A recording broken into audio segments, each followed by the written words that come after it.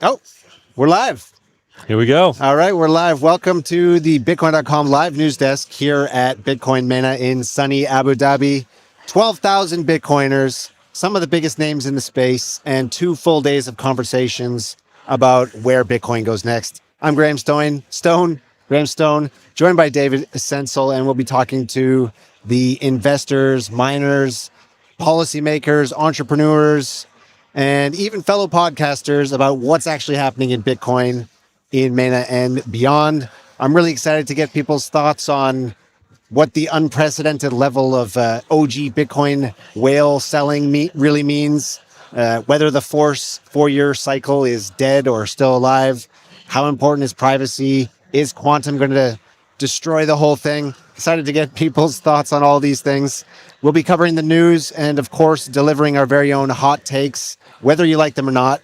David, I know you've been here for a few days already, getting some of those VIP interviews. That's right. Before the event actually started. Are you feeling the energy? I am feeling the energy, and during some of those pre-recorded interviews, we were all wondering what were the vibes going to be like at this conference. As I said in the preview video that was released yesterday, Bitcoin has had kind of a bumpy year, right? It looks to be flat or negative year to date. So wanted to see how people feel at the end of the year about Bitcoin. I mean, I think all the news has been overwhelmingly positive this year, and yet the price. Yes, and yet the price. So it'll be interesting to see. Here we are at the end of the year with an event about Bitcoin. How do people feel about it? I'm very excited to, of course, talk to all these folks that are going to be on the live stream, but also I just kind of want to walk around and maybe talk to some people, retail people, like, hey man, how's it going? Absolutely. So, we're going to be doing all that. Plus, stay tuned for our live coverage, because during the 2 days that we're doing this, we're going to be giving away BTC golden tickets, we call them. Golden tickets. To get these, you just got to make sure you've downloaded the Bitcoin.com wallet. We're going to be flashing up QR codes on the screen. It's first come, first serve. Whoever scans that code first, the QR code first, using the Bitcoin.com wallet is going to be able to sweep those funds to their wallet. We're going to be giving away tons of those throughout the 2 days here. So excited for that. All right, let's kick it off. We got our first interview lined up right away. It's Ralph Gebran. Yes, that's right. So we'll be right back with that. Stay tuned. See you soon.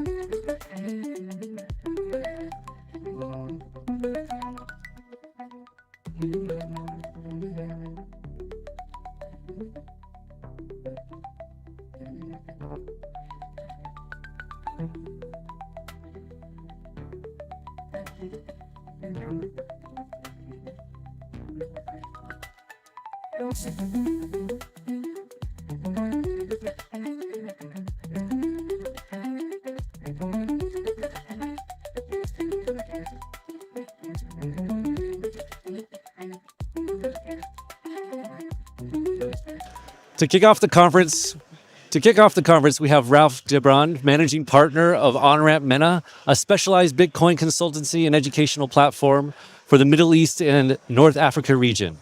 I interviewed Mr. Gibran last year at Bitcoin Mena 2024, a thoroughly enjoyable affair, which is why he's back this year to educate myself and our audience about this region and to set the stage for the next 2 days.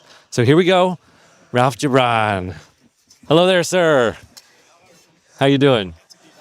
Oh, I can't hear you right now. How about this? Let's try again. How are you doing, sir? I'm doing great. Yourself? Very, very good. Thank you for having me back. Well, I can't wait to talk to you about the Middle East and to get an update from what we talked about last year. To start with, for those who missed our interview last year, you should watch it. It was a really good one. Can you please just tell our audience briefly who you are, what do you do? Yeah, so Ralph Gibran, managing partner of OnRamp Mena. I have a track record in institutional asset management. Did that for a decade and then jumped ship and joined the Bitcoin bandwagon. I wanted to educate, provide education for high net worth individuals, sovereign entities, institutions on the benefits of Bitcoin. At the same time, we are working towards building Bitcoin custody infrastructure using a very unique and innovative model called multi-institution custody, because we believe one of the bottlenecks of Bitcoin adoption, especially within this market segment, is the custody problem. That's right. I remember that clearly. We talked about this last year. I'm going to get your updated thoughts on that soon. But we're going to be here in Abu Dhabi and Mena for the next 2 days. So I want to kind of give my audience a primer on the region. Mm-hmm. Can you give me a history of Bitcoin in Mena? Whatever you think is kind of like pertinent or important. For example, I live in Japan, Mm-hmm. and I think one of the defining moments for kind of Japanese people and the Japanese government was the 2017 ICO bubble. A lot of Japanese people got wrecked by that, and then the government kind of made these sweeping regulatory changes that kind of really stifled crypto until like 2024, 2025. And so that was like a major thing in Japan. So can you just give me some history about the Middle East? So typically, what happens in the West lands in the general GCC a few years later.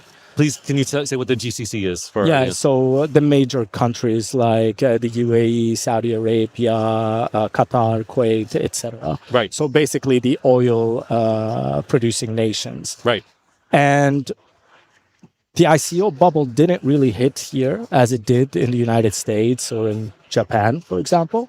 And typically, one thing the regulators in the region did here to avoid further collapse is they provided a framework ahead of everywhere else in the world. Really? When was that? I think it was in 2019, 2020, where some of the rule books frameworks started coming together and being published.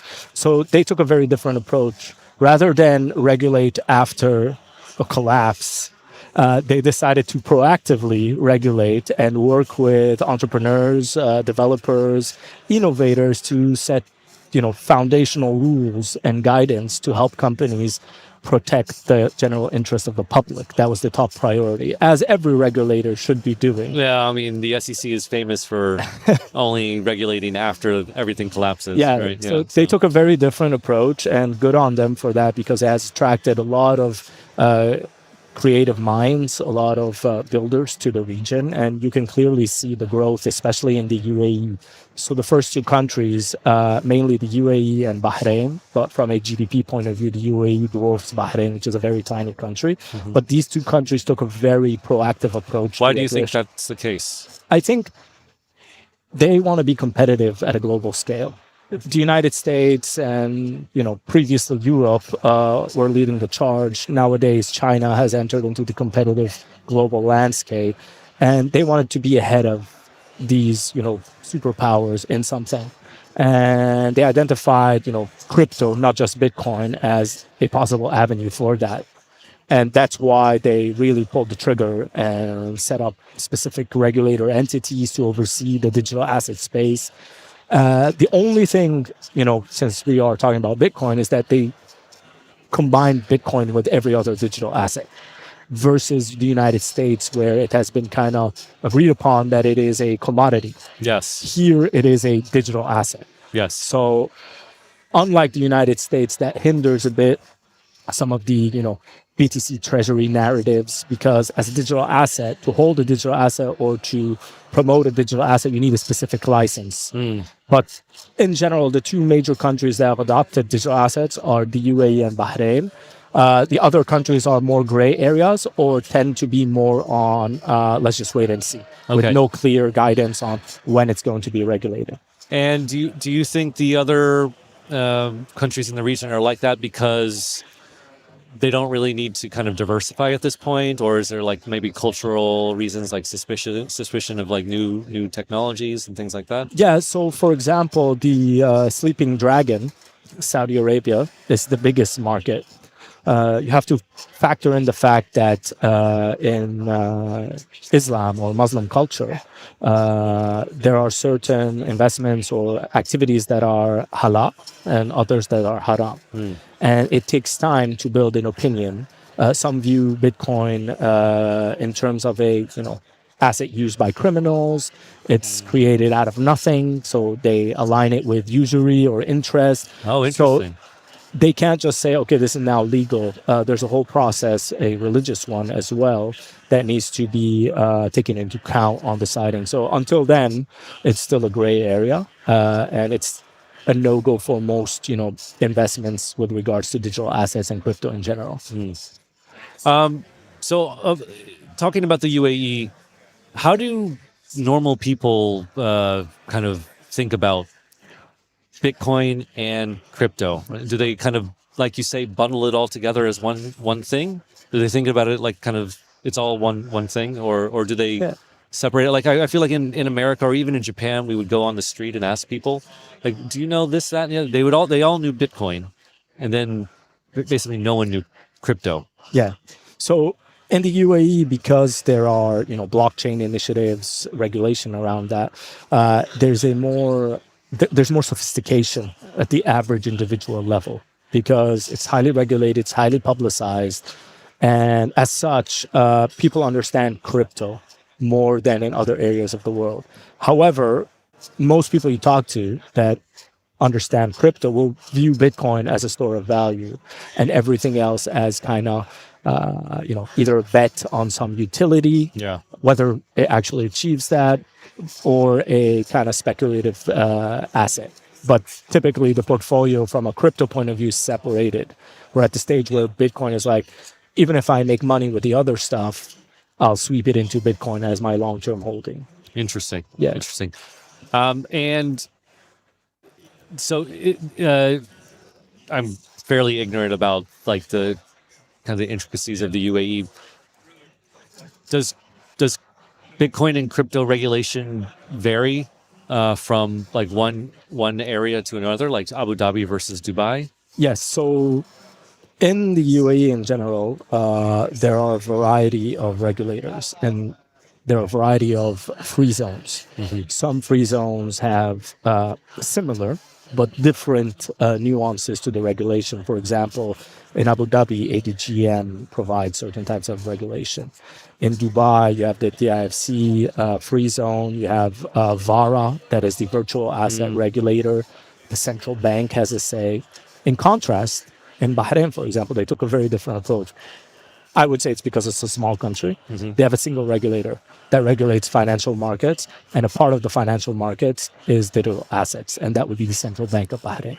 Because the free zones are there so that, it protects also the locals that are outside of these free zones. Okay. So there's different regulation for, onshore is what it's called, which are areas outside of the free zone. Okay. And the free zones follow more like English law Oh, to interesting. facilitate foreign investors to come in and build businesses with regulation that they are comfortable with. Yeah.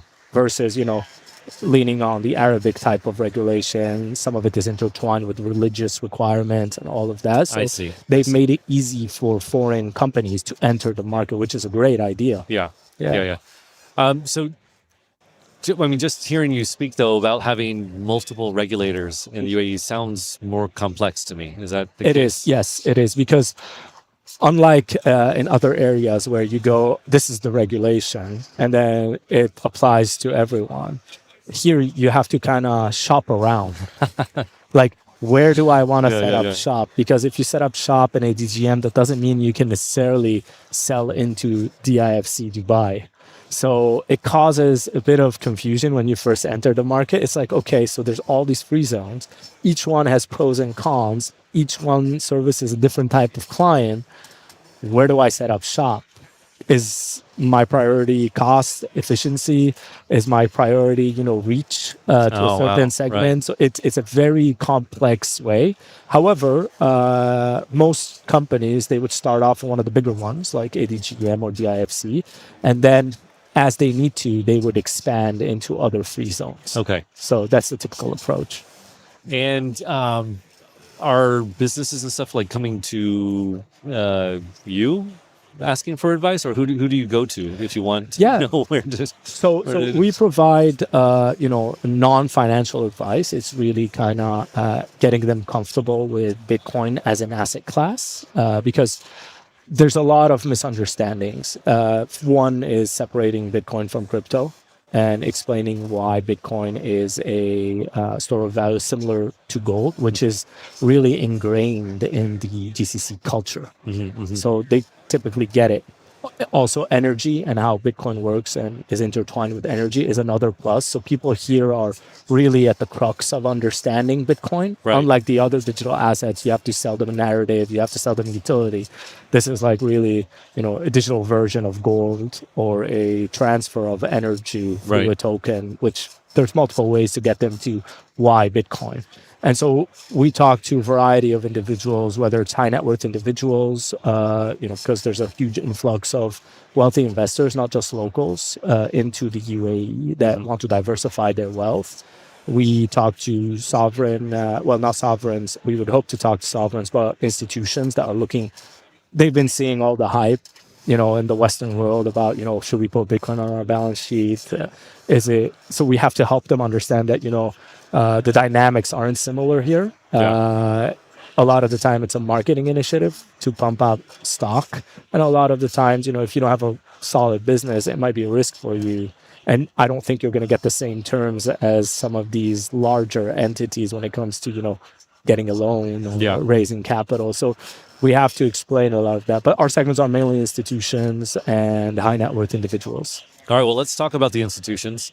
Last time around, I think that was one of the biggest kind of points that you were pushing, which is that for Bitcoin to have like the next phase of real growth, we needed institutional adoption.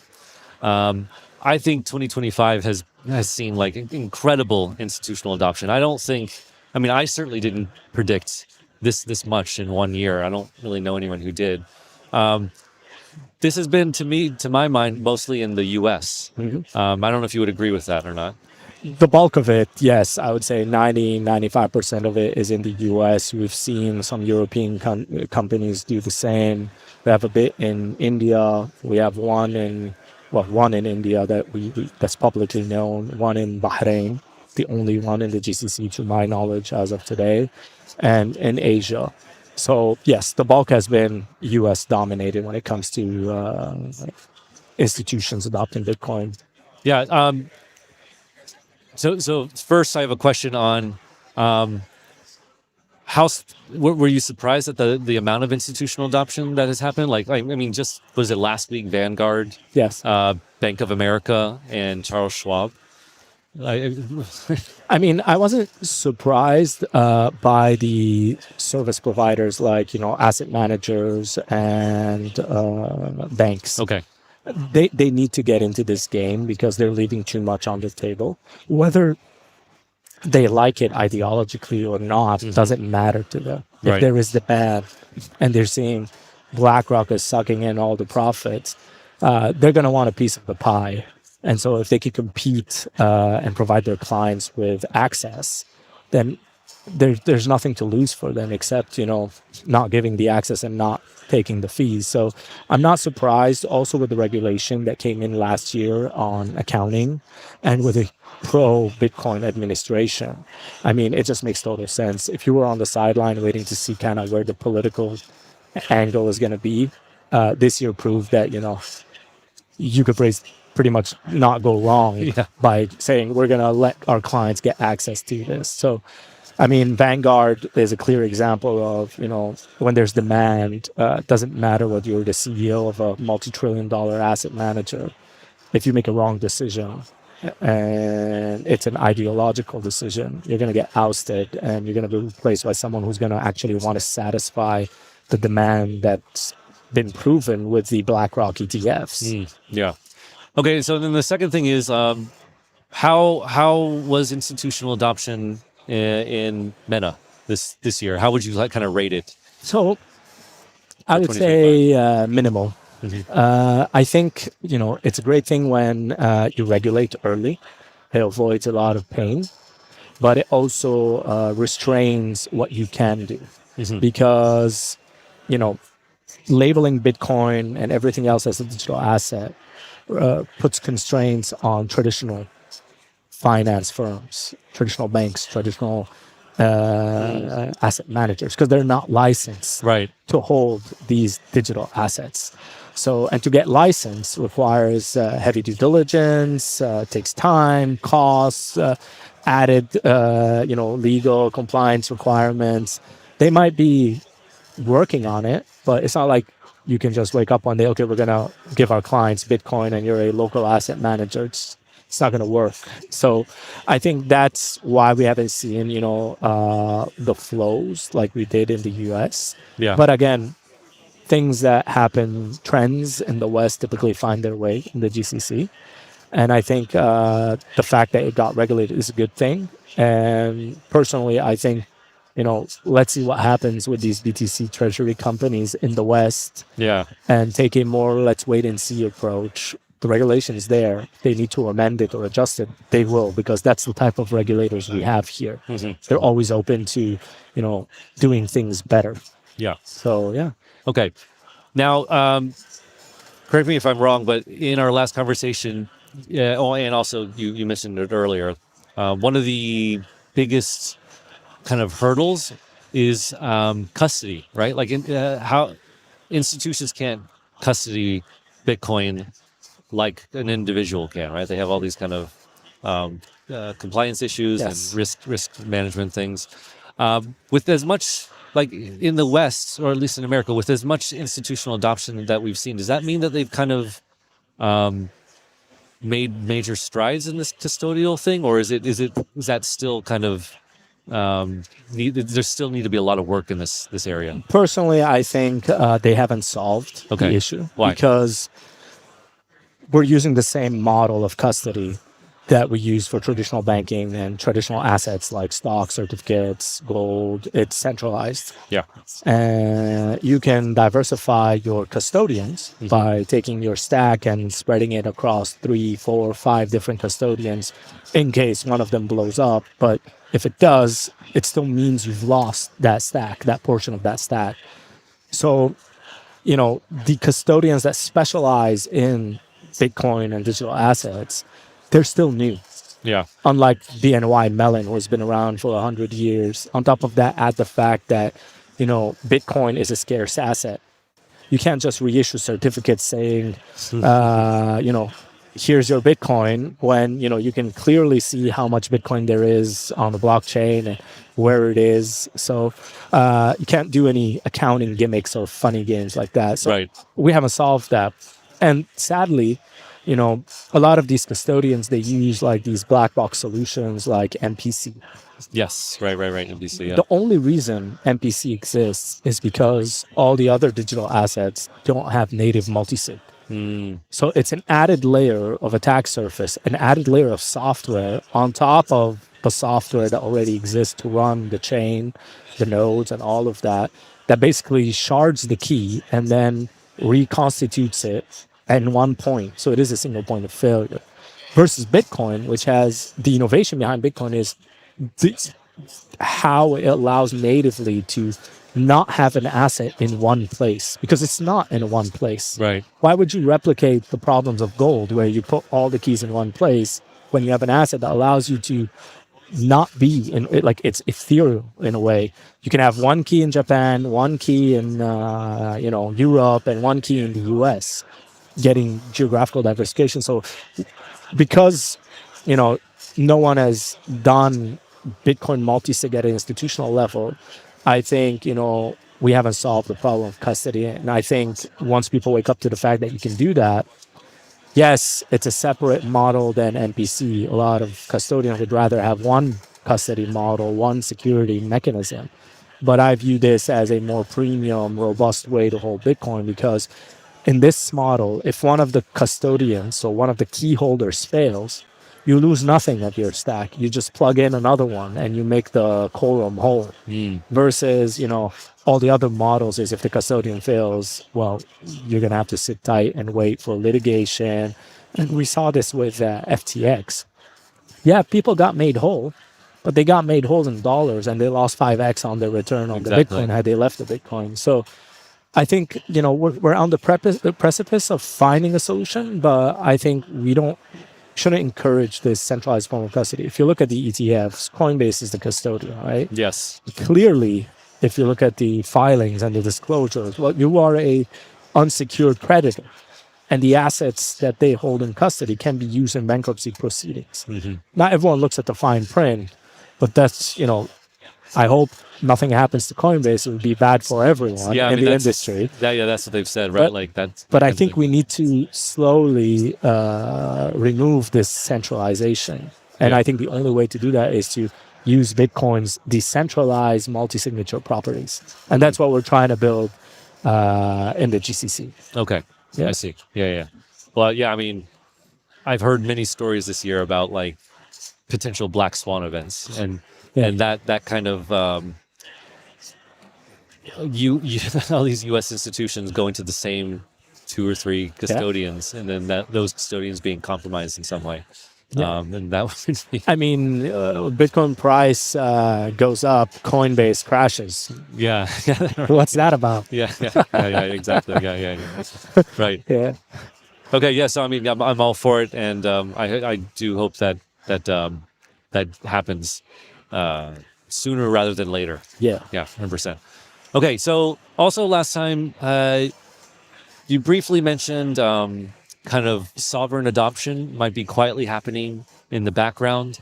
I think there have been some kind of announcements here and there over the past year. I was hoping you could update me on this. Yeah, so the primary name that comes up is Mubadala, which is a sovereign wealth fund in the UAE. I think they have in the ETF, the IBIT disclosure, there's around, I think, $500 million worth of Bitcoin exposure.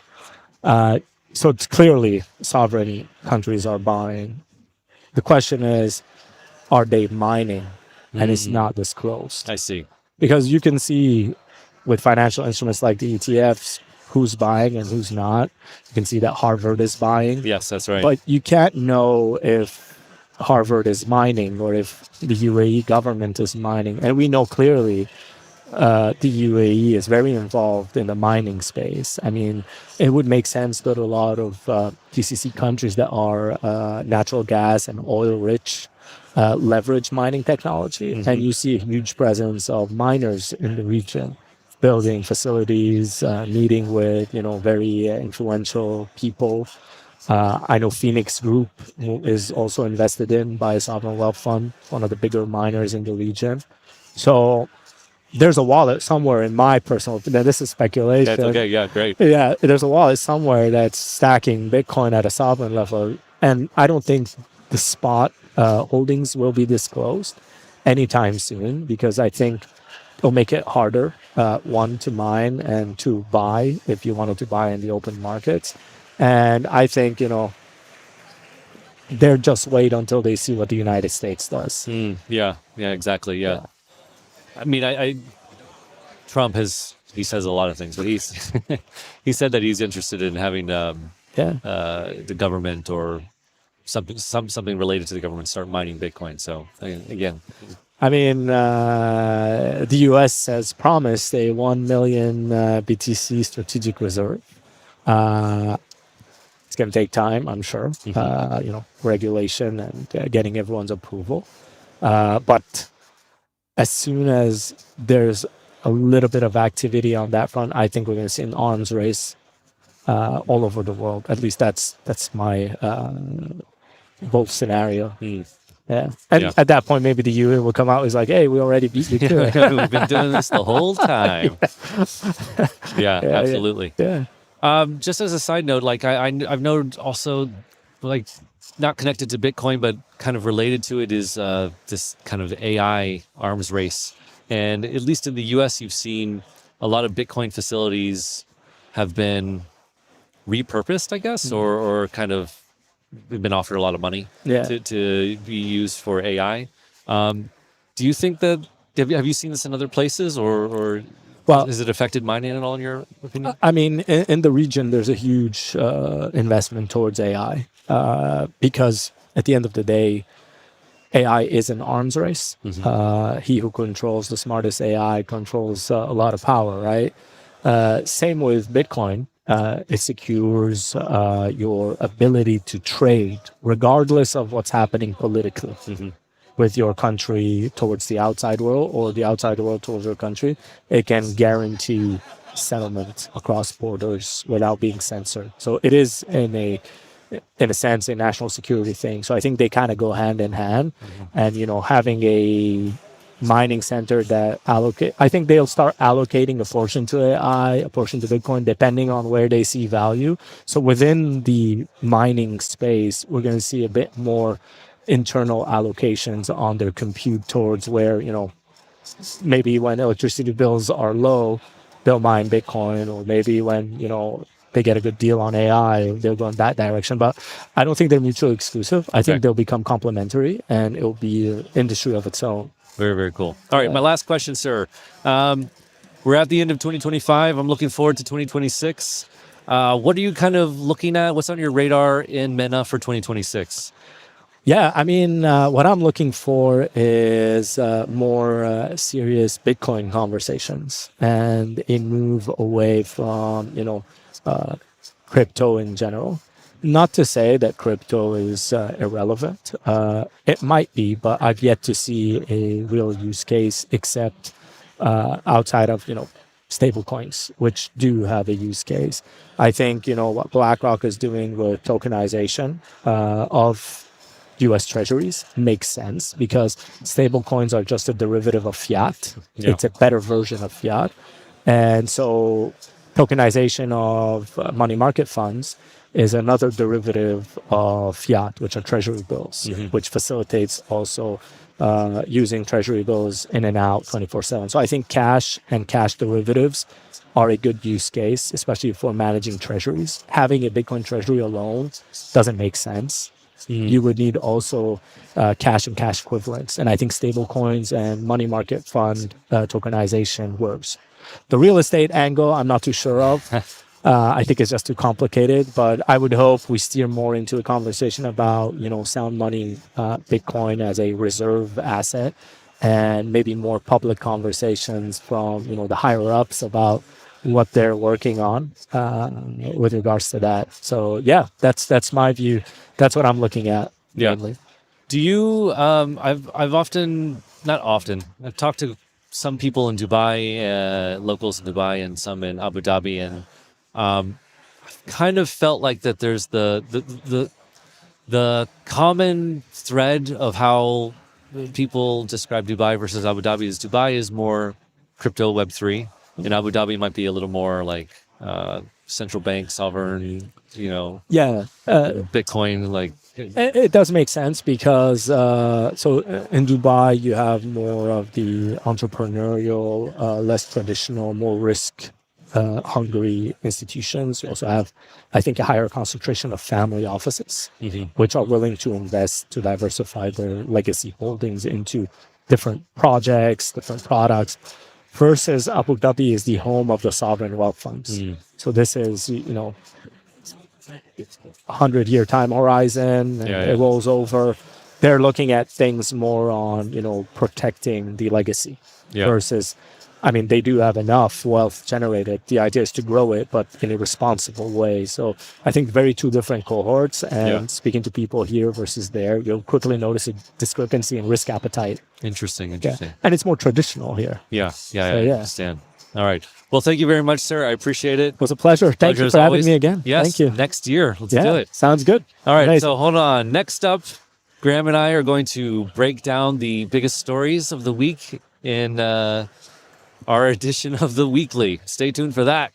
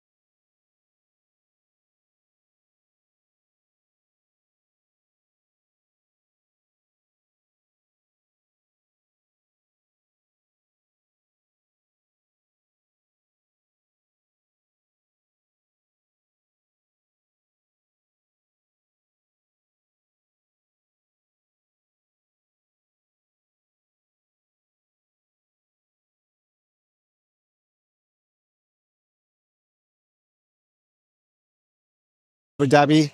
I'm here with David Sensel, Grahamstone here with David Sensel. We're going to give you the weekly news, starting off with some bullish price predictions from two major analysts. So first up, JP Morgan analysts, David, are predicting Bitcoin to 170K in the next 6 to 12 months. So in their client note, which was published on Wednesday, the strategists suggested that Bitcoin could catch up to gold.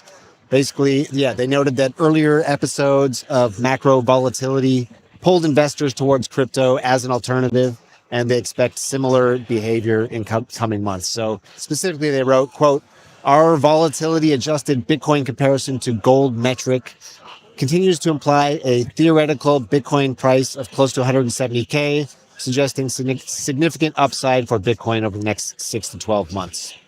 Did they release this after the FUD they had last week about what was it, the MSCI Right. strategy delisting, and So that was also a JP Morgan report, right? Yeah. And it triggered some of the FUD on Bitcoin, right? So this is all part of the conspiracy theory. You dump it, you get your compadres in, right? Yeah, and that's then right. you pump it. Right. Yeah. The Vanguard bros buy the fear. Right. And then afterwards you say, new report, 170K coming up. Soon. Okay, so David, I take it you're not buying this Well, this note? it makes me roll my eyes a little bit. You see a lot of these like analyst reports come out with price targets. But at least for some of them, like for example, Bitwise, shout out to Bitwise, there's none of this like flip-flopping, right? Like some doom one day and then like the next day. Yeah. I mean, as you've noted many times, I think, what they tend to do is, when things are going well, they're predicting higher prices, and when things are going not so well, they're predicting lower prices. Exactly. Yeah. Anyway, Great side business. note though, with what's happening here in the markets, right? The total market cap, the TVL of all stable coins, had briefly dropped there over the last month or two, but it's back up to all-time highs. That's right. So this would imply that there is, a decent amount of dry powder. People are sort of just waiting. The people haven't completely exited the crypto markets. Yeah. They're just waiting to get back in at some point, right? So, And as we've said many times before, stablecoin inflows, I think, are one of the most reliable predictors of, I would say, like either exhaustion, maybe within a bull run, but also when you start to see lots of redemptions outflows out of stables, those are people exiting crypto. Completely. Yeah. Now, things have probably changed a bit here, though, with that whole dynamic, because in the past, that's what you would do is exit crypto. But now we have different players using stable coins. So they're not necessarily all just speculators. They're actually using stable coins now. That's the fear, though. Because that means the signal is less clear. Exactly. At this point. All right. Well, JP Morgan isn't the only analyst that's predicting the bull run isn't over. Grayscale also is bullish, I guess, now.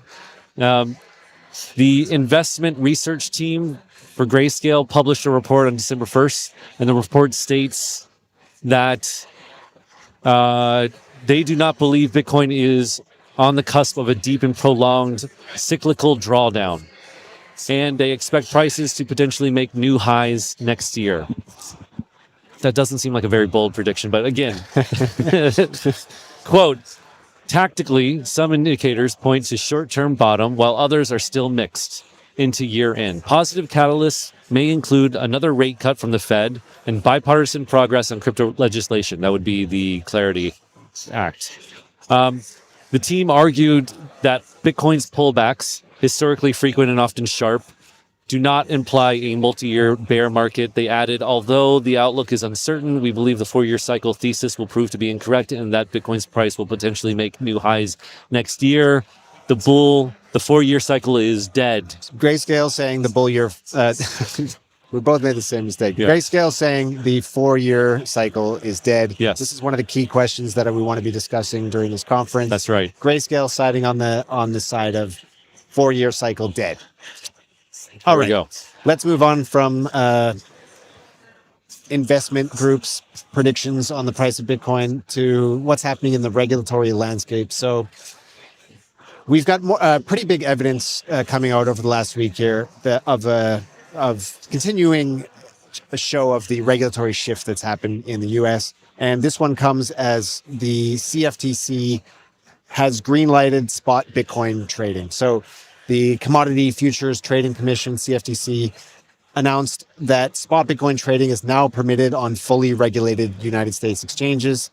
Bitnomial is going to be or I think already is, the first U.S. exchange cleared to offer regulatory approved spot cryptocurrency products. Charles Schwab's got to be coming up, right? That was the big announcement last week. Anyway. So what does this actually mean? I think that's the question. I'm confused by this because you're like, well, wait a minute. I thought people could already trade crypto in the United States. Like, what about Coinbase? But apparently what the difference here is that for the first time in history, traders will actually be able to effectively hold and trade real Bitcoin and access like on regulated exchanges, like the same like the way they trade stocks. Stocks and ETFs, yeah. Yes.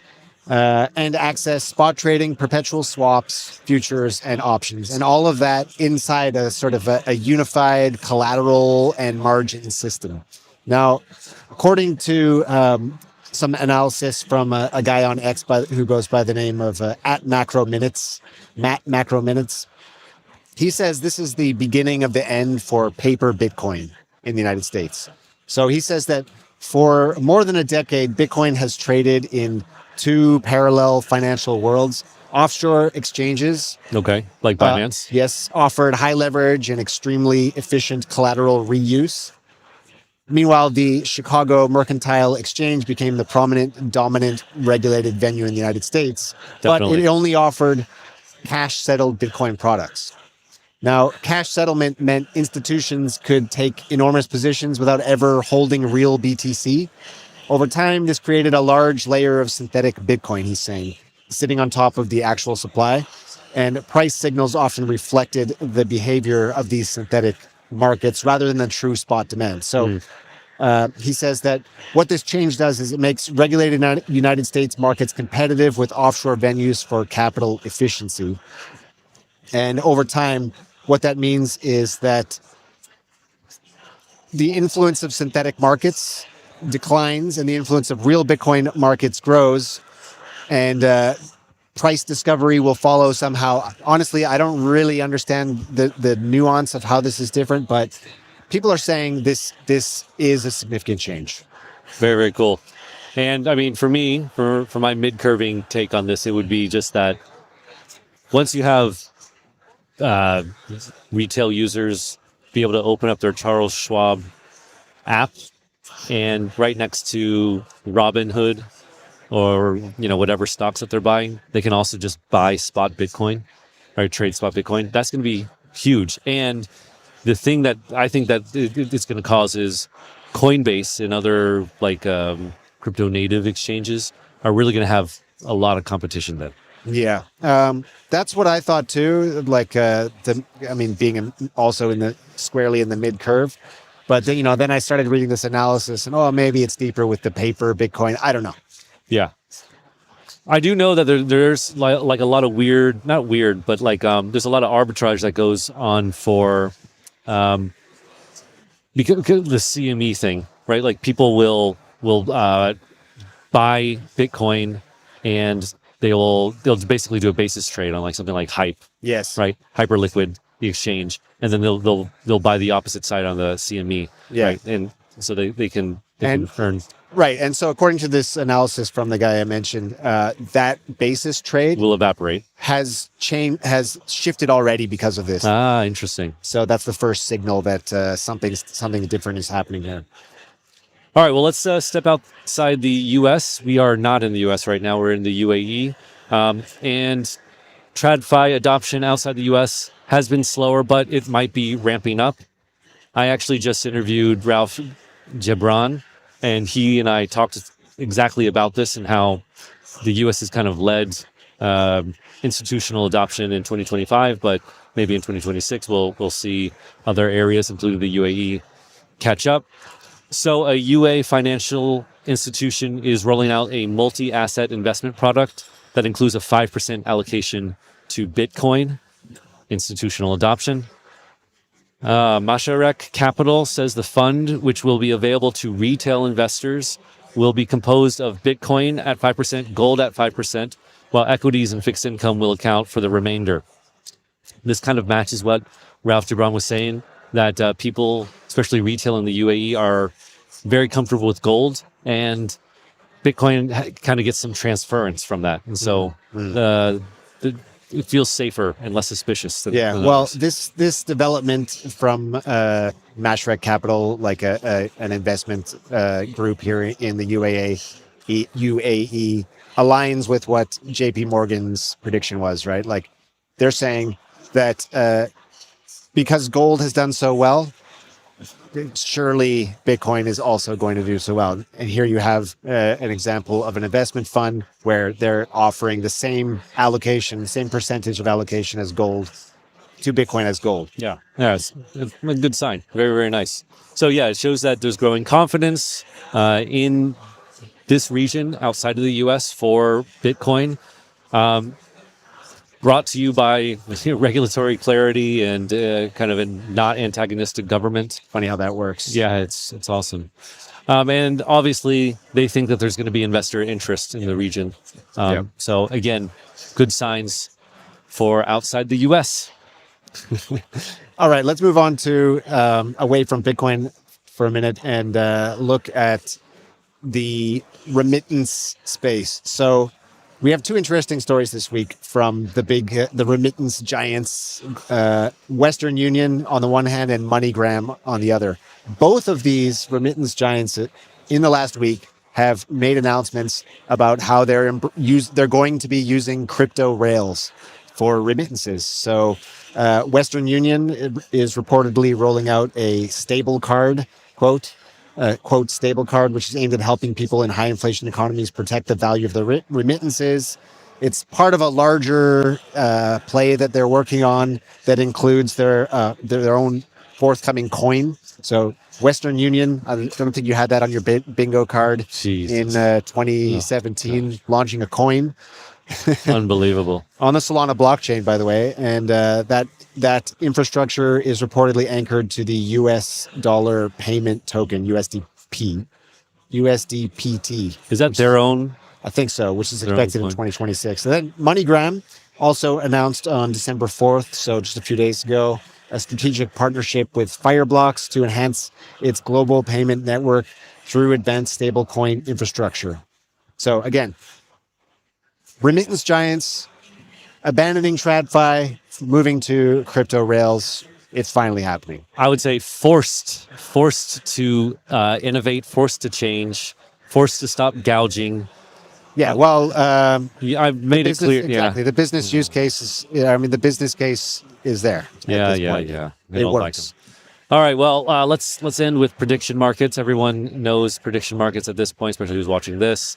Pretty much everyone in the world will probably know them by 2026. I'm going to predict. I think 2026 will be prediction markets will be one of the biggest narratives next year. To wit, CNBC announced on December 4th a comprehensive partnership with Kalshi to integrate prediction market data across its television, digital, and subscription platforms. The collaboration, which is set to launch in 2026, will introduce a Kalshi ticker to an on-air programming, including popular shows like Squawk Box and Fast Money. This industry-first approach aims to provide viewers with real-time market-driven insights into economic and especially political and financial events. All right. So Kalshi integrating with CNBC and CNN. Two announcements both this week. Basically the same announcement in both cases. Meanwhile, there's a story this week. Authorities in Connecticut, one of the states up there near Canada, issued a cease and desist order to Robinhood, Crypto.com, and Kalshi, saying they are offering unlicensed sports wagering. So on the one hand, you have Kalshi making deals with CNBC and CNN for prediction markets. On the other hand, you have errant regulators in far-flung states saying, "Wait a minute, that's sports betting. That's unregulated betting." But it is sports betting. I mean, for sure, sports Exactly. betting. There was a lot of commentary on X over the weekend about this, and I think one post that really caught my eye was like 80% of Kalshi's volume is on sports markets, right? Yeah, I mean, David, we've said this from the start. As soon as, like, when you're very early with prediction markets, I mean, and as soon as I caught on to them, thanks to you, I was like, well, sports betting. Yeah. I mean, Yeah, exactly. but so Kalshi in particular, it's slightly different than Polymarket, I think. But Kalshi, again, most of their money is being made on sports betting.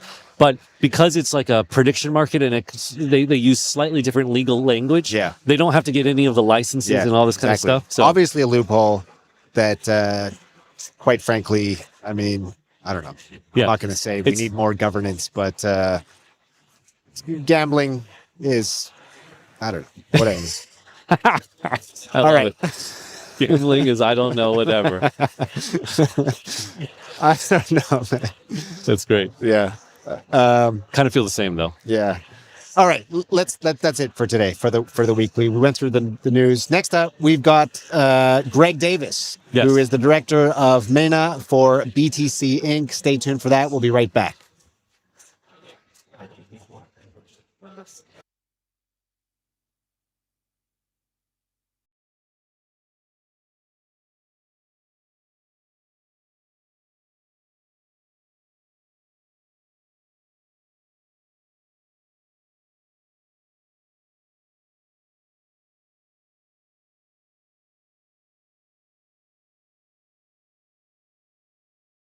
You're about to watch an interview with Greg Davis, the director for Middle East and North Africa, MENA, for BTC Incorporated. Greg Davis is a colorful character, but what's clear if you speak with him for any amount of time is his dedication and passion about Bitcoin, Bitcoin only. Word of advice, do not talk about crypto around Mr. Davis. Please enjoy.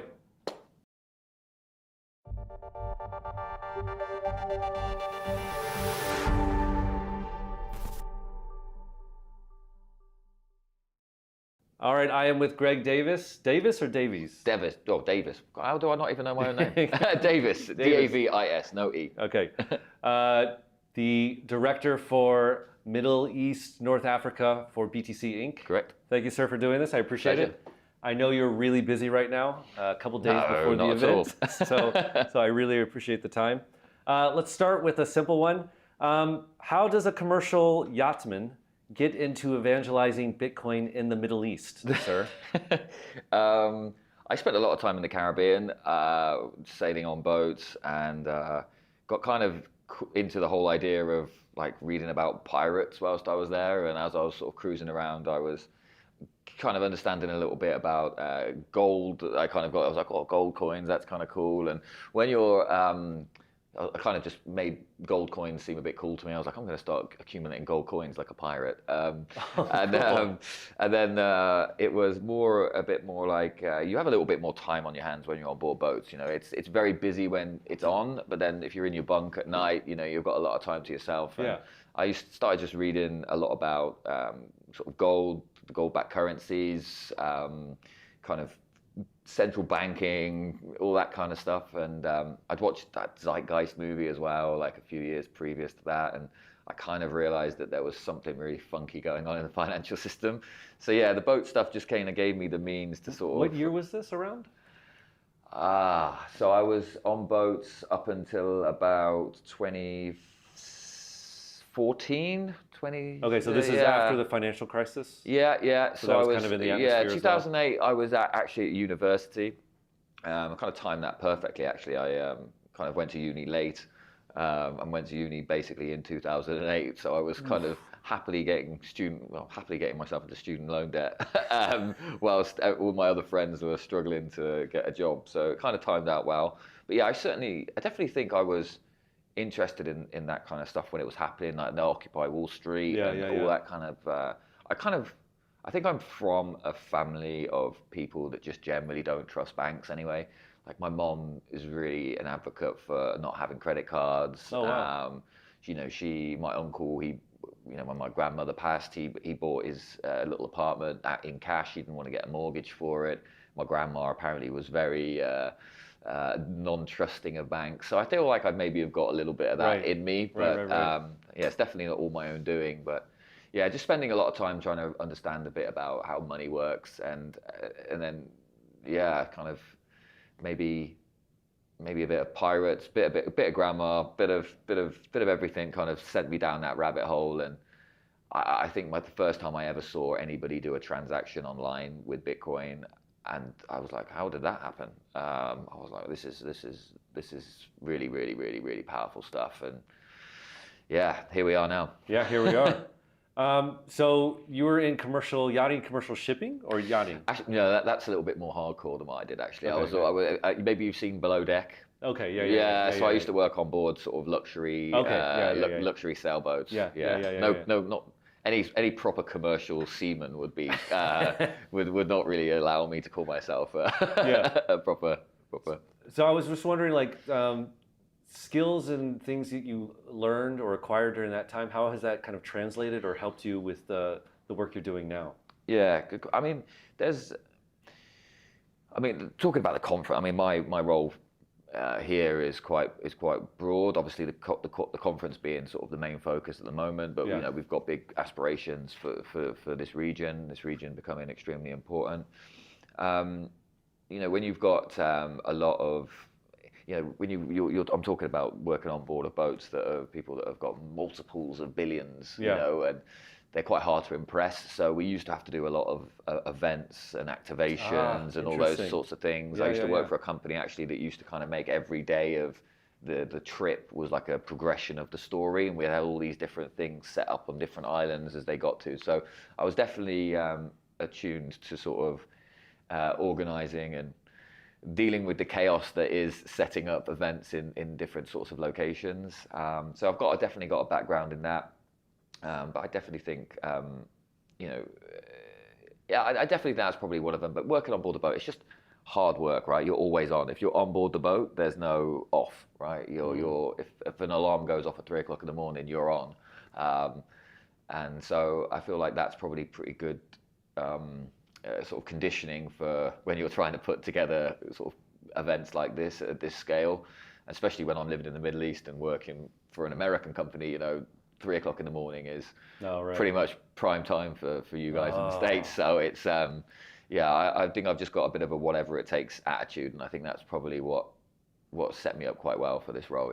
Yeah, just having gone to events for under 2 years, the organizational, I don't know, the level of organization required is very impressive, and it's hard to overemphasize how important that is. Certainly, it's there's just so many moving pieces, right? Yeah. I mean, and then you've got all of the things that you kind of can control, and then you've got all the kind of things that you can't control, and then you have all these unforeseen things, and you have to try and understand like how humans are going to use the space that you're trying to do, and how you can make sure so there's so much like going in that when you walk into an event, me as an event organizer, I look around at other events and I'm like, oh, I don't really know about that. Maybe they've not thought about this, and I'm sure people do that when they come to our events as well. But yeah, there's definitely a lot of things to consider, a lot of stakeholders to keep happy, and hopefully trying to put together a product that people are going to like and want to come back to. Yeah. Well, we're going to get to Mena here in a second, but just one more kind of broader question. So you've been living in the Middle East for 10 plus years, is that right? Yeah, I think I think it's just about 10 years. Okay. Yeah. And you're obviously from the UK.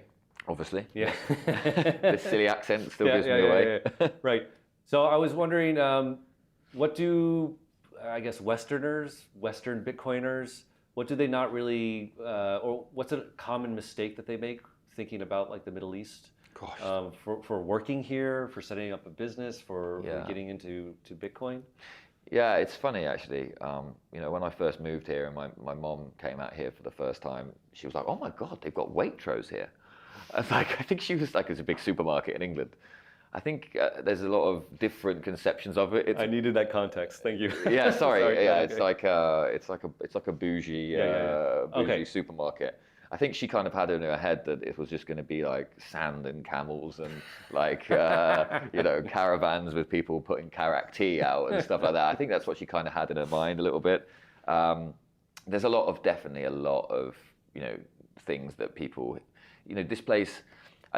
I don't know whether it's because the mainstream media is kind of worried about this place and they don't want everybody to have such a glowing idea of this place, so people will just leave, like England, for example, which a lot of people are doing right now, to come here. They are. But there's too many to even really reel off. But I mean, when it comes to things like respect for women, like this is one of the most places that is respectful to women I think I've ever encountered. When it comes to just like but a lot of our team obviously are coming in from the States, and they have, I get asked questions about, can I do this? Can I do that? I think you just have to be really respectful that you're in a country that is different to where you're from. It has, definitely a religious undertone here, and if you want something in this place and you feel like you can add value to this place, the leadership, the regulations, the sort of entities that govern this place, they want you here. And that's the overarching feeling that I have. I didn't know I was going to be here for 10 years when I moved here, but I'm certainly not going anywhere, because when I look around the world, and I can only really use the UK as my kind of base, Yeah.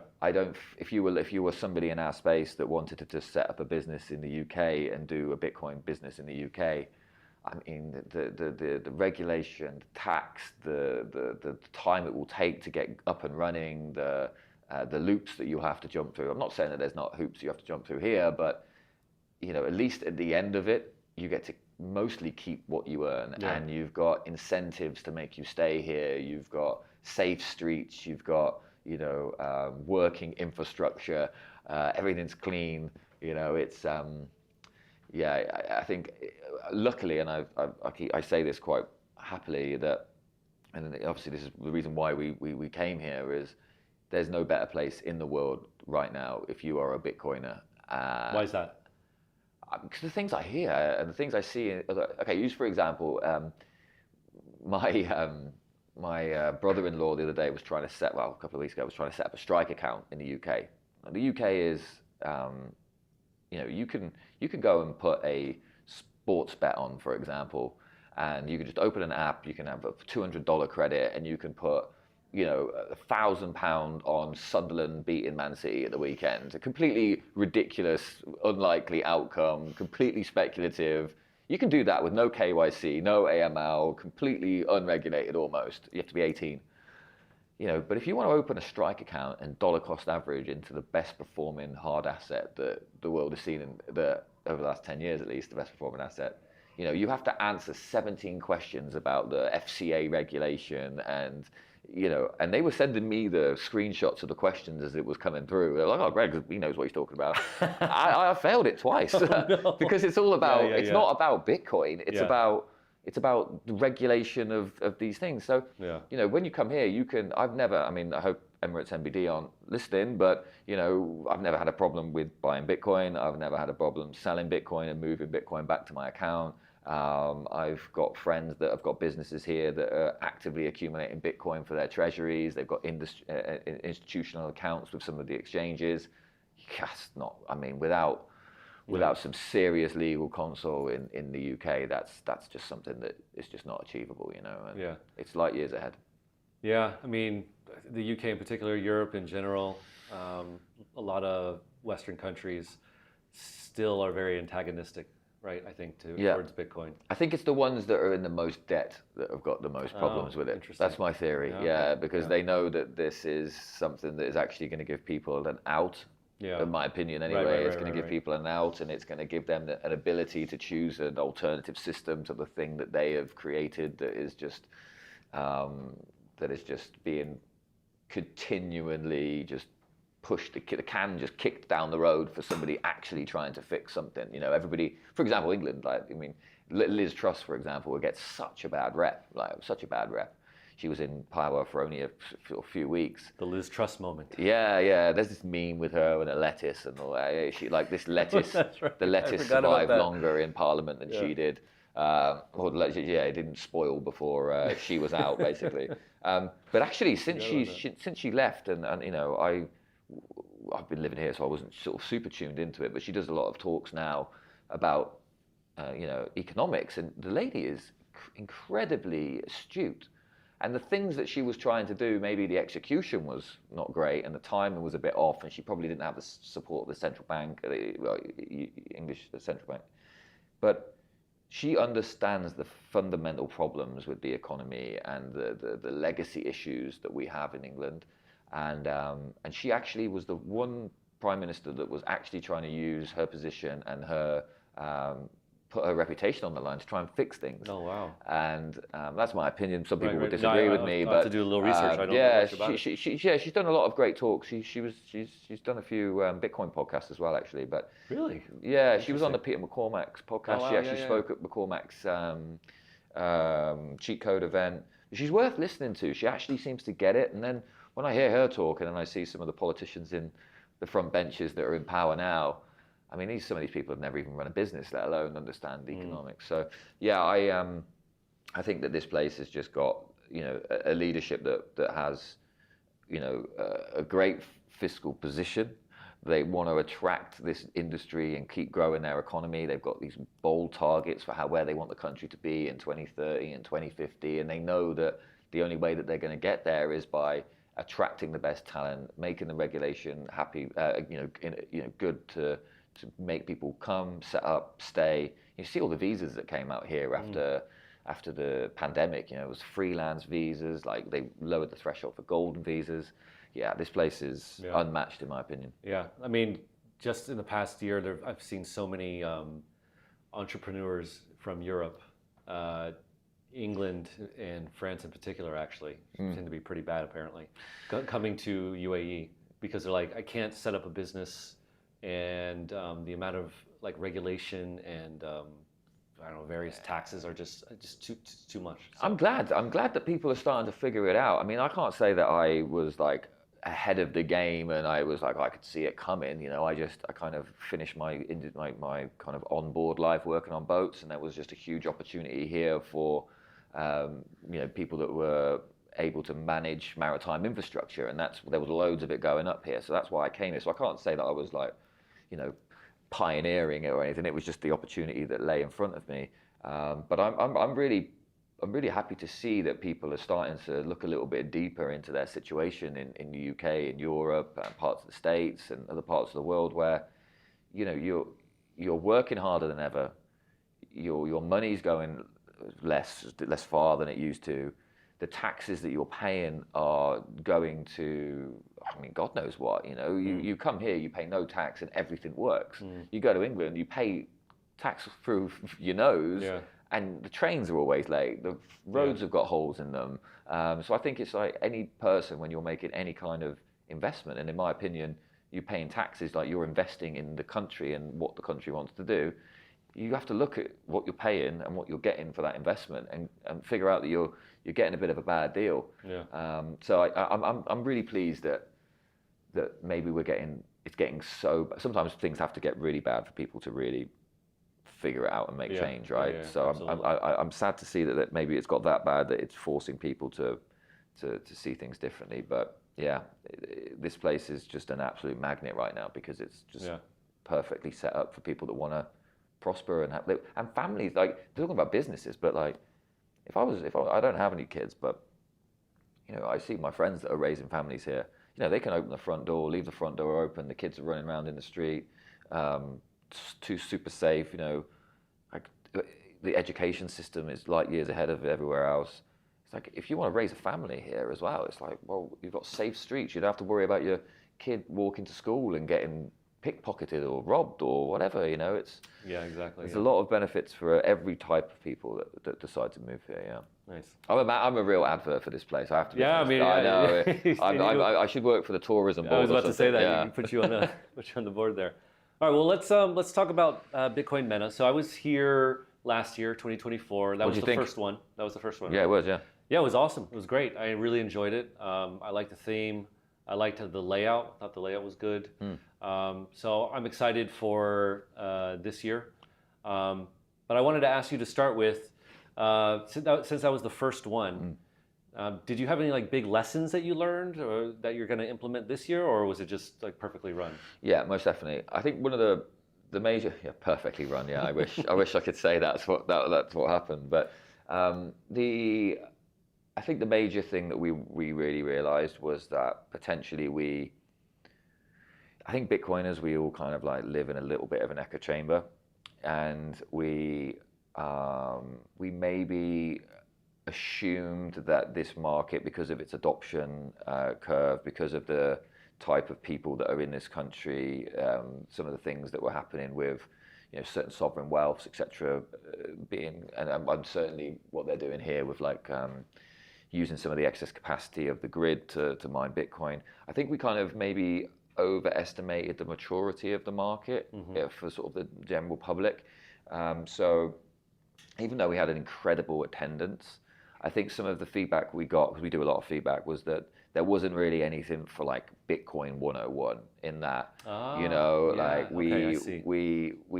you walk in and you're like, oh, it's Bitcoin curious. Bitcoin, obviously Bitcoin was hugely in the news at that point, right? Because Trump had just spoken in Nashville. Yeah. He had just won the election. We just had 100K like 3 days before the event opened.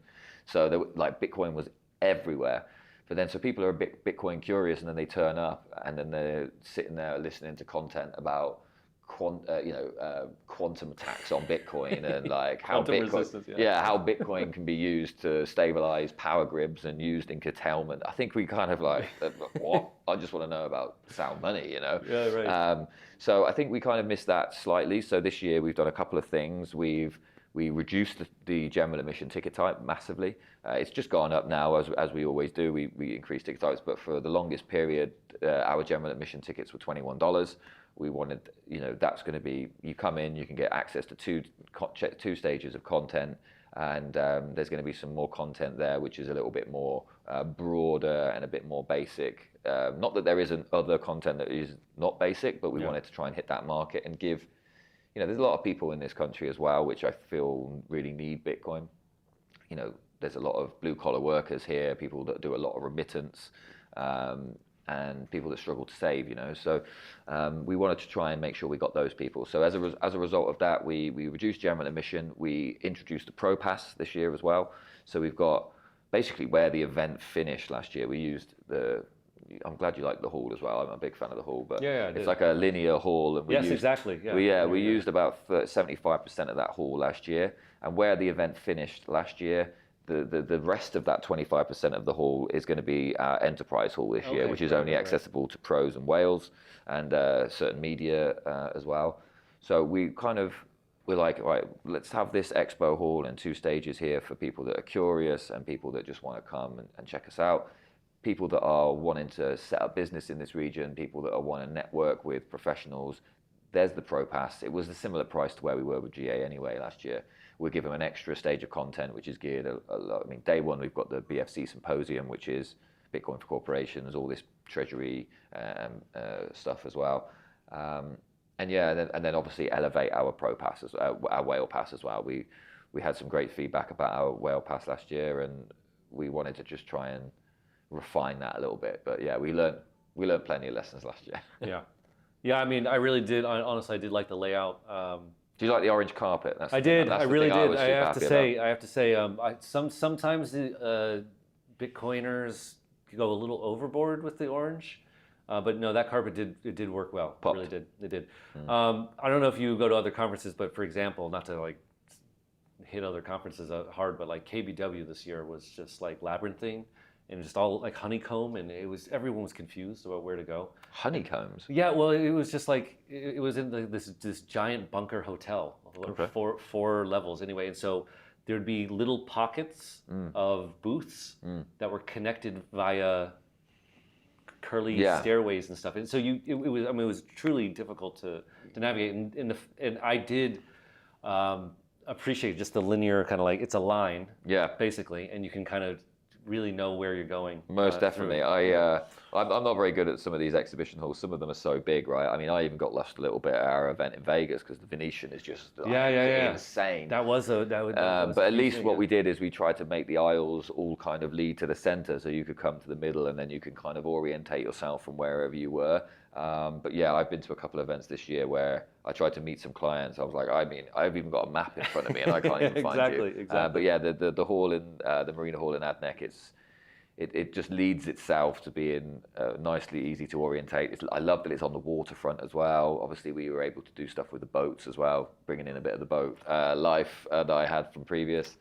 Just to try and, because you know, I think somebody told me the other day there's like 87 Bitcoin conferences this year. I mean, I don't know if that's like just like one day events and stuff, but that's a lot of events. So, you know, not that I'm not super happy that there is this growing, you know, demand for these types of events, but you know, you really need to differentiate yourself and make your event stand out and offer USP. So just being in a gloomy exhibition hall, you know, it doesn't really scream different to me. So this one, being on the water, you know, having a bit of a different type of layout, I think it makes this event quite unique. No, I do like it a lot. And just one more thing on that, the like Bitcoin 101 stuff. So I do this thing at these conferences where I talk to people, like, oh, what do you think about Bitcoin, or you know, whatever. And when you said that, it did remind me, like, a lot of people I talked to, they said last year, like live, they're like, oh, sorry, I don't really know anything.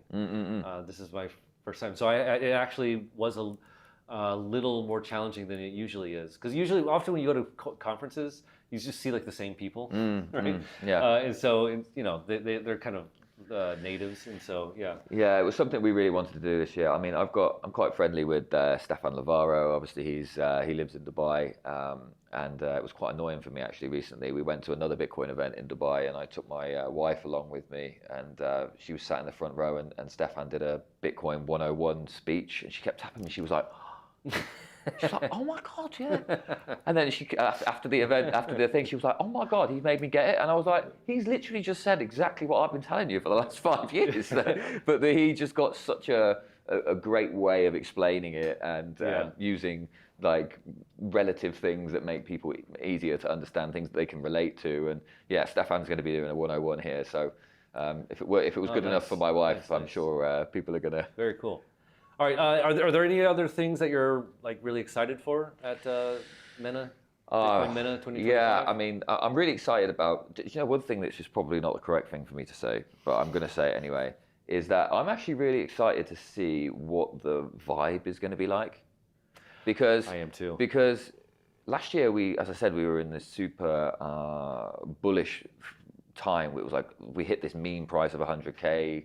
You know, we had the Trump universe coming. You know, Steve Witkoff had just been named special envoy to the Middle East. He's now obviously in that role. And we had them all here on site, and it was just this frothy. Everybody was like, "Oh my God, this is the best time ever." Now, I was worried when the price started to go down a little bit over the last few months, but it's not hit our ticket prices. In fact, we're almost double where we're at with tickets than we were this time last year. So it's not impacted us in any way when it comes to ticket sales or when it comes to you know, selling sponsorships and attracting great companies. You know, we've got the best list of sponsors that I think some of our events have ever had. But it's just going to be really interesting to me to sort of see how, you know, people are approaching this time and what the sentiment is like. Because you go on X and sentiment's all over the place at the moment, right? So I'm really excited to see a bigger crowd of Bitcoin curious people when we're I mean, I can't personally be bearish at 93K, to be honest. I mean, that seems pretty good if you look at over the last 3 years. But yeah, I'm interested to see that. You know, we've got a lot of really interesting things going on in the evening this year. You know, if you're a Whale Pass holder, you're our whale night this year is at the new Kelly Slater Wave in Abu Dhabi. I don't know that. Please tell me. It's so these art. If you're are you a surfer? No, I've surfed once. I would love to get into surfing. I'm snowboarding. I'm in Japan, so snowboarding. Okay, yeah. So they've built a artificial wave did they? here. Yeah. Oh, nice. Yeah, it's really cool. Like it's really, really cool, and you can do dude, that's so different cool. sized waves. And, Yeah. I would love to do that. I mean, one time I surfed, I loved it. Yeah, that would be the perfect place to try. So we've got that this year. We've got some of our that's whales cool. the day after the whale, so we can kind of see it in action at whale night, and then the next day we've got some spots for our whales to go out. A lot of the guys from El Salvador are super keen to get on that, as you can imagine. But yeah, we're just really trying to. I don't want the event to look exactly the same as it did in the pictures. So we've got lots of, like, our live desk this year is incredibly elevated. We've really tried to do a lot with that. We've tried to do a lot with the kind of overall look and feel of the event as well. You'll see that our stages are going to look insane. So I'm really looking forward to sort of seeing I think it's going to look really impressive when you walk in. So Yeah. it's going to be great. Yeah, last year I liked the layout with the stages too last year. Is it similar, or have you changed Similar, it around? yeah. So, but what we've done is, to try and add value and make sure that the whale pass, provided value to the people that purchase it. So last year you had access to all 3 stages. Yeah. This year, if you're on general admission, you get 2 stages. You get the proof of work stage and you get the main stage, the Falcon stage as we call it. But then the Pro Pass have got the additional stage of the Enterprise stage. Right.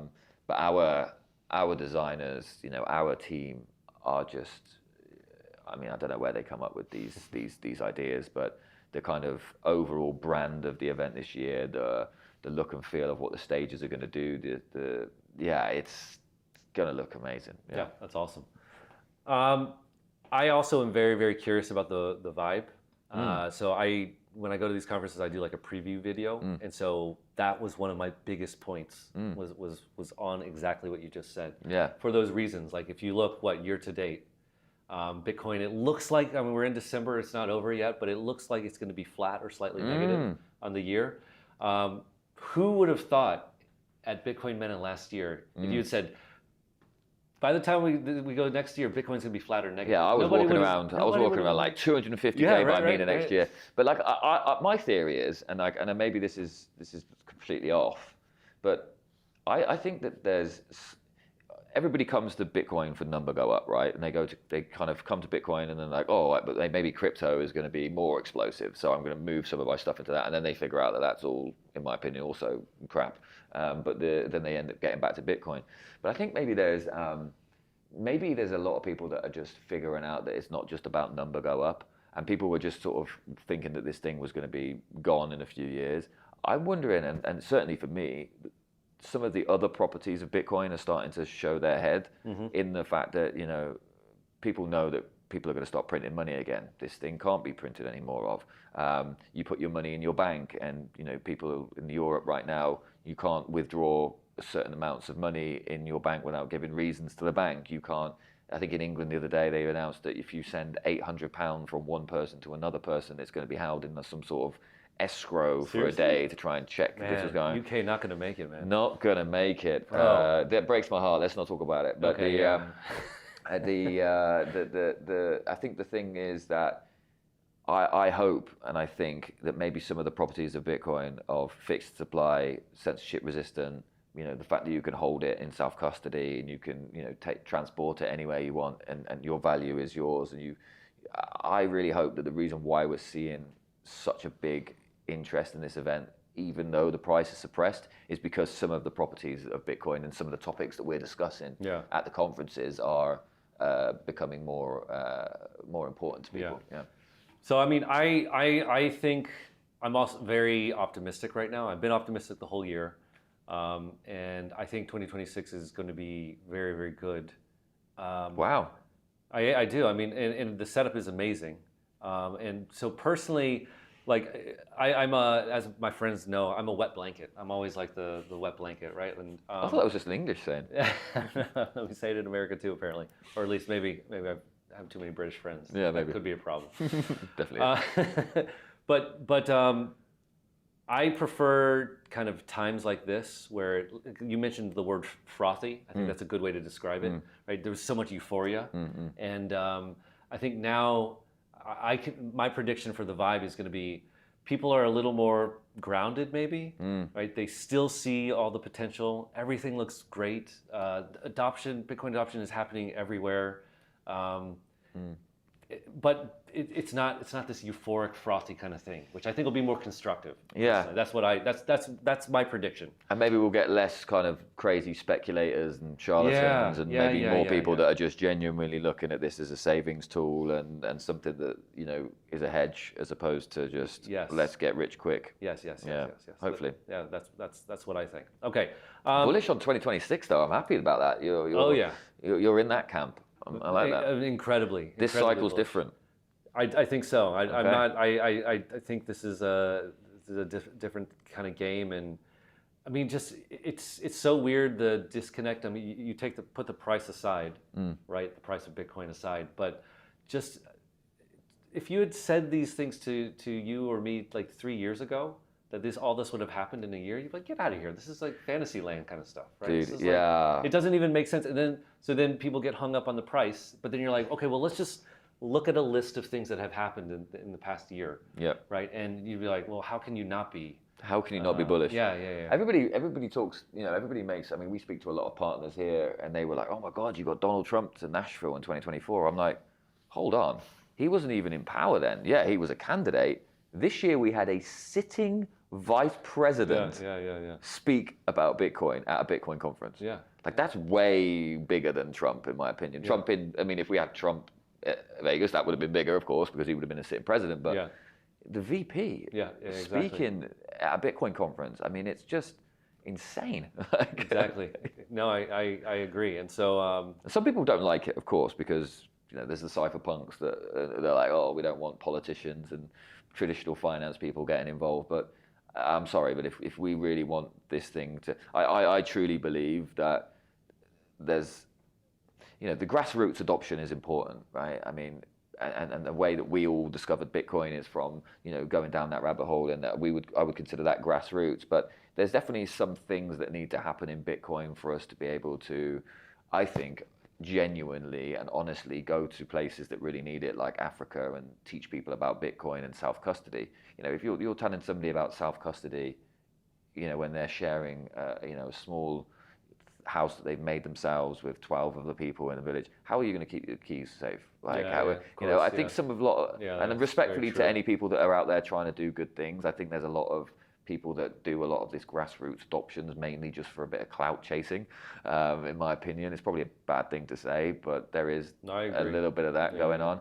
And I don't think that you're going to get to where we all believe hyper-Bitcoinization, that's what my company's all about, from just grassroots. You've got to have some sort of top-down that's going to like meet in the middle eventually. So without this sort of financialization of Bitcoin, I don't think that we get anywhere close to where we want to be. But I also agree with the other people that say, you know, Bitcoin's not finished yet. We need to still, we can't let too much of the power get into the hands of these other actors before we've, you know, future-proofed Bitcoin, which I agree with as well. So yeah, it's certainly an exciting time to be a Bitcoiner and certainly working in Bitcoin and trying to make sure that these conferences particularly hit all of these narratives and keep people happy, and publishing a magazine that hits all the bases is that, you know, there's just a lot of new things to discuss, and certainly some things are quite controversial. Yes, I have like 3 or 4 more questions for you, but I'm gonna end with one. Why for people who go to Bitcoin Mena, what would you be happy? Like what's the ideal thing that you imagine? I want them to have this experience, and that'll make me happy, right? Someone coming to Bitcoin Mena. That's a good question. I mean, look, I want everybody to be. I think for me, like, what's the best feedback you would get? You were like, yes, this is what I was trying to do. Oh, that would be easy. It would be like, oh, I was interested in crypto, and then I realized after your event that Bitcoin is something completely different and the only legit thing that is out there in the space, as opposed to all the others. Like, I see now, after understanding and seeing your content and speaking to people, I now understand that, you know, Bitcoin is legit asset that has got all of these real world implications, has got these properties that can be, integrated into energy grids and, governments' finances and stuff. And now I see that this crypto stuff is kind of like there's 3 or 4 dudes sitting in an office and they're like running and building this thing, which if one of them got locked up, it would all go and it's all pre-mined. I would love people to realize that Bitcoin does not mean crypto, and crypto does not mean Bitcoin. And that's one thing our company really tries to get that message across. And that would be, and I would love that one is something that I really try to. We're really strict on who can speak, who can sponsor. Anytime anybody says crypto, I wince. That would be my best feedback that I could get. Yeah. Awesome. All right. Well, I can't wait to be at the event. Can't wait for you to see it. Yeah. And I probably won't be able to say hello to you because you're going to be too harried running around dealing with whatever fire. Well, breaks out. Please, if Bitcoin.com's booth is a safe space, I might come and I might just come and hide out there. Absolutely, sir. We'll have plenty of Velo for you too. Oh, so there, please have a source for you. All right. Well, thank you very much. Pleasure. Sir. Thank you so much. All right, and we're done.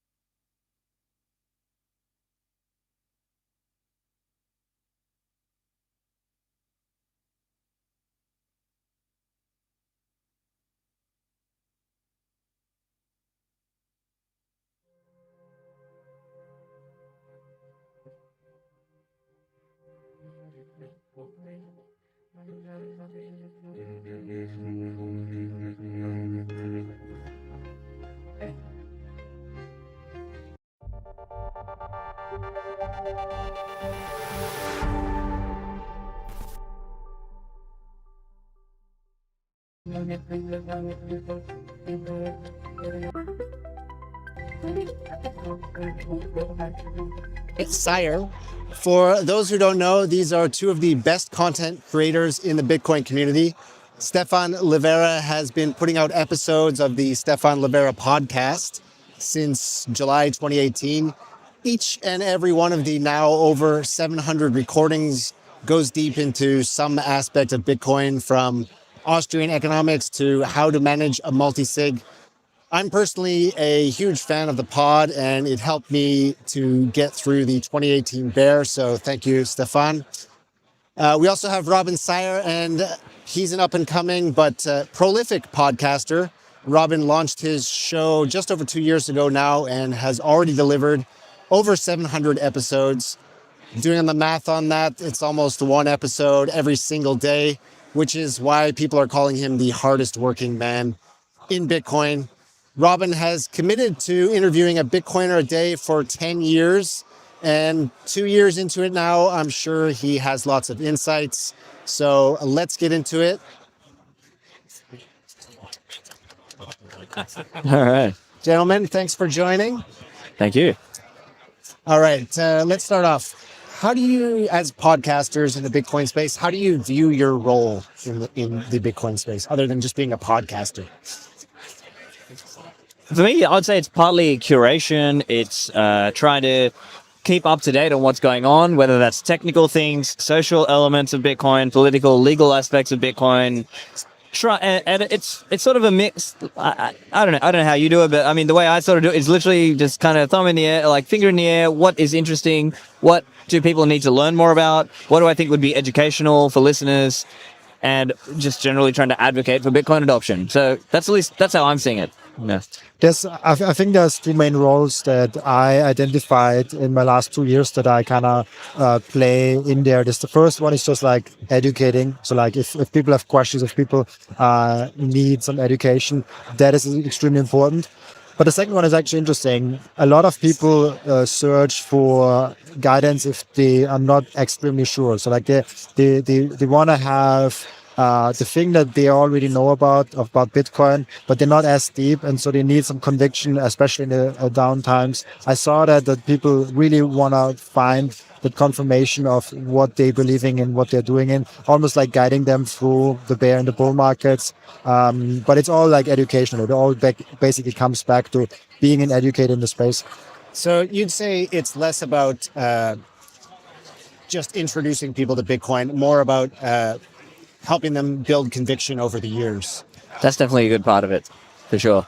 And it's I think the Bitcoin podcast can be the first touching point of someone finding out about Bitcoin, but usually it's something else. Like usually they come around Bitcoin because there's like another podcast that introduces them to Bitcoin, or they have get a book from someone in the Bitcoin space and they read it. So usually when I talk to people, they say like, yeah, I started watching the Bitcoin podcast when I already was very interested in the podcast. So I think podcasting in general is like is still in the forefront of the educational journey, but like not where the interest actually springs, at least in my experience. Yeah, I think maybe some of that is just like, maybe we sit lower in the funnel. Like if you've got a marketing funnel, like there's like, you might watch a Michael Saylor podcast as like your first exposure to Bitcoin. And then later you sort of go further down the rabbit hole, and that's where they might find us.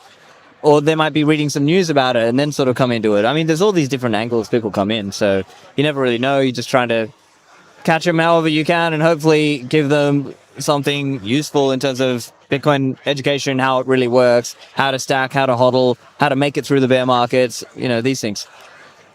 Do you feel pressure to always be an advocate for Bitcoin? I mean, I don't really see it as pressure. I already am. So I don't really, it's not really pressure for me. The zero pressure actually is interesting because like if you speak about Bitcoin if you find something interesting that you think about like, hey, that could be an interesting potential threat to Bitcoin or something that we should talk about or should like at least focus on, people appreciate that. like especially Bitcoiners. Like I always come with that. Like Bitcoiners are the most critical people about Bitcoin. Like they are the most critical people that see Bitcoin, all the details about Bitcoin. So it's not like that we are blind to those things that might go wrong with Bitcoin. If you think about someone who's outside of Bitcoin, their arguments against Bitcoin are not as good. The Bitcoiners that are deep into Bitcoin, their arguments against Bitcoin are a lot better because they have the knowledge and they go deeper in there. Obviously, because if we have 100% of our wealth in Bitcoin, we are incentivized to really look hard at that asset and what it does and what is the weakness also of it. So actually, I think also as educator, we have the responsibility to look into this and report anything that we kind of find. But that's how, at least I got into Bitcoin. I tried to find a mistake and couldn't. So. All right. So both of you have spoken to a lot of Bitcoiners over the years, obviously. I was wondering, are there any personality types or characteristics of these people that you've noticed similarities over the years, or is it just really just all different types of people?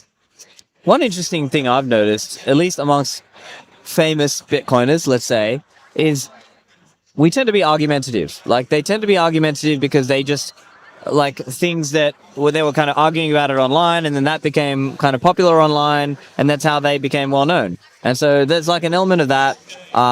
Sometimes they are, what's the word? I forgot the word for it, but like just disagreeable, right? They can be disagreeable, not always. The other one, and now this is kind of a bit woo-woo, like people talk about this, the MBTI or whatever. People say that Bitcoiners are disproportionately the INTJ or ENTJ in that personality type. Like it's much more represented in Bitcoiners than it is in the mass population. Now, I don't know how much of that is woo-woo or how much of this MBTI thing is just kind of pseudoscience, but that's something I've noticed. And maybe they're a little open-minded in order to think about Bitcoin and be, let's say, interested to actually use Bitcoin and learn how to use a hardware wallet and run your Bitcoin node and all these things. It takes a certain kind of person, because otherwise people would just be like, yeah, whatever. Like it's just, not everyone goes down the rabbit hole. So possibly more disagreeable than the average person, a little more open-minded than the average person. How about you, Robin? I totally see that if you think about those personality types and how they go over the general population, it's exactly the opposite to what is actually happening in Bitcoin. Obviously, it's not perfect science, but this is something that I've noticed. If you come into the deep Bitcoin space, it's very different to the average guy that you meet on the street. But what I found interesting in different roles is actually the why and the how. The people that are very, very focused on the why, of like, why do you need Bitcoin? Like, why it's a good thing to adopt it, and the how types. Like a how type is, for example, the BTC session, Ben. Like he is like very clear on the how. He's doing those how-to videos, and then there are a lot of people on the why side. I think those are like two really different types of Bitcoin educators. And then underneath that, there are, of course, different segments. There are people that are very strong on self-custody and really focusing only on that and very pure. Maybe then there are people now with a new segment of strategy companies, treasury companies that are more focused on that. There are people from TradFi coming. There's a cypherpunk movement. Like there's all like those different kind of buckets in Bitcoin. But nobody's 100% anything. So like we're all overlapping each other. It's just like, where's your focus? Okay. Especially for Stefan, you've been interviewing people in the Bitcoin space since at least 2018. And I was wondering, how has the type of person that that has appeared on your show that you've been able to speak with, how has that type of person changed over the years? I mean, I can imagine, I'm thinking there's a lot more TradFi people appearing on your Yeah, and part of that is just because Bitcoin is maturing, I think. But yeah, I mean, look, in the early days, it was more, let's say, people interested in Austrian economics and more technical focus. But to me, it's not that they've gone away. Like, I still interview those people. I still interview technical focused people about whatever privacy or protocol L2 things and Bitcoin, discussion, Bitcoin development things. But yes, I would say Bitcoin is, trying to take over the mainstream normie finance world. And as part of that, there'll be people who are helping facilitate that, or they're part of that. And so it could be like, treasury company people or people involved with that, associated with that. So it's sort of a mix of that. I guess sometimes it's like the balance or the shift. Maybe it's more mainstream finance people. Yeah, and I think that's also why people sometimes feel disconnected. Like you have those early Bitcoiners that sometimes feel like Bitcoin is no longer what they are signed up for. But it's not that Bitcoin changed; it's that Bitcoin grew up and it is maturing, and there's like more people involved now. And we in the early days, I mean, I wasn't there. I came into Bitcoin in 2020, so like the full early days of 2015, 13, when we were talking about, hey, we will get big, and there's the big companies coming in. There's the central banks going to be interested in that, and all those things are slowly happening. And now we are like, oh wait, like they're actually here, and like we're almost afraid of the maturing process. But it's very normal and organic. It actually would be almost a red flag if no company would be interested in Bitcoin and no institution would be interested in Bitcoin. And it's amazing to see that they are, and amazing to see that they are for Bitcoin. It's exactly this Trojan horse theory that is kind of there since the beginning of Bitcoin. Yeah, I might just add something to this. I think what we are seeing also is that there are different worldviews, right? Like some people had the worldview, and some of this is driven by, let's say, like an Andreas worldview of like Bitcoin challenges banking in general. Whereas my view is more like, no, it challenges central banking mainly, and banking could still exist. And even, there are all kinds of different views, right? Like the infamous Hal Finney post from like, a week after Bitcoin, he was saying it could be the high-powered money and each Bitcoin will be $10 million. And this is like in 2009, some, super early time in Bitcoin.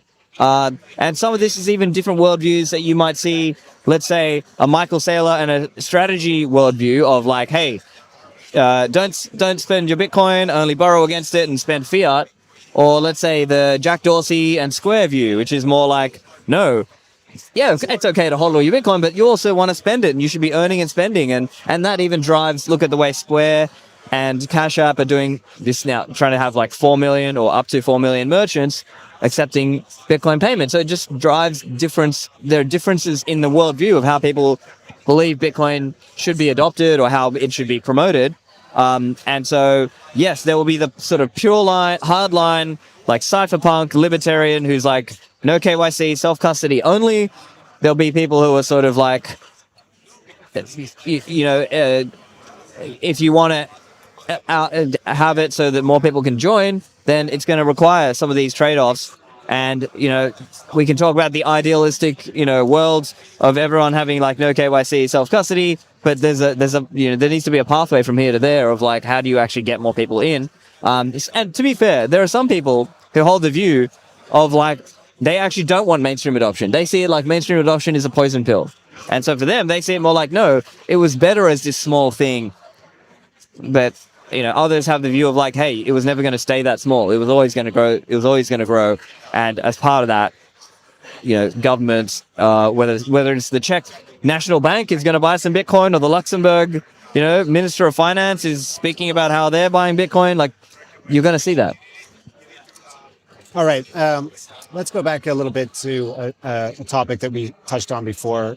Robin, you were saying that you think it's part of your responsibility as an educator in the space to explore the potential threats to Bitcoin, right? Let's say. So my question here is, how do you think about, like, is there a risk of platforming people who are pointing out threats that aren't real? How do you think about that? This is actually an interesting one because I have now a little over 600 guests, or around 600 different people on. And almost every single episode, or like at least every second episode, there's one guy in the comment section like, why do you have him on? Like, why do you platform this guy? And I'm a very freedom-oriented person, and I have people on my podcast that I don't agree with. Like, there's like people, I'm like, oh, like 80% of what he's saying, actually, like I'm kind of disagreeing with him. But we are still both Bitcoiners, and still we want both to Bitcoin to go forward and be mainstream. So I hate that idea that like you platform people, you give them a platform to speak about. Yes, you do, but at the same time, it's not my responsibility to think for you.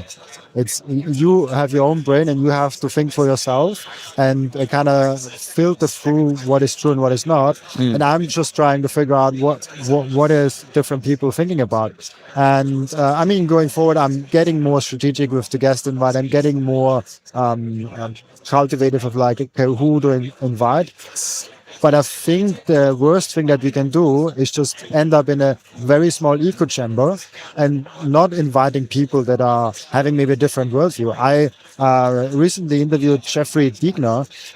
He is very open to Bitcoin, but hasn't bought any Bitcoin. But he has a really interesting view on inflation and how central banking is really bad. And I'm like, he's a Bitcoiner. He just like needs to get there. And now I was the second Bitcoin podcast he was on, and he gets more and more orange pill. So I think there's a great value with speaking to people that might also have some Bitcoin and some gold, that have some Bitcoin and some real estate. Like Grant Cardone, for example, now he slowly gets into Bitcoin. And some people say like, oh, why do you have blood from him? He's not a Bitcoiner.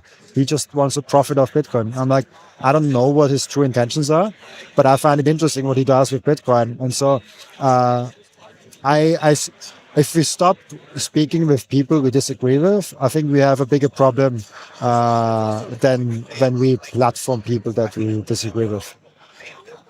Yeah, I mean, at this point, I don't really see any big risks to Bitcoin. Like, yeah, of course, don't be complacent, but I think it's it's more just about having people have easy ways to get educated about Bitcoin and understand different trade-offs, different paths, whether it's protocol stuff or whatever, payment technologies and self-custody and security technologies. And it's just a way for people to stay up on top of these different things, and some of them are just relevant for the community today, whatever the zeitgeist of the moment is. Yeah. Yeah, I suppose if you're speaking with a Bitcoin skeptic, and as a listener to that, right, you could be like, okay, these are some good points this person is making, but maybe it's useful for me as a Bitcoiner to consider the way these people think in my arguments with, or in the way that I would like try to onboard other people to Bitcoin. I got orange pilled by Peter Schiff arguing of gold versus Bitcoin with Eric Forhes, I think it was. Oh yeah, that was a famous debate in like 2017 or something. Exactly. Yeah. This is the first Bitcoin video I ever saw, and this really nicely explained for me Bitcoin. And I also find the Frank Giostra and Michael Saylor debate. The gold debate, yeah. This was phenomenal. I learned a lot also on that debate. So I think debates and having skeptics talking with people, like, this is a great educational platform also. Like, it doesn't always have to be a Bitcoiner with a Bitcoiner talking about Bitcoin. It can also be like a gold guy with a Bitcoin guy, or a real estate guy with a Bitcoin guy, and they're talking about the things, and then what is in common and what are differentiating things. So, like, I think we should actually encourage that. It's actually something that I want to see more at conferences, where here there's like more debates also going on. I mean, not only, but like we barely have debates. And so I think debating is something very healthy in a society, and we should foster it. All right. Good answer. So, what kind of advocates do you think Bitcoin needs right now? I mean, is it people like Michael Saylor? Right, Michael Saylor perhaps is one of the most well-known Bitcoin advocates right now. Some people have pointed out that the way he talks about Bitcoin might not be that healthy for the future of Bitcoin. Just because, like, for example, I mean, he says that self-custody is not that important. So I guess, yeah, my question is, what is that okay to have an advocate like that for Bitcoin, or should we be pushing back on that type of advocacy? I think he's doing a good job. Like, ultimately, there are many people to listen to and get different ideas from. Of course, I would love more people to use self-custody, but I also understand that not everybody is going to do that straight away. And so sometimes they just need, you need like a baby step, and whether that's whatever, some ETF or some treasury company or something like that. I mean, so be it. I'm okay with that. Whereas other people are like hardliner and like, no, self-custody only. I'm not as much of a hardliner. I'm more just like, I will encourage you to take self-custody, but I also understand it's not necessarily the right call for everybody. I understand there are things that people can say that makes them very popular in the echo chamber, but that's not necessarily the that doesn't necessarily reflect out into the real world, right? Because sometimes you can get into this sort of people are trying to like out virtue signal each other about the most hardcore thing to say, because that gets a lot of engagement, or it's like very argumentative online, or maybe it sounds cool, but in practice it doesn't work that way. So that's kind of where I'm at with that. So I just see it as like, we just want more people to come into Bitcoin. Number go up is good. I understand there's like, again, there's like this, some people like to sort of virtue signal about, oh, the price is the least interesting. No, the price is very important to Bitcoin. Number go up is a big part of why we're even here. If number didn't go up, we wouldn't be here. Let's be honest, right? So ultimately, number has to go up. And so, yeah, there's an element of drawing people in, because that pulls the price up, that raises all of the value of your bags,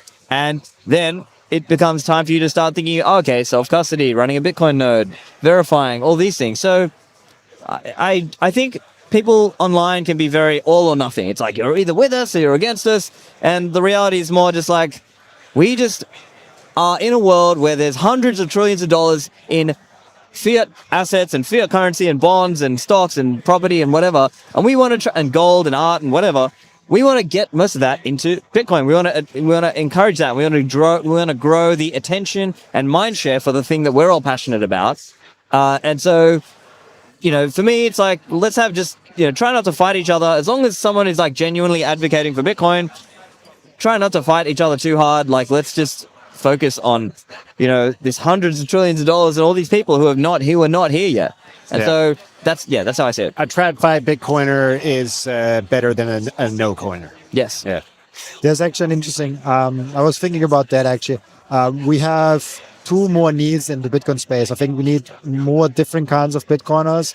For example, Gen Z and younger people are very underrepresented. If you think about how many content creators there are in Bitcoin that are 20 or under, it's like really, really rarely to see. And then we need also people, I recently saw some AI guy on the Diary of a CEO. And this was a non-Bitcoin podcast, two non-Bitcoiners.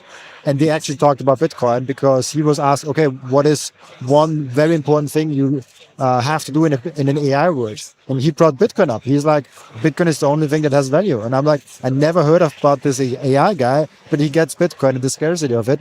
And I think those are the things we actually need, of like Bitcoin advocates that actually are not Bitcoin advocates. They're just interesting personalities outside of Bitcoin that are maybe in AI, maybe into sports, maybe into gaming, in whatever they are. And they're like, hey, of course I invest in Bitcoin. Of course I have my money in Bitcoin. Like, this is a no-brainer for me. Yeah. Like, this really triggers mainstream. If your favorite content creator that usually talks about AI is now saying, oh yeah, like, you need to have Bitcoin. That really is like, oh wait, he's not a Bitcoiner, but he's telling me that I should get Bitcoin.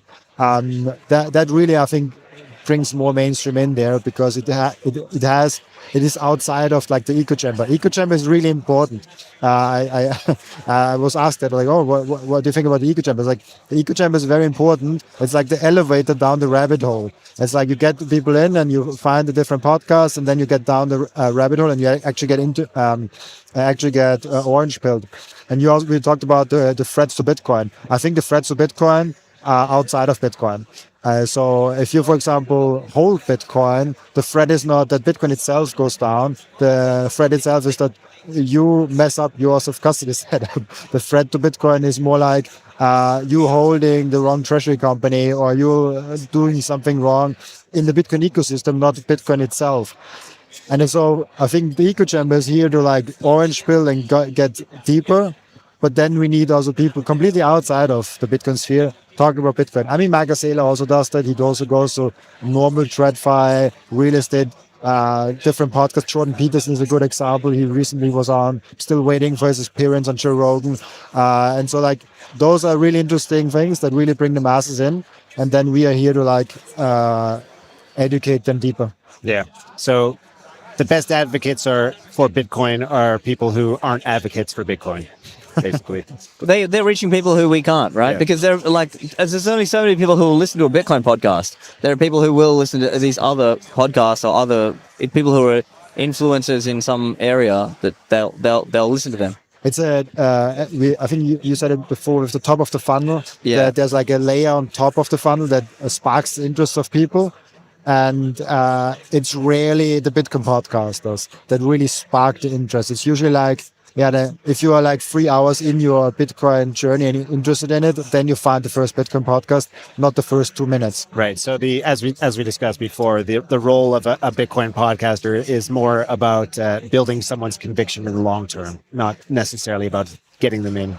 Yeah, on the first hit. It just depends. Like, you never know. Like, maybe some of the larger podcasts are kind of further up that funnel, and maybe some of the more technical, deep niche things are kind of further down that funnel. So, but nevertheless, there are sometimes people who just come straight in, like, who find you that way. So you never know. And there's also a thing happening now where podcasters that do something else outside of Bitcoin invite Bitcoiners slowly.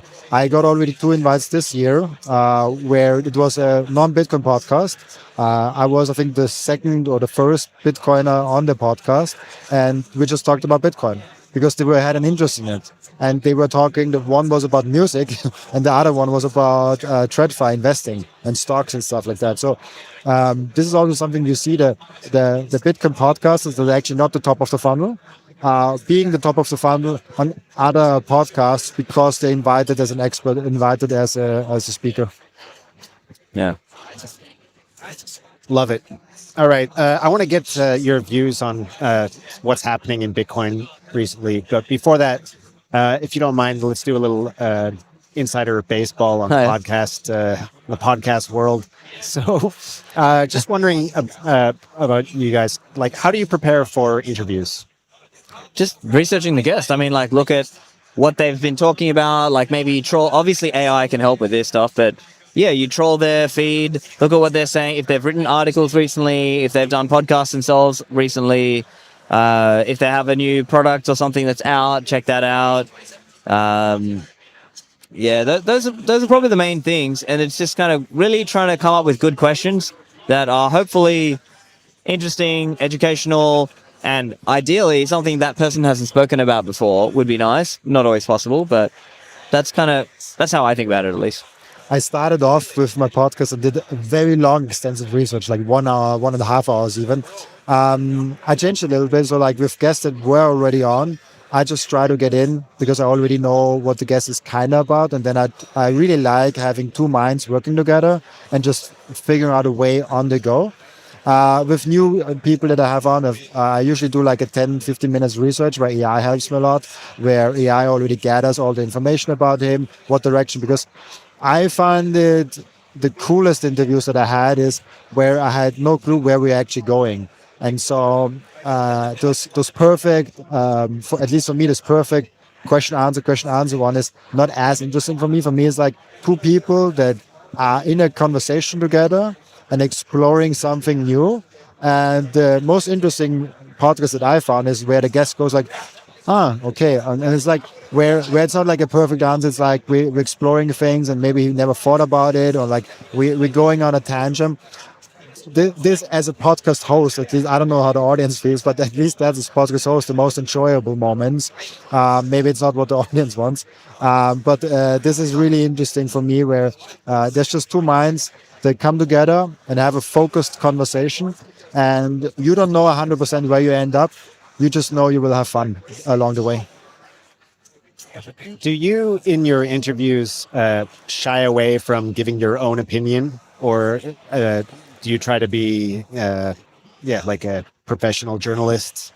I've gone back and forth on this sometimes. There are times where I've tried to sort of stay out, but sometimes I sort of get dragged into it as well. So then, for the sake of clarity for the audience, I might sometimes say my view as well. But generally speaking, it's, I try to let them do most of the talking and not have me being opining unless I'm the guest. So that's loosely how I'd see it. But yeah, sometimes it just kind of the situation necessitates that I also answer from my own perspective, also just to sort of be fair to the guest or fair to the audience. Yeah. For me, that actually depends on the guest. I had recently a guest on, I think like 2-3 weeks ago, where I spoke maybe 3 sentences. People were in the comment section. I forgot that Robin was in that, in that podcast, because there's like solid 20 minutes where I haven't spoken anything. This happens sometimes. This is like people that are really interesting, that are new for me, that are really interesting in speaking also, that they have like very long speaking intervals, sometimes even longer than Sailor. And so this happens, and then I give them the space. But sometimes it's also you have a rip with like a friend of yours. There's also content creators like From or Roger Sony or like people like that, where we make more like collaboration, and then we're just like back and forth. We're just talking. And so there's the interview kind of a style. My Sailor interview was definitely like that. I spoke maybe 10 sentences in the total of the interview, and it was 1.5 hours long. But then there is, when I go on with Roger Sony, it's like around 50-50, because we both like just like have a conversation, and sometimes we do it on his channel, sometimes on my channel, and it actually doesn't matter who's the host and who's the guest, because like there's just two people that already know each other. And I think the better I know the guest, the more it is skewed towards 50-50 actually, just naturally. Interesting. How much do you guys think about things like trying to get clippable moments, or playing around with thumbnails, or like what time to publish the podcast, little details like that? A little, but to be honest, not a lot. Although maybe I should be doing that more. But I'm just not as focused on that, to be honest. So, yeah. I think very strategically about all of those things, but not in the interview. So I don't do the clips myself, and this has been really good. When I stopped doing the trail in front of the podcast and the clips myself, I stopped worrying about that in the podcast. And I think it has been good for the conversation. But I am very strategic about how actually to get people to watch the thing. Less about viral moments, because a viral moment, you have a hard time to grade them actually, because they have to perfect, and it's very hard for one person to see a video and see like this is a viral moment. One of my best top 5 videos were videos where I had no clue that people were really interested in that, and all of a sudden like it got 80,000 views on YouTube, and I'm like, wow, like I thought it might get 4. And so I don't shoot for that because I can't. I more think about the strategic thing. Why are people tuning in the long form content every single day? Like, why are they doing that? And what is the reasoning for them? And how can I evolve into being their main pillar content every single day, so they have a reason to tune in and not relying on the viral moment or the huge guest. So I measure the success of the podcast or the live stream that I'm now starting of like, what is the lowest performing episode in that month? Because if you measure the lowest performing episode in that month, you see how many people actually stick around, even if you don't have Michael Saylor on, even if you don't have a viral thumbnail or title. And so that's my measurement of success. How long are they watching, and what is the lowest performing one? On the lowest performing episode, that's your real audience. That's your real loyal audience. Those are the people that come up to me on the conference and say like, hey, you provide great value. And like those are the people that I actually want to connect to. There's like some people that like watch one episode, they go in and out, and like, that's great. Like it serves a purpose. But I always search a direct connection to the audience. And that's why I'm also going on now the live streaming and no longer that much into podcasting. But yeah, it's for me, that's really important. Like, why are people even tuning in every single day? I just talked with Nikki. She's a young podcaster, is up and coming, and she told me that like I was the first podcast that she was listening to. And she every single day at the gym, she had my podcast in there. And so being strategic about like, why should people choose your podcast, your long from 1 hour conversation every single day or every week, depending what is the frequency, and less about like, oh, I need to say this, and then the guest needs to say this, so we have this perfect viral moment, so we can go on Twitter with 2 million impressions. Like, I don't care about that. All right. Thanks for getting into the weeds there, guys. Let's bring it back to what the Bitcoiners want to hear about, not the podcast world people. Is the 4-year cycle dead? Probably. I had a guess. I'm sort of 80%. I think it's gone. It's done. It's we're in a different era. So I think it's just institutional steady bid, ETFs, like them or not. I think they have really driven a big shift there. And yeah, it's kind of just macro stuff now. We're just sort of like looking at, the Fed and the rates and all this sort of stuff. And it's just adoption. It's just we're just hitting a more mature form of adoption as opposed to the kind of real roller coasters of the past. Not ruling it out. We could still have big drawdowns and long drawdowns, but it just seems unlikely to me at this point. Maybe it's boring because I agree with Stefan 100%. But maybe I add something. I think the price is driven by supply and demand, and it depends on like who's buying and who's selling. And if you think about the average person that is now buying and selling, it's very different to the average person that is buying and selling in 2013 or 12. And so naturally, those cycles, those models, those things will evolve over time. And so for me, it was always just a question of time till those things break down. And it seems like this cycle or latest next cycle could be actually the one that it breaks, I would say. All right. But it also doesn't matter. Okay. Doesn't matter. If you think about long run of the Bitcoin and you think that it is the freedom technology, it's like the sovereignty token that you can buy, and it's just 21 million. You just want to have as many as possible. And so you should focus on how can I get more on my side. And so if it goes down, it's great. If it goes up, great. I hate that meme because it's like, oh yeah, like we celebrate when it goes up and celebrate when it goes down. Like great, we always have reason to celebrate. But there's some truth to it because if it goes down, you can buy more because it's finite and you get more of that, especially if you're young. And if it goes up, like you have more purchasing power. It's also not bad. Like it's not Bitcoin going up is not a reason to be sad. All right. What are your thoughts on this, I would say, unprecedented level of OG whale selling that we've seen over the last year? Is it, as Jordy Visser says, like Bitcoin's IPO moment, or is it like that these OG whales have become disappointed and they're out, they're moving on to something else, and now Bitcoin is just like it's not for them? Or are those the same thing? Yeah. I've been going first, so maybe you take this on. I've got an answer, but you go first. I think from it is a very practical standpoint. If you are into Bitcoin with $1,000 per coin and you buy in a lot, so that you put a lot of your purchasing power into Bitcoin, so you've seen your net worth grow 100x over the last, let's say, 6 years, 7 years, whatever it is. I think we hit like 3,000 in 2020. So like if you invest in $3,000 per coin in 2020 and now in 2025, you've seen almost 100x, like a 30x, 30x or 40x or something like that. You've become a lot more wealthy, like a lot more wealthy. And then it's just natural after hodling for 5 years that we hit this like emotional milestone, like laser eyes to 100K, that at some point people are like, hey, maybe I want to buy that nice house. Maybe I want to buy that nice car. And maybe I want to retire my wife. Maybe I want to get my kids to the better school, or like whatever you want to achieve in life, you maybe fulfill your dream because you've seen your wealth skyrocket over the last 5 to 10 years.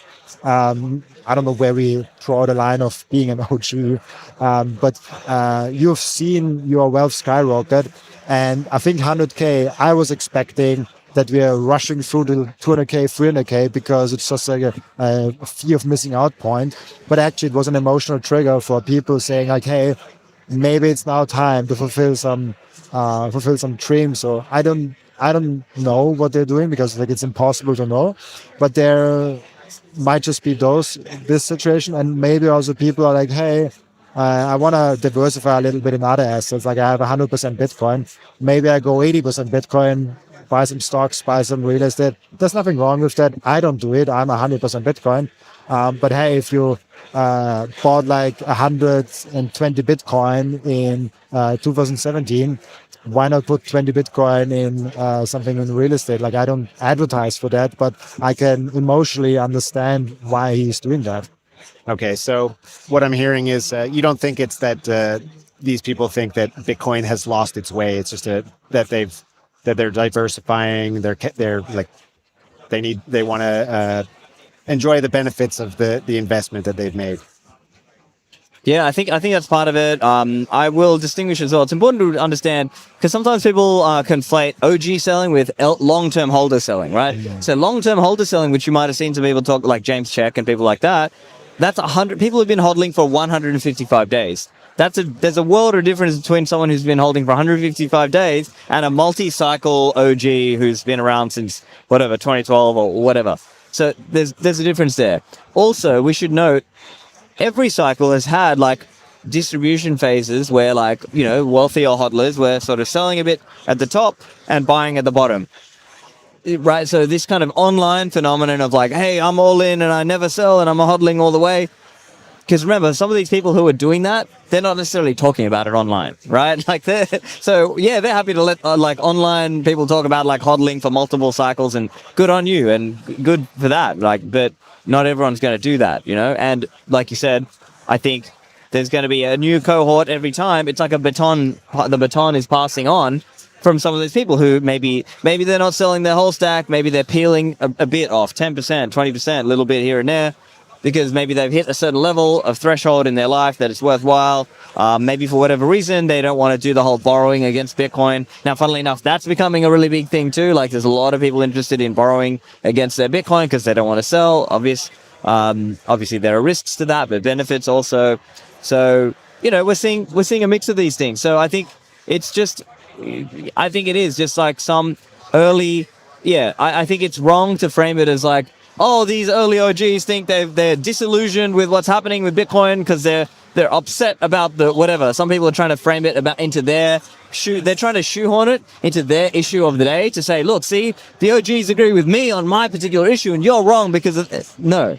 This is like a new opportunity for many of them because up until now, whatever, it was the KYC and the fiat rails that were not working for them. Like maybe some of these banks and services are now existing that they can do the borrowing against their stack or they can get some fiat out. Whereas before, don't forget, the Biden regime was quite hostile to Bitcoin. And so there may have been a lot of pent up demand, right? People who wanted to sell but could not because of the size and the scale and the Biden era regulation or just kind of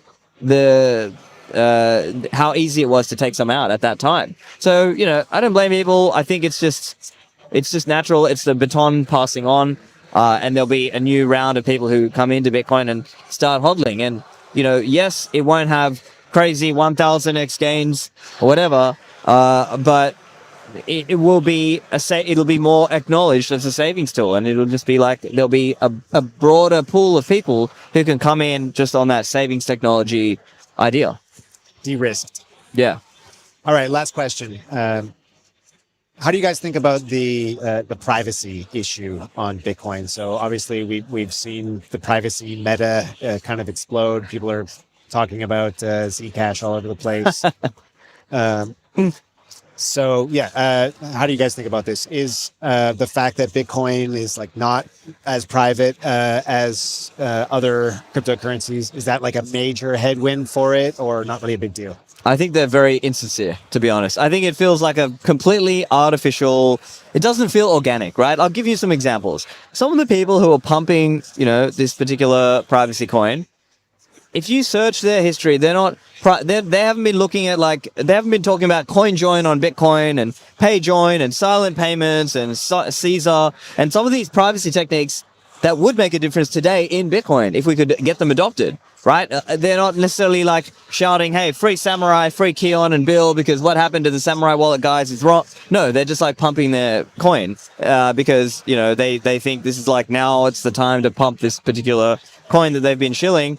So to me, it feels very insincere. I think, yes, it's true to point out that Bitcoin is not private, but there are things that can be done about that. There are, you know, it's a nuanced thing because, yes, there are some of these things like PayJoin, CoinJoin, silent payments, etc. Some of these technologies that can, and even like layer 2 stuff like Lightning to an extent, which can all help. So, you know, it's a nuanced answer, right? Or even my friend Pierre Rochard, when challenged on this, sometimes he said, well, hang on, people didn't even know that, you know, FTX didn't have all the coins. If Bitcoin was fully, truly public, how come you couldn't tell that? So it's a nuanced answer of like exactly how the privacy situation in Bitcoin works. Yes, you can dox things if you're not careful, but also there are genuine efforts being made to make it more private. And I think it's more important to focus on that because Bitcoin is actually going to be a mainstream real thing. You know, some of these privacy coins, they're just so small and they don't have the number go up factor. So, you know, it needs to also be a store of wealth and a medium of exchange. And so that's why we should be realistic and focus on improvements to privacy that can happen in Bitcoin or in Bitcoin L2s, is how I see it.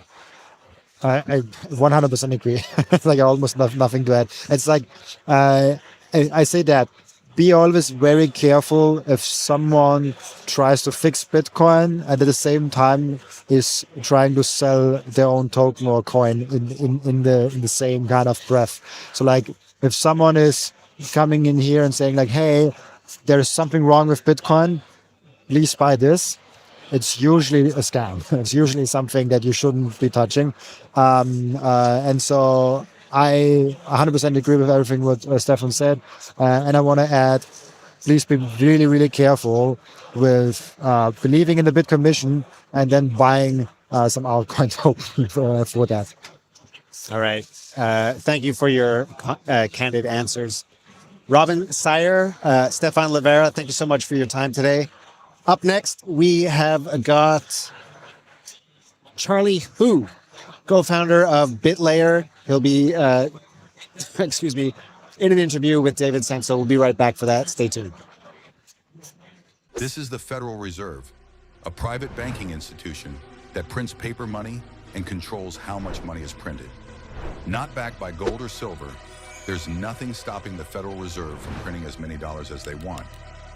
In fact, since the Federal Reserve began in 1913, they have printed so much money, a single dollar is worth less than 5% of what it was back then. In short, the dollar that you work so hard for today is worth less by the time you wake up tomorrow. This is inflation, and whether you realize it or not, you are getting poorer by the minute. If you want to escape, there is only one option.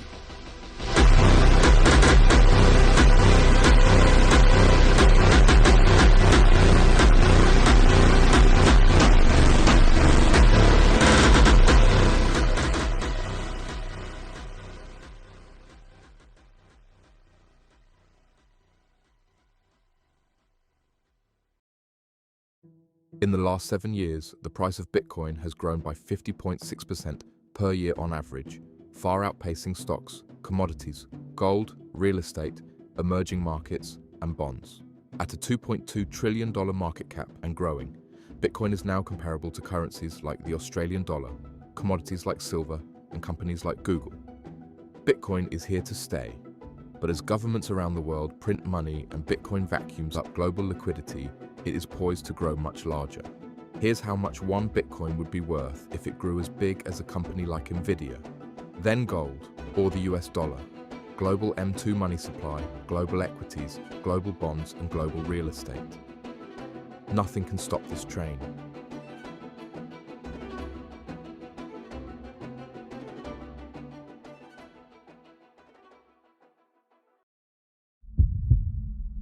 Did you make it, son? Yes, I'm here.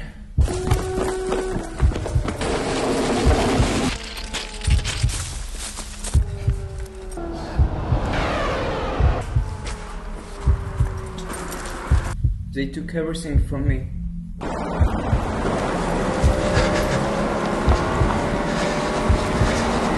My money, my passport, my phone.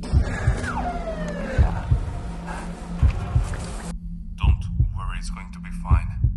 Did you remember the 12 words? Yes, I know the words. Opera, fabric, stereo, trash, if, void, country, engine, complex, new, fate, purpose. When crypto leaders want reach and results, they choose Bitcoin.com. A global audience, massive reach across social, web, and mobile, engaged users who trust our brand, and campaigns that move at the speed of crypto. From press to podcasts, X to SEO, display ads to rewards integrations in the app, Bitcoin.com delivers exposure across every channel that matters. Our clients include the world's leading exchanges, wallets, and gaming platforms. When they need impact, they trust Bitcoin.com. Get your brand where it belongs, in front of millions. Partner with Bitcoin.com Media today.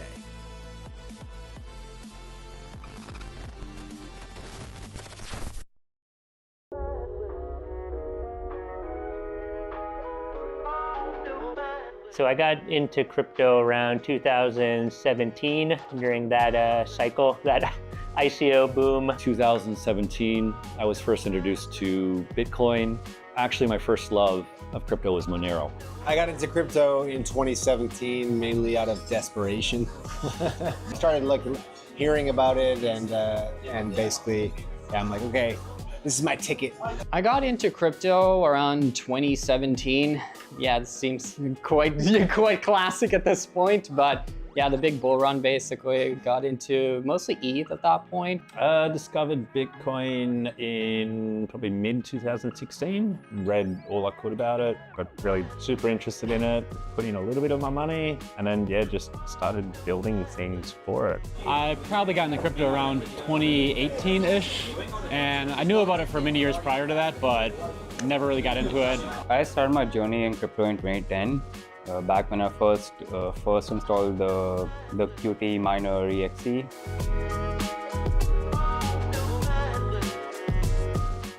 I'm a full stack engineer, mainly deal with front-end web, but I've had my hands in a few different parts of the code bases. I am a media product manager. I basically handle a lot of the Bitcoin.com news media. I'm the marketing operations lead at Bitcoin.com. I manage the marketing team, so we've got video team, designers, copywriters, and we're just trying to spread the word about economic freedom and our products, make sure that everything looks cool. And right now in particular, I'm kind of building a new exchange product with some of the new cool stuff that's coming out in Hyperliquid, DYDX, and trying to figure out how to make a new decentralized product that still looks like a custodial exchange. I am the tech lead for revenue, which means I'm responsible for finding revenue streams. I work with the film and video, do editing, film the conferences, making different content of that sort.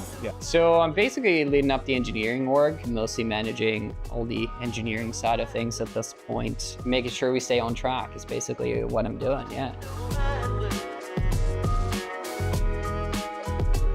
Japan is one of the most peaceful countries in the world. The crime rate is quite low. Everything works and it's safe. You can walk anywhere, you can just go anywhere. You never have to worry. You can leave your backpack on the train and you'll get it back. Like all of that stuff I really like. The infrastructure is fantastic. You can go wherever you want to. Any time of day, day and night, everything's going on. It's full of energy. People always say like New York's a city that never sleeps, but I've been there and it does sleep, whereas Tokyo doesn't sleep. The middle class experience in Japan is second to none. What in many countries would be like a 3-star restaurant, you can get that like without really going out of your way. Super clean, super safe. You know, you can walk anywhere, you can take the train anywhere, lots of good food. It's got like all of the pros. It's fun, exciting, there's always something going on. People are really kind and friendly, food's amazing, and they've got amazing toilets. I can't think of any negatives about living in Japan. Maybe I think the language barrier is a bit tricky sometimes, and also the bureaucracy. It's kind of disconnected from the rest of the world. It's easy to sort of lose touch with reality, I guess, with what's happening in the rest of the world. They tend to misinterpret rules versus laws. That creates a lot of issues, especially for the crypto industry. You know, everything's Japanese, you gotta speak the language, and if you don't, you're kind of always gonna be an outsider, I guess. So it's hard to, I guess, like break into that culture. I think number one piece of advice I have about visiting Japan is read up on the local customs, for lack of a better word, or mannerisms. Be polite, don't be an asshole tourist. I personally think you shouldn't spend a lot of money on food. The ambient level of service and quality is so high that you can go to relatively inexpensive places and it'll blow you away. You're gonna have to take the subway, you're gonna have to take the JR, you're gonna have to take the Shinkansen. Now, yeah, you can stop every station, get your little ticket and do whatever, but just get a transit card. It can be an app on your phone, it can be like the physical card like I have. That way you just put money on it, and then you can get in and out of the train. If you're buying individual tickets, it's not gonna make any sense to you at all. I guess if you're traveling to Japan, is to mostly just go out a little bit from Tokyo and enjoy. Because I really like you get 1 hour, 2 hours out of Tokyo, like Hakone or Easy or somewhere like that. Everything changes. It goes from being this big city to becoming, you know, nature. And if you go far enough, you'll be the only tourist, right? If you go off the beaten path, you get a car, then you can go to the real place. You can go anywhere and find something interesting to do. So I think like a lot of people just come and do the circuit of like Kyoto, Shibuya Scramble, maybe try and stay in an area that's a little bit off the beaten path and explore that area. There's lots of stuff. I would avoid temples in Kyoto. Just go to like any medium-sized city outside of Kyoto, Osaka, and Tokyo, and you're gonna have a much better experience. I think for sure you should spend some time to like scope out an area you like before, like, I don't know, committing to like an apartment or something like that. Be ready for the bureaucracy, and everything is going to be in Japanese. So either you gotta, you know, get your Google translation game going, or you gotta find someone to help you. Try to learn the language, try to learn the culture, but still be yourself. You're a different animal. Try to stay yourself. Just do a lot of research. If you have friends living in Japan, talk to them, get as much information as you can before just jumping into it. The things that make Japan great, like it's so clean, it's so safe, those are only possible because of the restrictions. Be prepared to be spending a lot of time sorting your trash, dealing with local regulations. It's not the same as your home country, so just roll with it. Makes it more fun. Don't expect it to be like your home. Don't judge the things that are different. Just accept that that's how it is and go with it. So the best thing about crypto, I think, is everything changes and that you never really know where you're going. When I started, if someone told me about NFTs or meme coins, I would have been like, what are you talking about? What are you talking about? I think there's just always something new to learn, something new is happening in crypto. The trends come off often and go away just as often. So gotta ride the waves. I get to see what's happening in this sort of new age of fintech and be ready to pounce on like these potential investment opportunities. It can be a little bit stressful at times, especially once you get into the groove of working on a project and needing to change it like straight away. But I think learning new things is great, and because it's like building up my skill base as well as like creating new things for the company and the crypto community in general. It's kind of a Wild West. You can kind of just play around with it, get it right, experiment. And because it moves fast, if it messes up, that's fine. Because everyone in crypto is used to things crashing and burning. Build it again, try different things, see what sticks.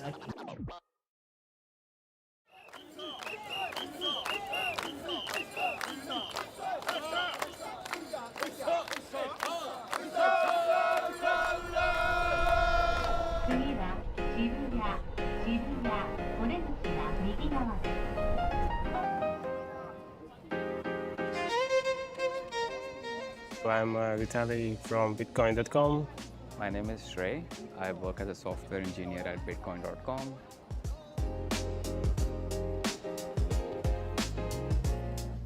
Here we are at ETH Tokyo 2025, and we're building compression tools for AI and integrating them with AI Bitcoin.com tools. If I were to compare the hackathons from 5 years ago and right now, I think right now people are working a lot more on the use cases which help them and not just the tech stack, so as to say, right? Because 5 years ago, people were still trying to build APIs to do something, but right now people are using APIs to do something through that. And the ways can help a lot of other projects and consumer in general.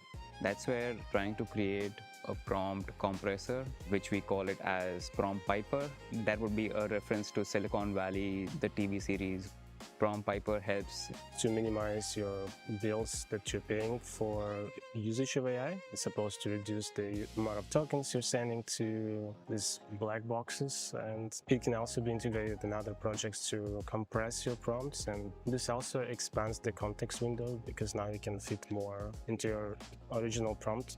We are at a phase in AI where we need people to start improving their prompts so they actually use the context window nicely and wisely. So while that might be easier for you and me who have been working with AI for past 7 to 10 years so far, but you can't really expect a common man to just understand how to create good prompts to get the best answers from the models, right?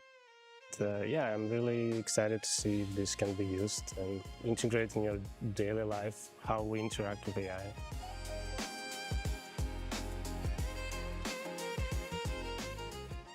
You can have a seat. Yeah. Okay. And he's also Vitalik. Yes, I didn't see you. Oh, you're also Vitalik. Yes. Okay. We have built like an AI prompt compressor, which uses two things, a rule-based engine on IPFS, and it also has a model-based engine on the IPFS. Okay. So that would actually help you reduce the number of tokens.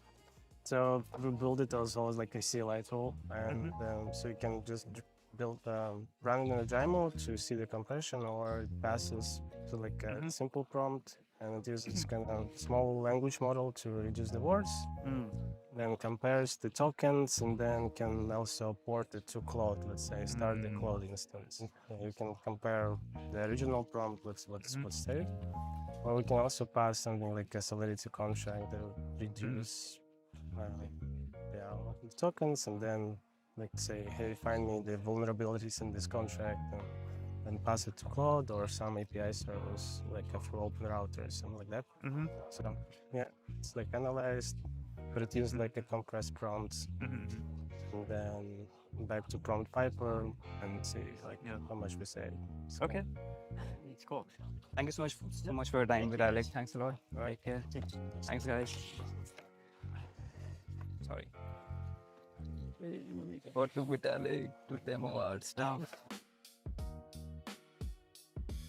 For people who want to come to hackathons, I would say the key thing is learning, because it's not about so much as winning a hackathon as much as trying to learn, and also you get to network with people. So I would highly recommend people who are in colleges to go out to the hackathons and try to learn more from there. For Bitcoin.com presence here, I think it's important because we also have a presence in Japan, Tokyo, and we also have acceleration programs for startups. And we're also always looking into interesting collaborations. And I think it's just also a cool space and cool place to work. And abilities like this to try to build something over the weekends is always exciting. That's it. Gomenasai, so you want to say hi.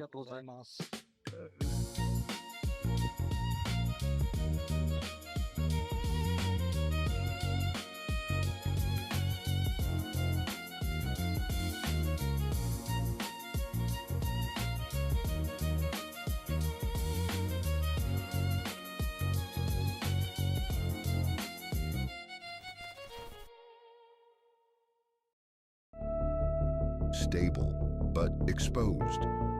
If your dollar token can be tracked, frozen, or flagged, it's not freedom. Freedom Dollar is the first uncensorable stablecoin, private by design, built on Zano. Unlike Tether or USDC, Freedom Dollar hides your balance, your activity, and your identity. No tracking, no freezing, no middlemen. Hold, send, and swap Freedom Dollar privately, right inside the Bitcoin.com wallet. And now you can even spend it worldwide. Privacy isn't a luxury, it's a right. Freedom Dollar is your escape from surveillance finance.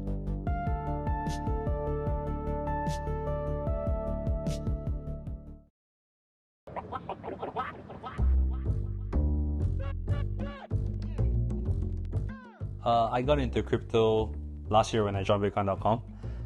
It seems like it was the right time because when I joined the company, everyone is into crypto, and I guess it influenced on me. And then I started to get into crypto, and then I started to buy, and then now I'm like a little bit of a DJ now. So I got into crypto sometime in 2014 or 2016, I can't remember. But I was farming Ethereum. I had like 2,000 plus Ethereum at one point. But it was when it was worth nothing. It's like 1 to 2 USD each. So I sold it off. I made a good profit. But 7 years later, I could have become like retired. So the only reason we're having this conversation right now is because I should have held. No, when I first heard about crypto, it was from my ex-colleague, and it was about year 2017. I was totally new and I don't know what about this. And then come to year 2019, at end of 2019, I was invited by a friend for a seminar, and that was the first time I know what is cryptocurrency and what is Bitcoin. I thought that it's very interesting into the technology and the blockchain kind of technology. Then I tried to, firstly into future trading and spot trading, and more into knowing about different exchanges, the wallets, and then into meme coins. So I then become so degen into playing or trading memes. I went into crypto space at about year 2019, where I was working for an angel investor that is having a portfolio company in crypto space, which interests me quite a bit. So I decided to venture into this field. I got into crypto while I was working with agencies on finance-related clients, and I always felt like crypto was this interest that I could never really speak to my colleagues about. So it's really interesting entering a crypto company where my interests in crypto become part and parcel of daily life. So at Bitcoin.com, I'm the FP&A manager. I translate accounting data for the management because, it's just complicated. So the management wants to get insights, right? So I provide the insights from the data. So I'm kind of like a translator, so to speak, a financial translator, if you will. Yeah. I'm the growth lead, and what that means is leading initiatives that lead to growth, whether on partnerships fronts or within our internal departments. I'm the compliance officer for Bitcoin.com. Basically, I make sure that we stay regulated in certain countries, and then we follow the rules and regulations that's being set off. I'm finance director of Bitcoin.com, so oversee the accounting tax function as well as treasury. I'm actually working in the finance department, oversees a 2 cost center, plus in charge of the revenue-related data transaction.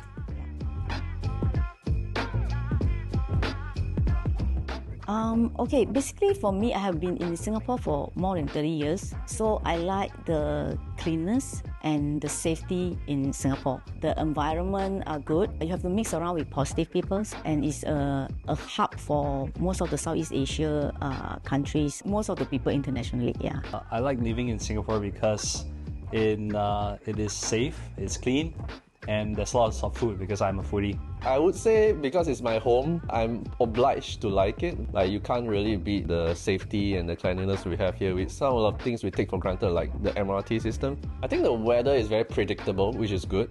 So a lot of people complain that, Singapore is only rain or shine, but that's good, right? Because if you go to other countries, suddenly you have a typhoon, a super typhoon at your doorstep. Do you want that?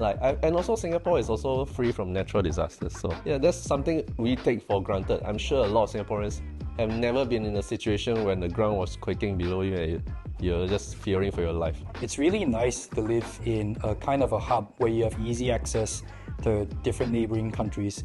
And in that sense, Singapore is situated similarly to a city in Europe, I would dare say, where if you wanted to access Malaysia, Vietnam, Bangkok, you're less than 2 hours flight away. My colleagues often say things like they like the food and they like that it's safe. I have no quarrels there. I've lived abroad. I've realized that, like safety is something that you can't really take for granted. Efficiency is also another thing that I will rate quite highly on that list, because when you live in Singapore, things just work.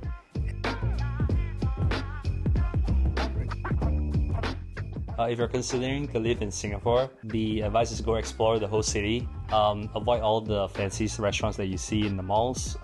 Visit the local coffee shops. Visit the local hawkers. I think if you want to live in Singapore, you have to be earning quite a bit of money. Unless you taper your expectations and live like a local, you can get a flat in HDB. I feel like a lot of foreigners, they tend to pigeonhole their choices into like, oh, I have to live in this area because it's the cool place for foreigners to live in. Oh, I have to spend this amount at like this upmarket supermarket, when they can be actually spending their money more wisely. So I've actually talked to some ex-colleagues. I've reduced their expenses easily by 60-70% by just making them think about whether this is a smart choice or not. So I think instead of phrasing it as earning more money, I'd be like, spend my money more wisely and don't be like compelled to think that you have to spend this amount of money just because, yeah. The train will be crowded, so try to avoid those like the timing that at least like working hours time period, so that you won't be stuck in the crowd. Yeah. The first thing to consider is to find a suitable accommodation, because the rental expense is quite high. The rest of the stuff are relatively cheap and manageable. Probably they can also take a chance to travel around, because Singapore is quite near to all the neighboring countries where convenient. On a hot day, go try a sugarcane juice. Make sure there's a lot of ice in it. On a rainy day, maybe go for a bak kut teh. That's like a pork rib soup. It's really tasty. But TLDR, food in Singapore is really good. Please feel free to explore. There's no limits to the next frontier. Like, there's new tech being shipped out, there's new projects being built every day, and everyone just wants to do something better. I work with great people, and I dare say so because it's a very collaborative environment. It's very different from the types of traditional finance marketing roles that I've had in the past. Of course, things can get quite rough, and it's always very fast-paced. It's an industry that doesn't sleep. Like, even people don't really know the industry, it's quite easy to go into this space, so you get to know different kinds of people from different fields. So it's quite interesting to know different people. Because I love crypto, so I was trying to look for an opportunity into crypto industry. In my previous job, I will not allow or say so kind of a bit sensitive to talk about crypto in such a topics. So, but in the crypto related company, when I start to join the company, I feel like everybody is talking about crypto. Once I step into crypto, I would like to have like environment that people is talking about the same topic. Yeah. I guess it's the people, because in crypto it's all about all these, I guess we're all younger and it's just more energetic. I feel like because I'm a crypto native, it feels very second nature to me. So it's something I do on a daily basis. So I also have the knowledge to help people who want to get into crypto. In fact, Humphrey got into crypto through my recommendation, because I was insisting, no, you should onboard SJSX. It's like, no, it's so troublesome. I'm like, no, it's not troublesome. So one good thing about working in crypto is, yeah, you can expose your friends to crypto, but of course what they do is their own choice, so that's another thing. But empowering is better than being ignorant, right? So that's my point of view. Yeah.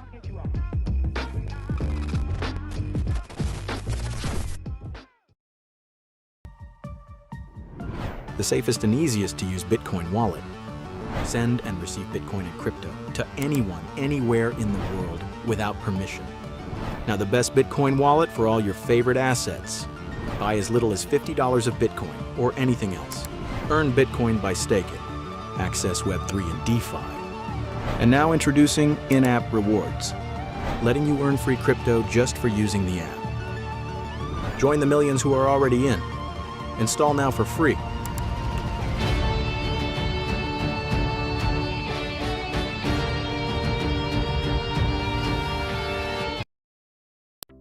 In this video, we'll show you how to earn Bitcoin, currently at over 30% APY, by staking Verse tokens in the Bitcoin.com wallet app using the low-fee Polygon network. You can also stake Verse on Ethereum, but for this walkthrough, we'll focus on Polygon. To get started, you'll need some Verse tokens. This is what you'll be staking to earn Bitcoin. You can earn Verse for free in the Rewards Center, or buy or swap into it directly in the app. You'll also need a small amount of Matic, also sometimes called POL, which is the gas token on the Polygon network. You'll be using Matic to cover transaction fees, which are less than 1 cent in most cases. Now that we have everything we need, it's time to stake Verse to start earning Bitcoin. From the home screen, go to Web3 Explorer, then select Earn Bitcoin on Polygon. Next, you'll need to connect your wallet. Make sure to connect your Polygon wallet that has Verse and Matic in it. Then hit the Stake Verse button, enter the amount to stake, and confirm the transactions. The first transaction approves use of Verse. The second deposits your Verse into the staking smart contract, and that's it. You're now earning Bitcoin in the form of TBTC, a decentralized, one-to-one Bitcoin-backed token. You can claim your Bitcoin rewards at any time by tapping Claim Rewards. Just like when you staked your Verse, you'll again need a little Matic to cover the fee. Your rewards come in TBTC, a decentralized version of Bitcoin that's usable in Web3 apps and faster to transact than mainnet Bitcoin. It's always backed one-to-one with real Bitcoin on the Bitcoin blockchain, and you can swap it to mainnet Bitcoin anytime. You can unstake your Verse anytime, instantly, and without penalties. When you do, you'll get your Verse back, plus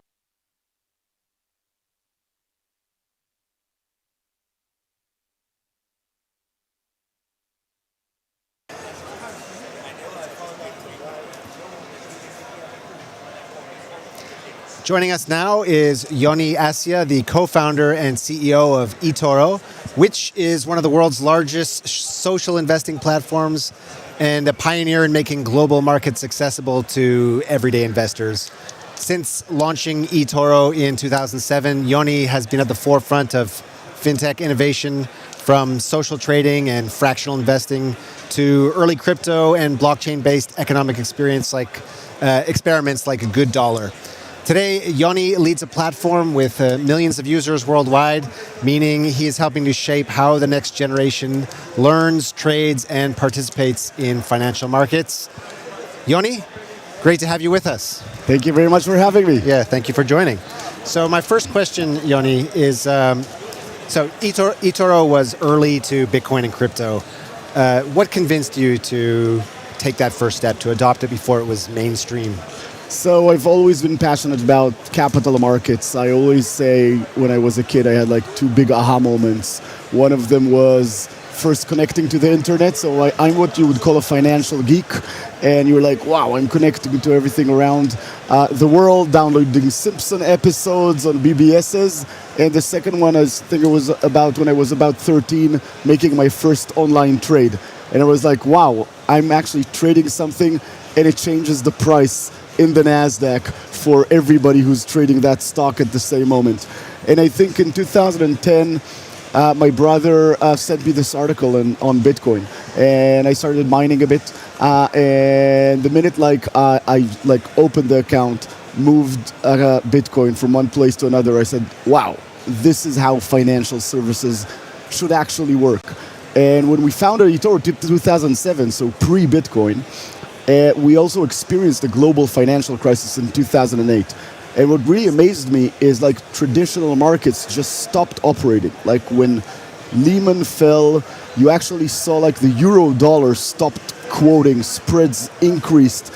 And you realize as a fintech entrepreneur, this was before the term fintech existed, that the entire world of traditional finance is really broken. Everything is like 2 plus 1, T plus 2, reconciliation, takes months or even more to set up financial accounts with counterparties. And when I saw Bitcoin for the first time, I was like, okay, this is how finance should work. Everything should be on the blockchain. So we actually started buying Bitcoin for eToro in Mt. Gox at like $5 and $7 and $10. And then we were one of the first regulated financial institution in Europe to actually launch Bitcoin trading in 2013. So always passionate about the intersection of technology and capital markets. That's what we do at eToro, and therefore the minute we saw it, we fell in love. Wow. So, yeah, I learned something new there. I had no idea that eToro was a Bitcoin whale on Mt. Gox. Luckily, everything got out of Mt. Gox before the crash. And you managed to get out before the crash. Incredible. All right, so how does eToro fit into the Bitcoin landscape today? So we started eToro with the same passion, which is opening the global markets for everyone to trade and invest in a simple and transparent way. Same vision statement since I started the company 18 years ago. When we see great products, great financial products that we believe in, Bitcoin is one of them, but the entire crypto ecosystem, we want to enable our customers to basically trade, invest, and save in crypto assets. We're catering to younger generations. We're witnessing what is going to be the largest transformation of wealth in history, where more than $100 trillion are going to move from older generations to younger generations, and this is both on the user experience, right? So our generation, we expect everything to be digital native and on our mobile, and gradually at the same time, from the user experience point of view, it's also about to move to digital assets, to on-chain. And now I think that's very clear that capital markets are moving on-chain, and younger generations expect basically for all assets to have the same user experience of 24/7 transferability. And we sit just in that intersection. Our customers can trade stocks from 25 different capital markets. We're talking to all of the global traditional exchanges, and at the same time, we know how to tokenize assets, we know how to access crypto markets and digital assets, and we're excited to see that future. So, would you say that eToro is a contender to be the finance super app? A lot of people talk about this, like Robinhood, or we're definitely building a financial super app. So we're already at the intersection of trading. Then our customers can trade directly in the markets, stocks, crypto, derivatives, and they can actually copy the top investors on the platform. So 1 out of 1,000 investors, right? So 4,000 investors on the platform are actually being copied and are enrolled to the eToro Pro Investor Program. And these are really brilliant investors that you can see their track record over time. Some of them, now with 12-year track record of 29% average return of over 12 years on the eToro platform, and our customers can automatically copy them. So we believe in traders, and we also believe that every person should be able to invest in the markets, but not everybody can be a good trader, right? So you can copy the top investors on the platform. You basically say, I want to click and copy somebody with $1,000. It copies his entire portfolio into your portfolio, and every time they trade, it trades in your account at the same time and the same price. Then we added to that Smart Portfolio, which is basically our own chief investment office, which runs AI to look at all the interesting themes that's happening in the markets and create for you a portfolio around quantum computing, nuclear energy, like recently. And we're using AI to actually generate even long-short strategies. So we went from trading to investing, and then expanded into savings, which is again the longer term, the pension, superannuation in Australia, ISAs in the UK, and now we also have the eToro card, the Visa card in eToro, where you can spend out of eToro. So we basically cover that range of the financial super. So that last piece of the puzzle, the spending, the payments, we've got that covered as well. Just narrowing, double clicking on the social trading aspect, the copy trading.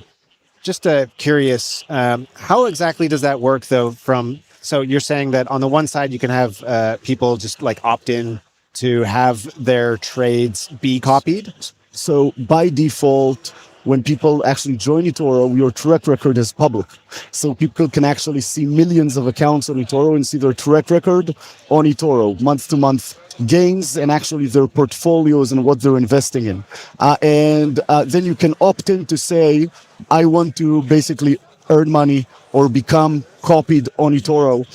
Our top investor actually this year went from $50 million of assets under copy to $250 million at the end of the year with about 40,000 people copying him.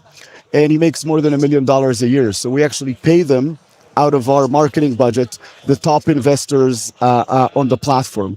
And we meet them, by the way, a lot of really, really smart investors. And a lot of them basically are now doing this full time. They're just great investors and then can devote their time to actually being good investors in the markets. Yeah, I mean, if you're getting $1 million a year, it's definitely worth it to put some time into that.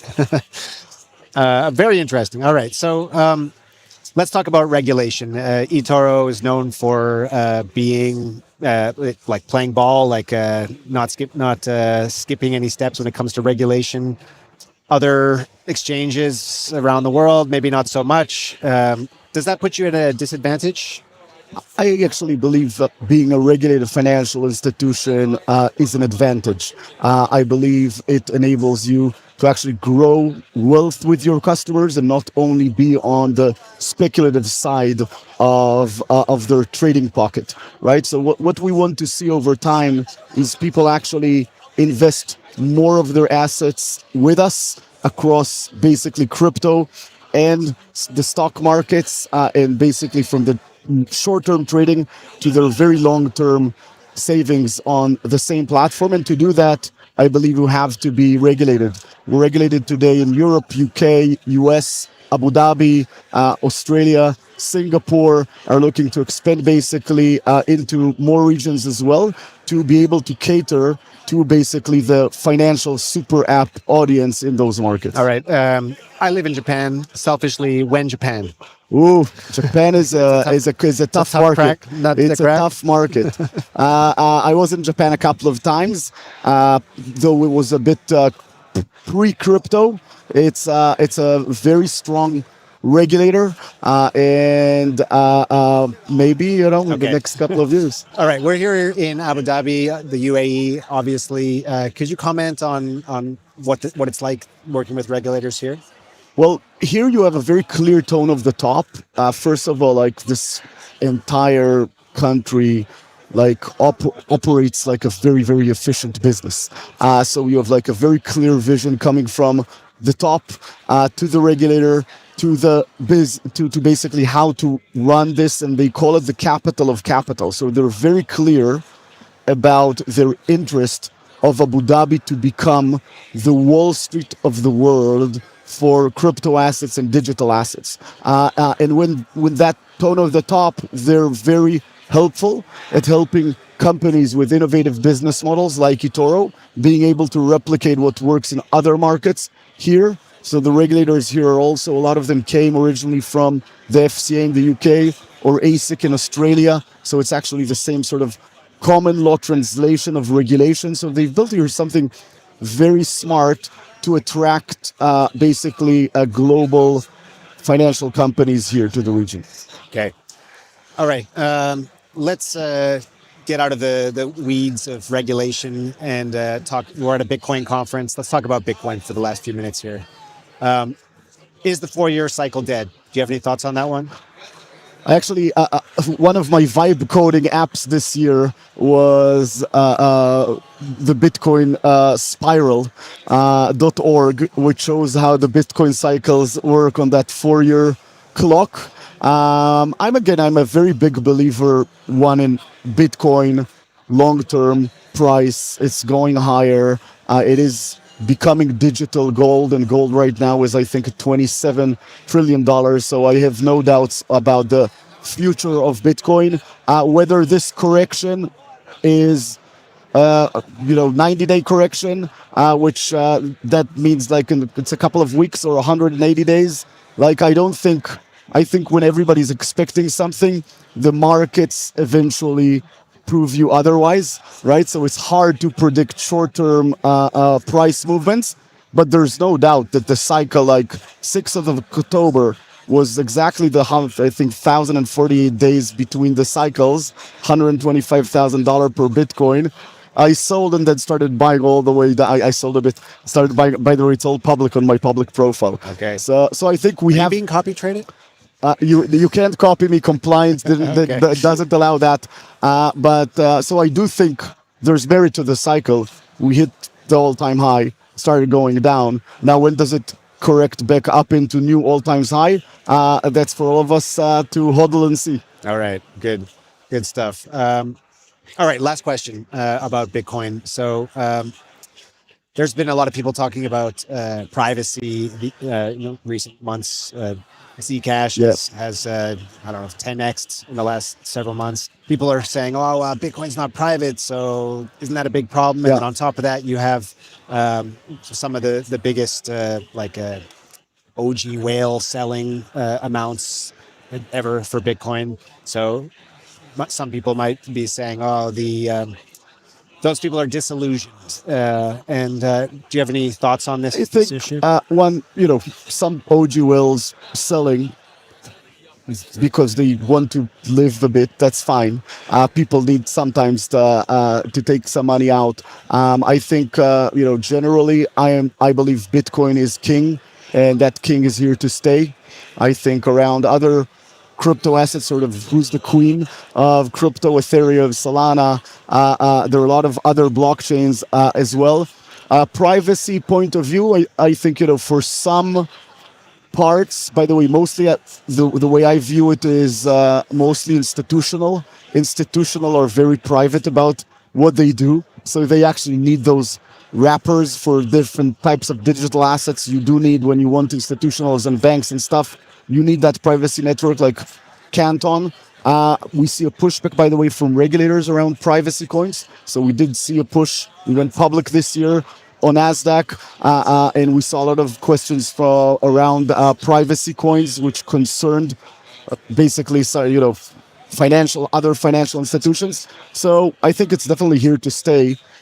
Privacy on crypto, whether it's Zcash or ZK rollups or things like Canton Network for financial institutions. I think privacy is definitely a feature, and that feature will be prominent in some parts of the crypto ecosystem. Okay. All right, let's wrap it up there. Yoni Assia, thank you so much for your time. Up next, we have Aaron Van Weerdem, author of the Genesis book. We'll be right back with that interview. The safest and easiest to use Bitcoin wallet. Send and receive Bitcoin and crypto to anyone, anywhere in the world without permission. Now the best Bitcoin wallet for all your favorite assets. Buy as little as $50 of Bitcoin or anything else. Earn Bitcoin by staking. Access Web3 and DeFi. And now introducing in-app rewards, letting you earn free crypto just for using the app. Join the millions who are already in. Install now for free.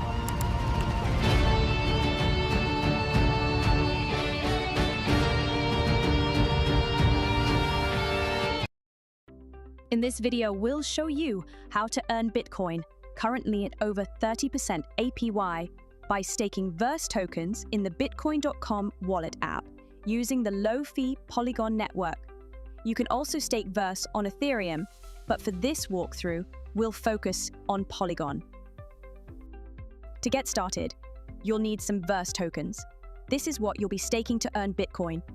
You can earn Verse for free in the Rewards Center, or buy or swap into it directly in the app.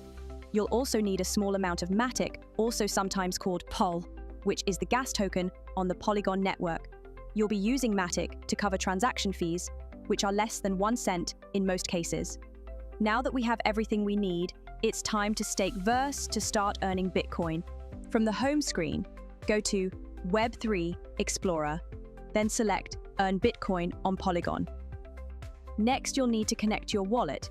Make sure to connect your Polygon wallet that has Verse and Matic in it. Then hit the Stake Verse button, enter the amount to stake, and confirm the transactions. The first transaction approves use of Verse. The second deposits your Verse into the staking smart contract, and that's it. You're now earning Bitcoin in the form of TBTC, a decentralized, one-to-one Bitcoin-backed token. You can claim your Bitcoin rewards at any time by tapping Claim Rewards. Just like when you staked your Verse, you'll again need a little Matic to cover the fee. Your rewards come in TBTC, a decentralized version of Bitcoin that's usable in Web3 apps and faster to transact than mainnet Bitcoin.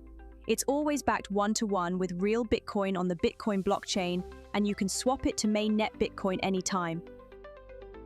You can unstake your Verse anytime, instantly, and without penalties. When you do, you'll get your Verse back, plus any unclaimed rewards. And that's it. Stake your Verse tokens in the Bitcoin.com wallet app to start earning Bitcoin today, fast, simple, and self-custodial. Try it now. Until now, fiat balances only lived on centralized exchanges and fintech apps. Not anymore. Bitcoin.com Balance brings fiat balances to the decentralized world. That means you can buy and sell with ease, but you always keep complete control of your crypto. Once you've funded your Bitcoin.com balance, you can buy Bitcoin and 50 plus cryptos in seconds. No more failed transactions, lower fees, and you can sell back into your Bitcoin.com balance anytime.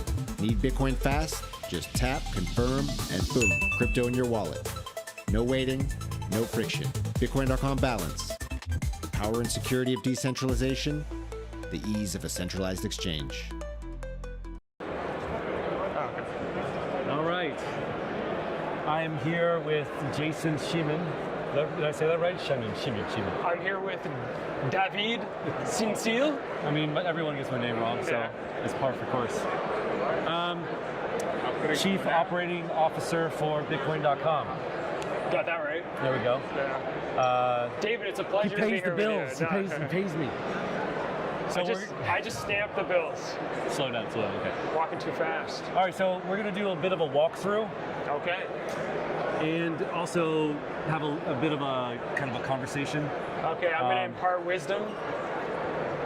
Maybe they can glean some alpha. We're going to give our expert, veteran take on this conference and crypto in general. Here we're at the end of the year. I want to start with a simple question for you, which is, you've been going to conferences for a long time, right? When was your first conference? My first conference would have been there would have been some stuff quite smaller in Tokyo, 2017. 2017. Yeah, and it would have been kind of more like fintech. Oh, Japan fintech type stuff where they would have had some crypto-related Bitcoin services as well. And Bitcoin.com had a booth there. A little sprinkling of crypto. Yeah. So I was standing there all stiff. It's like, come download the Bitcoin.com wallet. Oh, so you're at a booth? Yeah. Okay. All right. So then shilling. You've had 8 years of experience. You'll definitely be able to kind of give me some old man commentary on old man. That's my forte. In my day, there was a lot of bewilderment with the whole what is it? What even is it? Why so many doohickeys? Yeah. So distracting. So I think two big things that I've noticed is that just the general populace, they don't even really care what it is anymore. You know, like there was like so much questions about like just absolute bewilderment as to I don't understand what it is, and it's like people didn't even really learn, but they just accepted it. Yeah. Right. So the questions which were valid, people don't ask anymore. They're like, I know. My friend has the Bitcoins, right? Yeah. So yes, you're 100% right. People would be like, well, but how is it money? Yeah. You're like, okay. For sure. They'd be like, well, but how do I send it? Why does it have value? So I think they were good questions, right? There's still good questions. There's still good questions, but for some reason people stopped asking them, and they accepted it. So acceptance, of course, happened. But another thing is there was a lot more noise back then. I think so, especially in 2017. Define noise. ICO craze and pure fluff. I think that there was a lot of marketing vernacular. They used to get stuff down people's throats. What? Do you remember? Blockchain. The power of blockchain is going to completely revolutionize your life, and there's less of that. And I think just what happens is the projects that aren't, they're not valid. Inevitably, they get washed to the side, and the things that have been around for a while, and I, knock on wood, but like Bitcoin.com offering a non-custodial services. We've been servicing people for the past 9 years with these products, right? So I think some of the stuff that seemed a little bit maybe a little bit skeptical, kind of shady stuff. It's no longer here. It's ran its course, right? Yeah. So. All right. Yeah. I mean, this is the opening of the conference. We were here last year. To me, it looks about the same. Yeah. No. When we walked in before, you and I were talking.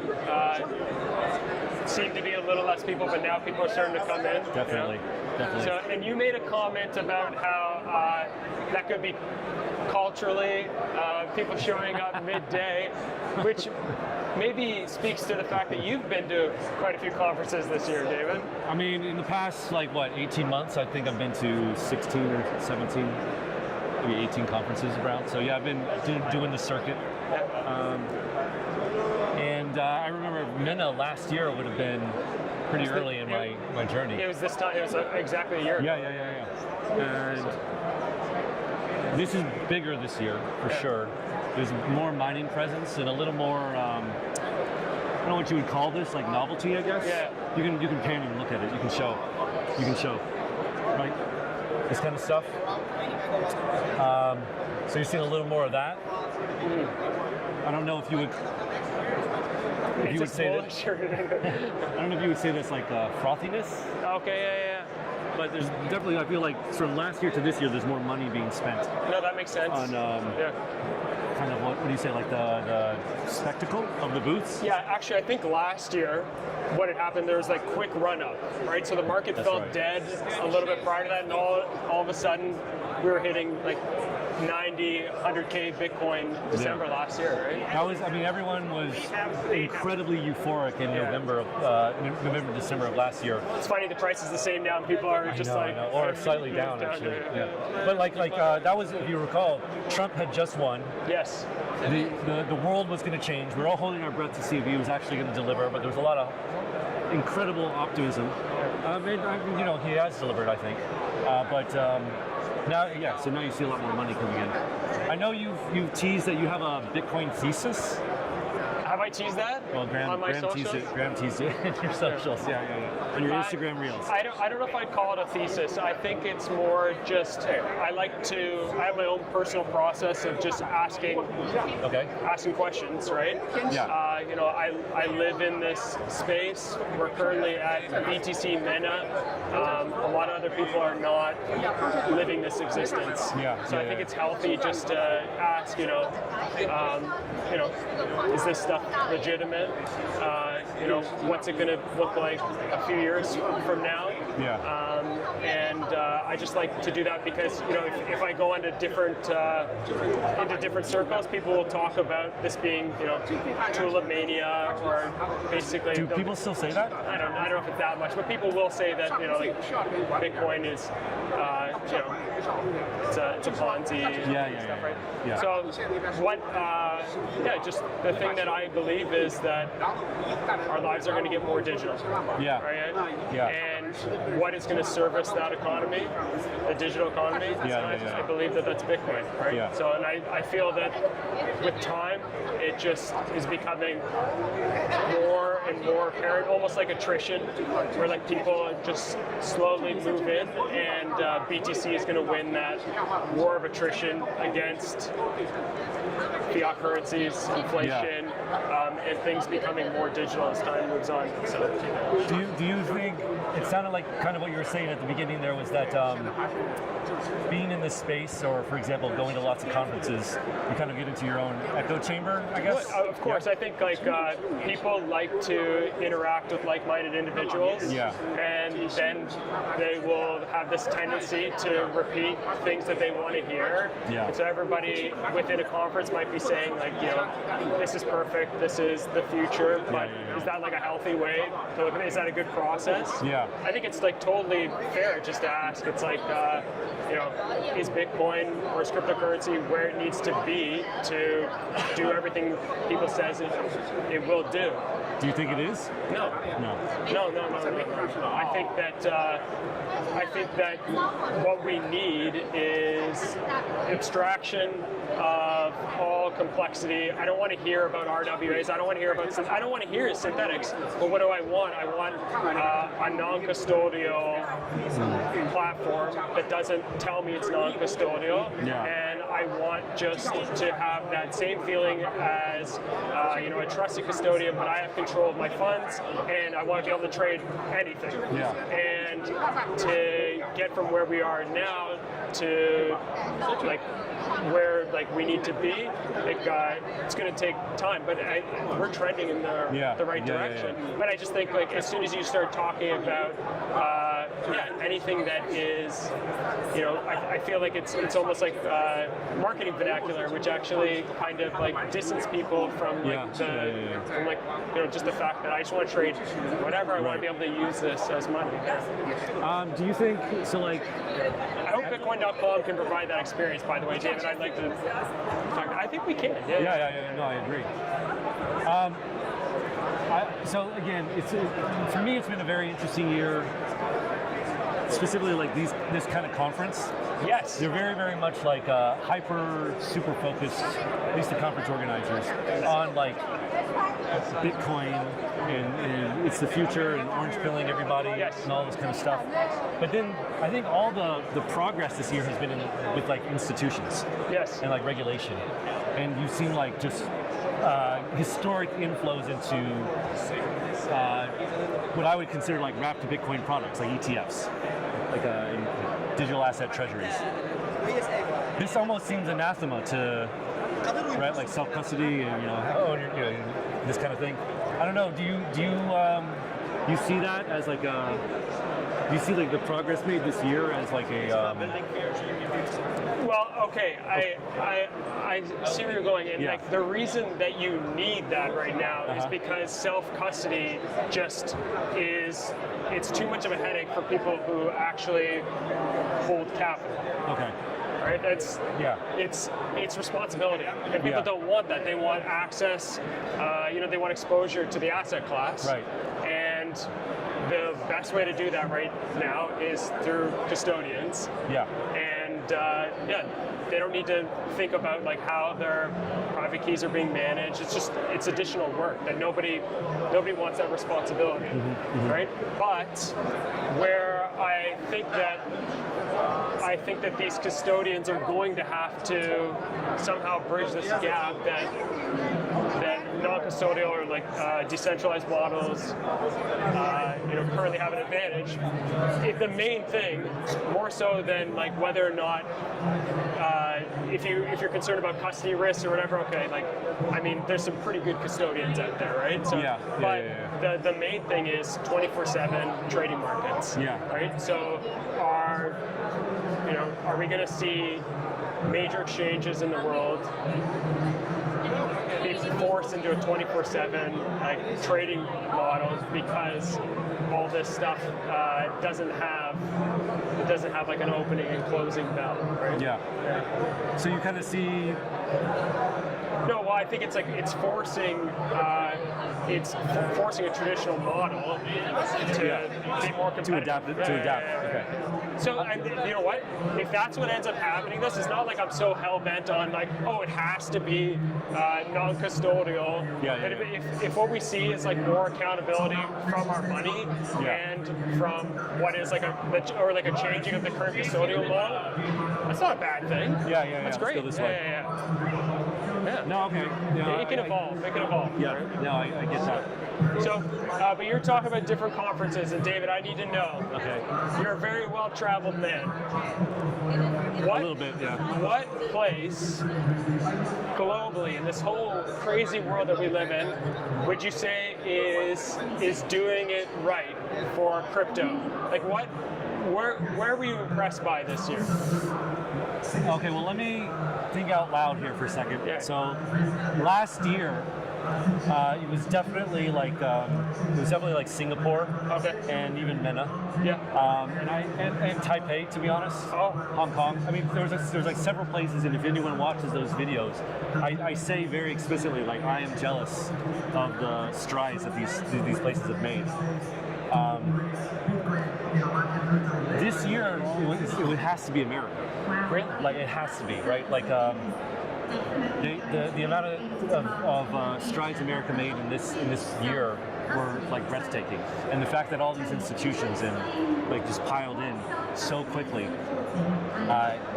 they have I don't know if they've caught up completely, but the amount of progress that they've made to catch up has been kind of breathtaking, to be honest. And I think it's caught a lot of these other countries flat-footed, maybe, right? Like we were talking about before we went live, that it does, like in Asia, for example, Singapore really looks like it's kind of fallen off. Hong Kong looks like it's fallen off. Like when I've talked to a lot of like founders and even VCs and stuff, and they're like, Hong Kong, Singapore, So then they're like Korea, maybe Tokyo, maybe. Yeah, Tokyo. No, I mean like at WebEx, right? Hasib Quresh, like kind of my favorite podcaster. He's a VC at Dragonfly. There've been a couple other people saying like, no, Tokyo, because they've been held back so long by all this like this stupid tax stuff and all this. Once that gets snipped, it's gonna be like a rubber band effect, like America, where suddenly it's a viable thing. Yes, like Singapore was a bummer for me. Singapore had been seen in this place as a go-to for setting up crypto businesses up until everybody got destroyed by FTX and 3AC. Okay. So then, and I think in 2022, you just had people were quite hesitant, retail in Singapore, and it started to make a comeback. I think a lot more openness, and then this year, this big stutter step with some weird regulations. Why do you think? I mean, you lived there for a while. Why do you think this suddenly happened like this? I have the thing that I really liked about Singapore before is that you would hear legislators say that you need to just regulate this like any other asset class. Don't treat it differently, which even it sounds like it makes so much sense, but you didn't hear anybody talking about it that way, right? Basically, you're not going to be able to protect consumers from making bad investments, is what they were saying. So why try to regulate this any differently? Which made me super bullish on Singapore, but I can't help but think that it's just it's like another veiled attempt at some retail protectionism. I'm not really sure where it comes from, but it's it's disappointing, right? Yeah. So I've just been told by some people who were operating their business out of Singapore, saying that they had to go to different areas. And somebody was saying they're doing OTC. It's just can't. Like if you have to have like a an MAS license. It's kind of what happened to Japan. Was that 2022 when they was it 2021 when they put the tax law in and everybody left. Like everyone. It was just absolutely devastating. So stupid. But I mean, hopefully they're rescinding that. The only thing that's difficult, I think, with America. So I was talking to the conference organizers. Is it's kind of unrelated to crypto. It's unrelated to crypto. Is the U.S. is so damn expensive. Yes. Right. Like it obviously has deep liquidity, moves fast. All the institutions are there. Blah blah blah blah blah. But for a lot of founders and things like that, it's just so expensive, and I think that is probably kind of is like the major headwind. But that's a slight against Dubai and even Abu Dhabi as well. It's like maybe very open to crypto, but maybe not as expensive as the United States, but still really, really expensive to get started. Living costs, right? I'm not going to out it, but our cameraman was talking to me about like setting up a business here, and just the business setup costs. You're talking about like I don't know, $8,000-9,000 or something like that. Like that's a pretty high hurdle. Right. Like I mean, you know, you're like you're a one-man show, one person show, and then you're trying to like start up your own business. It's like okay. $9,000. If I was like a younger person, that would be it. I'd be like, well, I don't have that, so I can't do it. So like, and what benefit are you going to get necessarily here, right? So, all right. What are you looking forward to in 2026? 2026. We make our way to the spot.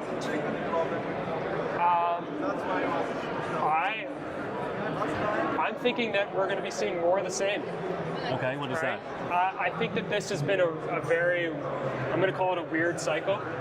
Okay. So you think we're in a cycle still? I think that, can I call it a cycle? No. I don't know. I think like now that like a lot of, we could say like institutional monies came in, then we're going to see like a little bit more of like boring activity, which I think is good, and it's long-term bullish, right? So in crypto, I think like people who've been in the industry for a bit, it's really just like adrenaline driven, like everybody's just Twitter addicted. Speculators. Well, it's nonstop, right? And real money doesn't want that. No. Like they want to figure out, they have longer time horizons. They're trying to think, not just like a few years ahead, but decades ahead as to what this is. And this is like what everybody's wished for. This is what we want. Even if it means it's going to be more boring for the Twitter, the X like space, the Twitter sphere, and maybe you're going to see like a little bit less, I think like excitement. It's just like what people were wishing for. So I think in 2026, I'm looking, quote me, more of the same. We're not going to get any Tom Lee $250,000 Bitcoin, but I think it's good.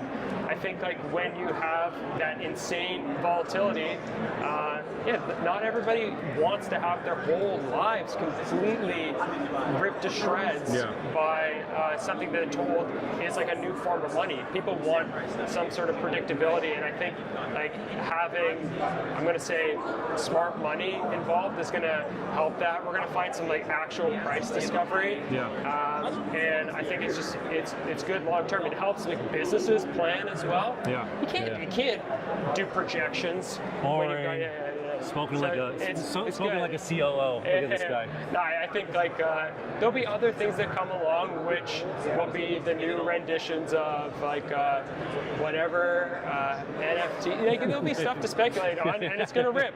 And I'll be saying like, I knew it. I knew that like I absolutely needed this like AI bot that would do my chores for me. It's like AI anime bot. Sure. Okay, so but the last thing is just so along that more of the same kind of stuff.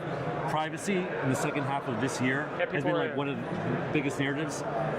That means that you think also more privacy will also continue to be like a major talking point or focus of attention next year? Actually, last year with Corbin, who's just over there, we were talking about how maybe we were, as individuals, like sleeping on privacy and like what is the actual need, right? Yeah, I think that you know, we always are told that like people don't care about. Do you agree? Like people like the general populace doesn't care. I think privacy is one of those things where change happens all at once, and people will care quite a bit. Maybe it takes you know, seeing their names come up in an LLM or like information that they just don't feel comfortable with. It's like it's so I think that. A little bit differently than price action being more of the same, I think we'll see a drastic demand for privacy when, like, you know, I was told by somebody very smart, Roger, it's like that you know, everything's private until it isn't, right? It's not something you can get back, right? So yeah, I think that will be more of something that hits people like very hard, the general populace, and they'll be clamoring for privacy. It's a right? Just people are entitled to like keeping many things, not just finance. It's like personal information, you know, things about your family. It's like it should be private. I think one of the biggest benefits is like up to this point, privacy. You would hear that, and it would be like people would automatically say like, "Oh, you want privacy so you can get drugged on the internet." You're a criminal. Yeah, you're a criminal. But I knew it. But now, like, there is a little bit of this education. It's like, no, I want to buy coffee, and then I don't want the barista to be able to see all the money I have in my bank account. People didn't know. Also, I think like a lot of people didn't know that this is so transparent. Yeah. And so private doesn't. It has very practical implications, and the amount of privacy that you have in your normal daily financial life is higher than you have in crypto. Bitcoin and crypto. So we need to. And I don't need my barista commenting on me buying coffees at other places either, right? They can just look at it. Like, oh, you had McDonald's before this. Yeah. How you doing, fatty? Hey, come on. David. Yes. I'm sorry, I'm putting you on the spot here. Last question then. No, this is for you, right? Okay. So, like, what, you've seen a lot, right? All right, I've seen a lot. You've seen a lot of things. You've seen some stuff that will melt your face off. No, like, what are you excited about? For next year? For next year, wrapping up 2025, going into 2026. God, that's a good question. I'm a very boring... Or are you not excited? Are you a little apprehensive? Well, I'm a wet blanket, and so I'm worried about a couple things. I am very optimistic, just from like a price perspective. I think personally, next year could be kind of euphoric 2022 style. I've heard you talk about M2 money supply. Blow off top. No. I'm the anti-M2 money supply guy. Graham likes it a lot. But I think though that what I worry about is we could get into a situation where next year we really could have this like crazy euphoric blow off top style thing, and that probably wouldn't be great. It'd be great for a while, but I've said this to some of the people I've interviewed too. Is like I prefer this kind of year where it ramped up a bit, but not like crazy, and then it's come down, right? And everyone kind of you have a bit of a hangover, but it's not.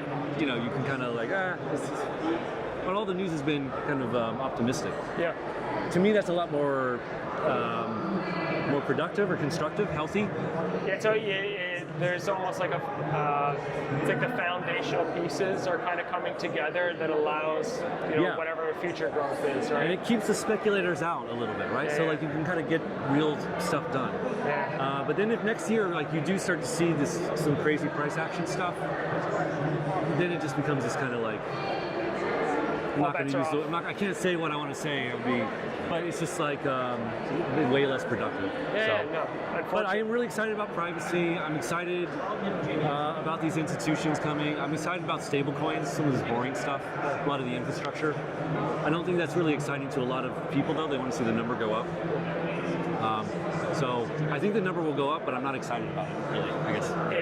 It is true that when the number goes up, everybody kind of just stops and they look at the number, right? Yes, so exactly. I think you're right. If there's a little bit of stability, then it allows the actual people to focus on building. But if number goes in either direction, people just they want to know why, right? They want to know what do they need to do, right? So, and you'll see it at the conferences too, right? Like you go to these conferences, oh my God, it's going to be this. Some of the stuff that we saw, you just see 1,000 people wearing gold, shiny suits, and people go up to you and they'll ask you, "Do you have Bitcoin? How many Bitcoins do you have?" Like, all right. The gold suits were bought with Bitcoin-backed loans, right? So it's awesome. David, thank you so much. Thank you, sir. Love everything you guys are doing.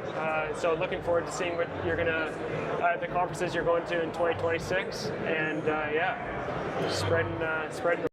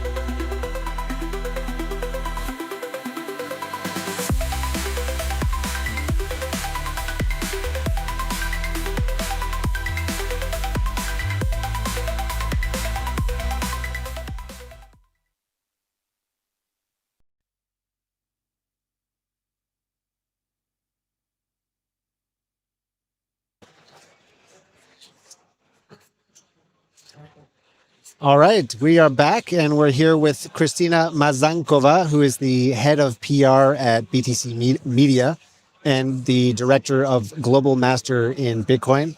Welcome, Kristina. Thanks for joining us. Thank you, Graham, for having me. My pleasure.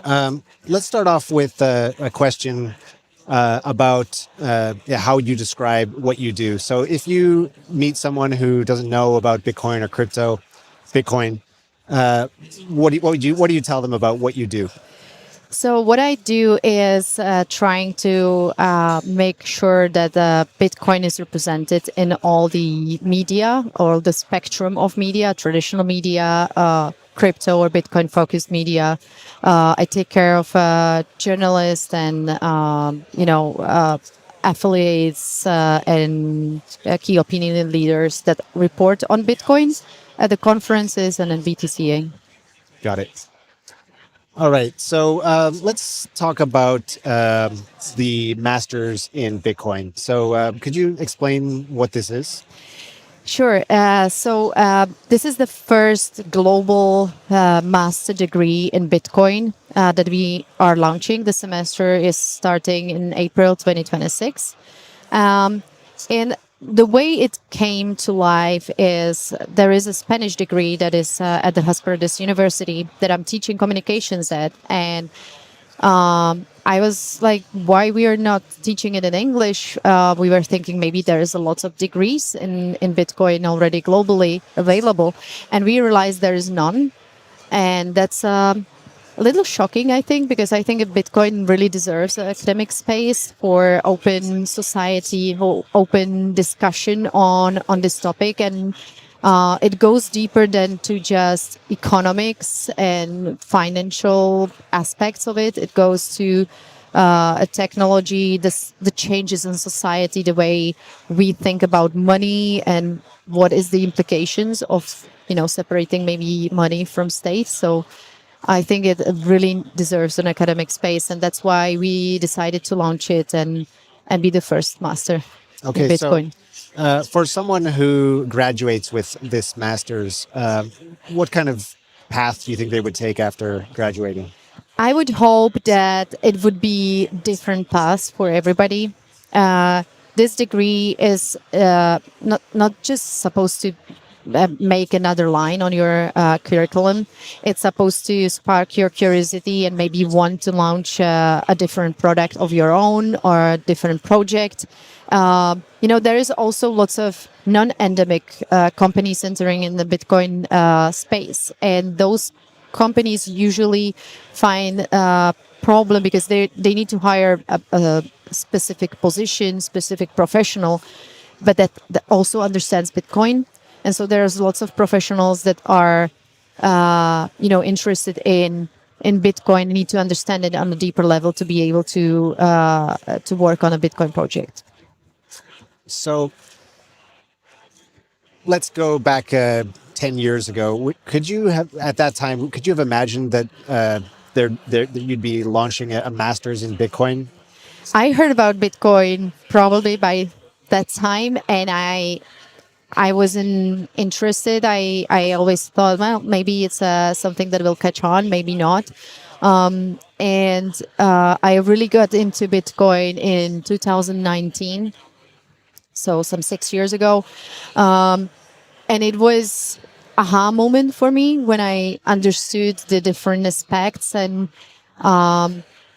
it's interesting since then. It's evolved, and I've evolved, and everything else around is evolving. So it's interesting to see how each cycle is making new and new problems that we are solving.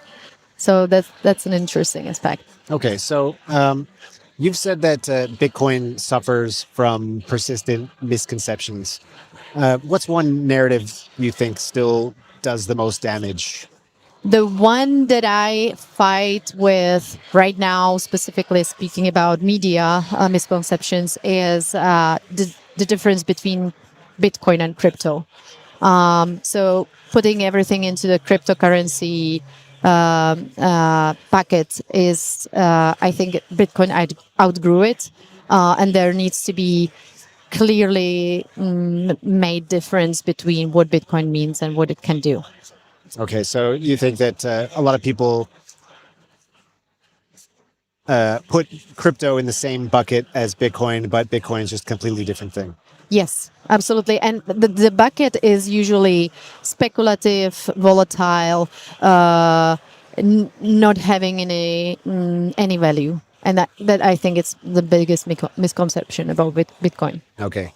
Now, from your PR and communications lens, what do you think actually works in explaining Bitcoin to people today? I don't know, for people who maybe they don't care about hash rate or halvings or macro charts. That's really interesting. It also depends who is doing the explaining. I think I'm a big fan of storytelling and the concept of speaking with stories, real life stories. It's interesting. I've talked to many people here from Africa, people that actually suffer with the real problems with being debanked or not having access to stable monetary system. They get Bitcoin instantly.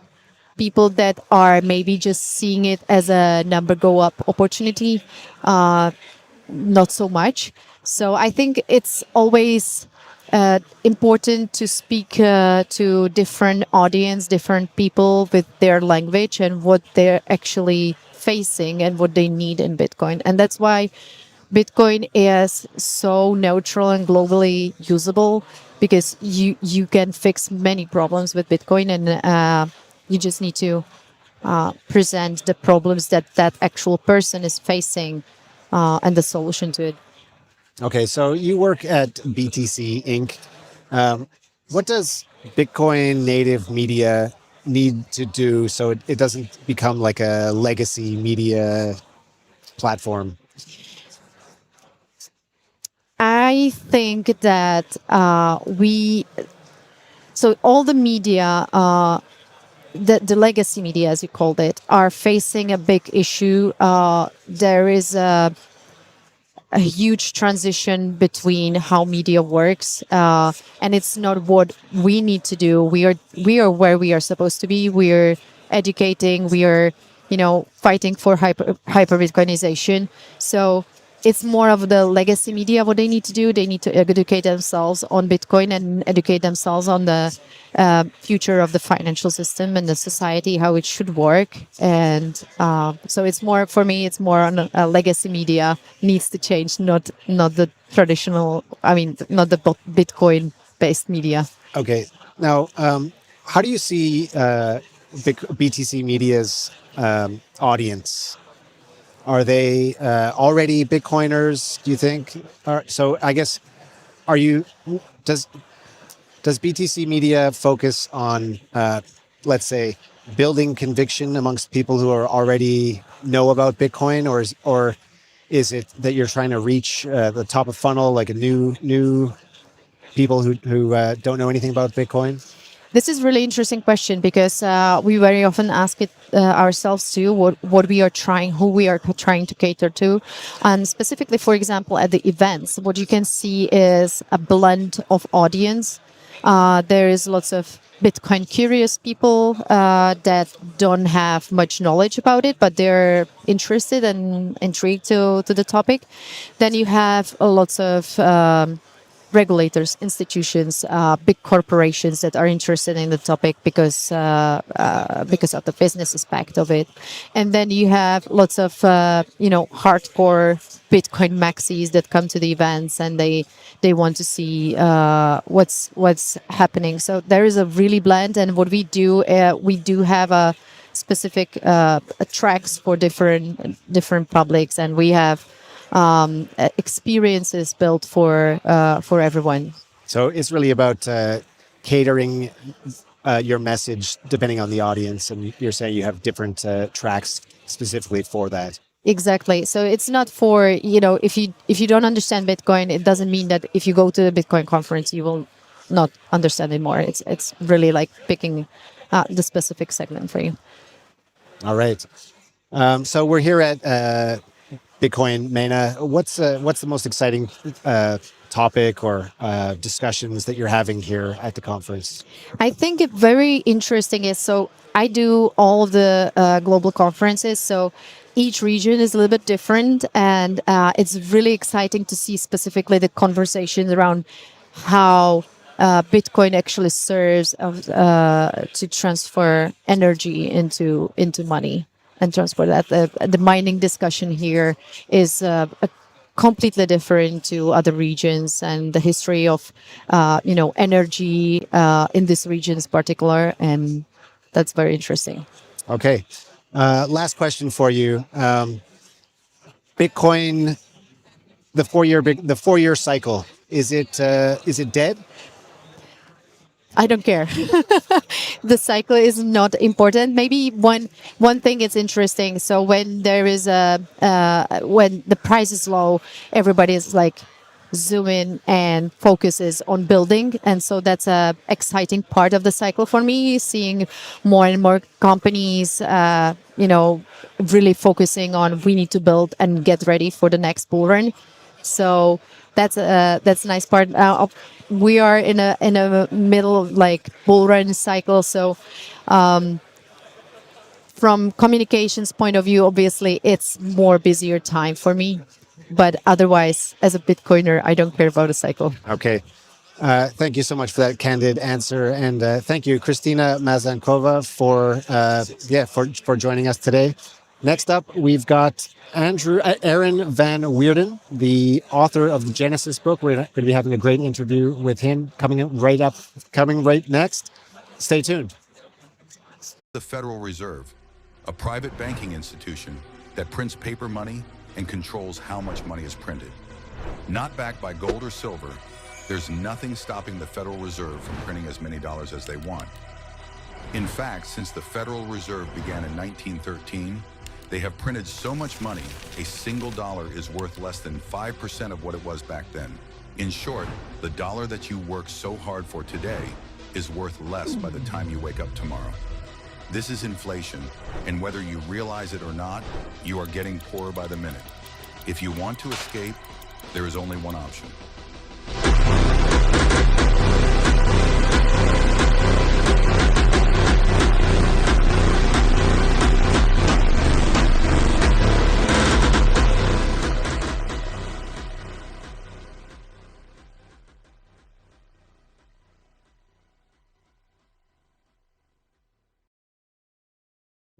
In the last 7 years, the price of Bitcoin has grown by 50.6% per year on average, far outpacing stocks, commodities, gold, real estate, emerging markets, and bonds.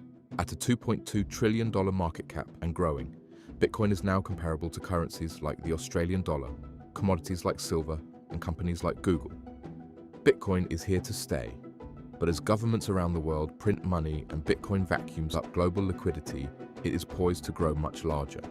Here's how much one Bitcoin would be worth if it grew as big as a company like Nvidia, then gold, or the US dollar, global M2 money supply, global equities, global bonds, and global real estate.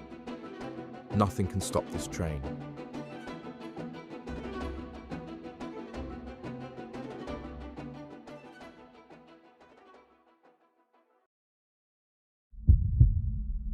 Did you make it, son? Yes, I'm here.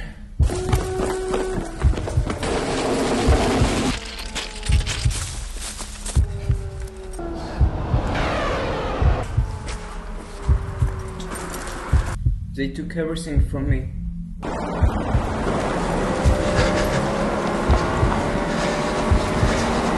My money, my passport, my phone. Don't worry, it's going to be fine.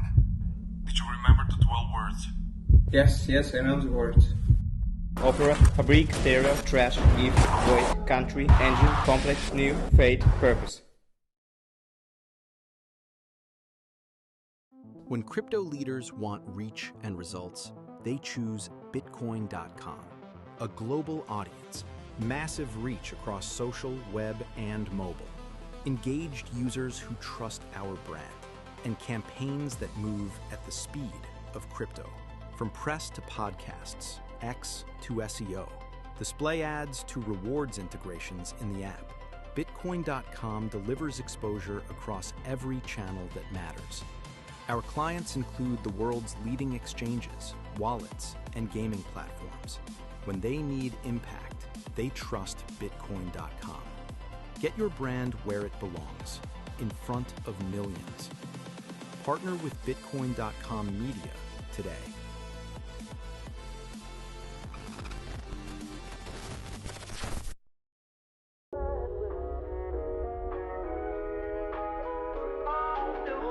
So I got into crypto around 2017 during that cycle, that ICO boom. 2017, I was first introduced to Bitcoin.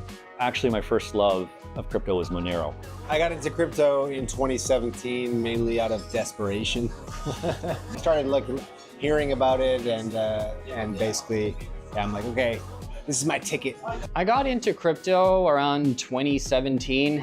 Yeah, it seems quite classic at this point, but Yeah, the big bull run basically got into mostly ETH at that point. Discovered Bitcoin in probably mid-2016. Read all I could about it. Got really super interested in it. Put in a little bit of my money. And then, yeah, just started building things for it. I probably got into crypto around 2018-ish. And I knew about it for many years prior to that, but never really got into it. I started my journey in crypto in 2010. Back when I first installed the Qt miner exe.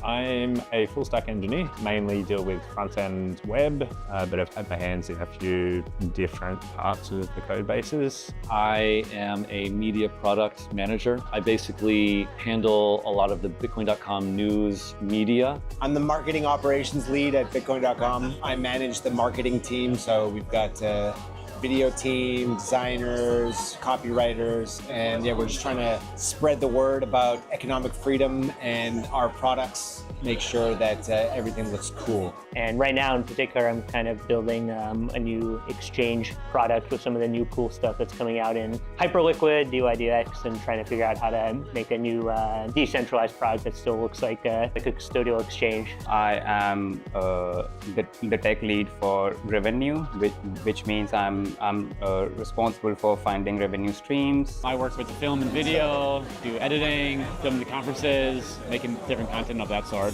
Yeah. So I'm basically leading up the engineering org, mostly managing all the engineering side of things at this point. Making sure we stay on track is basically what I'm doing, yeah. Japan is one of the most peaceful countries in the world. The crime rate is quite low. Everything works and it's safe. You can walk anywhere, you can just go anywhere. You never have to worry. You can leave your backpack on the train and you'll get it back. Like all of that stuff I really like. The infrastructure is fantastic. You can go wherever you want to. Any time of day, day and night, everything's going on. It's full of energy. People always say like New York's a city that never sleeps, but I've been there and it does sleep, whereas Tokyo doesn't sleep. The middle class experience in Japan is second to none. What in many countries would be like a 3-star restaurant, you can get that like without really going out of your way. Super clean, super safe. You know, you can walk anywhere, you can take the train anywhere, lots of good food. It's got like all of the pros. It's fun, exciting, there's always something going on. People are really kind and friendly. Food's amazing, and they've got amazing toilets. I can't think of any negatives about living in Japan. Maybe I think the language barrier is a bit tricky sometimes, and also the bureaucracy. It's kind of disconnected from the rest of the world. It's easy to sort of lose touch with reality, I guess, with what's happening in the rest of the world. They tend to misinterpret rules versus laws. That creates a lot of issues, especially for the crypto industry. You know, everything's Japanese, you gotta speak the language, and if you don't, you're kind of always gonna be an outsider, I guess. So it's hard to, I guess, like break into that culture. I think number one piece of advice I have about visiting Japan is read up on the local customs, for lack of a better word, or mannerisms. Be polite, don't be an asshole tourist. I personally think you shouldn't spend a lot of money on food. The ambient level of service and quality is so high that you can go to relatively inexpensive places and it'll blow you away. You're gonna have to take the subway, you're gonna have to take the JR, you're gonna have to take the Shinkansen. Now, yeah, you can stop every station, get your little ticket and do whatever, but just get a transit card. It can be an app on your phone, it can be like the physical card like I have. That way you just put money on it, and then you can get in and out of the train. If you're buying individual tickets, it's not gonna make any sense to you at all. I guess if you're traveling to Japan, is to mostly just go out a little bit from Tokyo and enjoy. Because I really like you get 1 hour, 2 hours out of Tokyo, like Hakone or Izu or somewhere like that. Everything changes. It goes from being this big city to becoming, you know, nature. And if you go far enough, you'll be the only tourist, right? If you go off the beaten path, you get a car, then you can go to the real place. You can go anywhere and find something interesting to do. So I think like a lot of people just come and do the circuit of like Kyoto, Shibuya Scramble, maybe try and stay in an area that's a little bit off the beaten path and explore that area. There's lots of stuff I would avoid temples in Kyoto. Just go to like any medium-sized city outside of Kyoto, Osaka, and Tokyo, and you're gonna have a much better experience.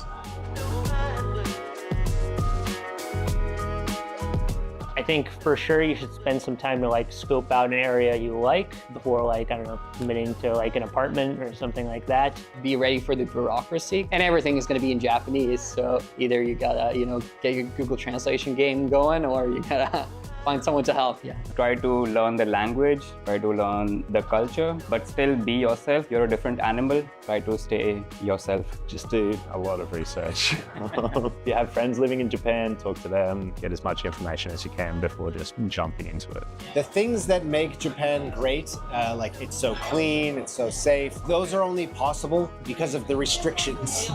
Be prepared to be spending a lot of time sorting your trash, dealing with local regulations. It's not the same as your home country, so just roll with it. Makes it more fun. Don't expect it to be like your home. Don't judge the things that are different. Just accept that that's how it is and go with it.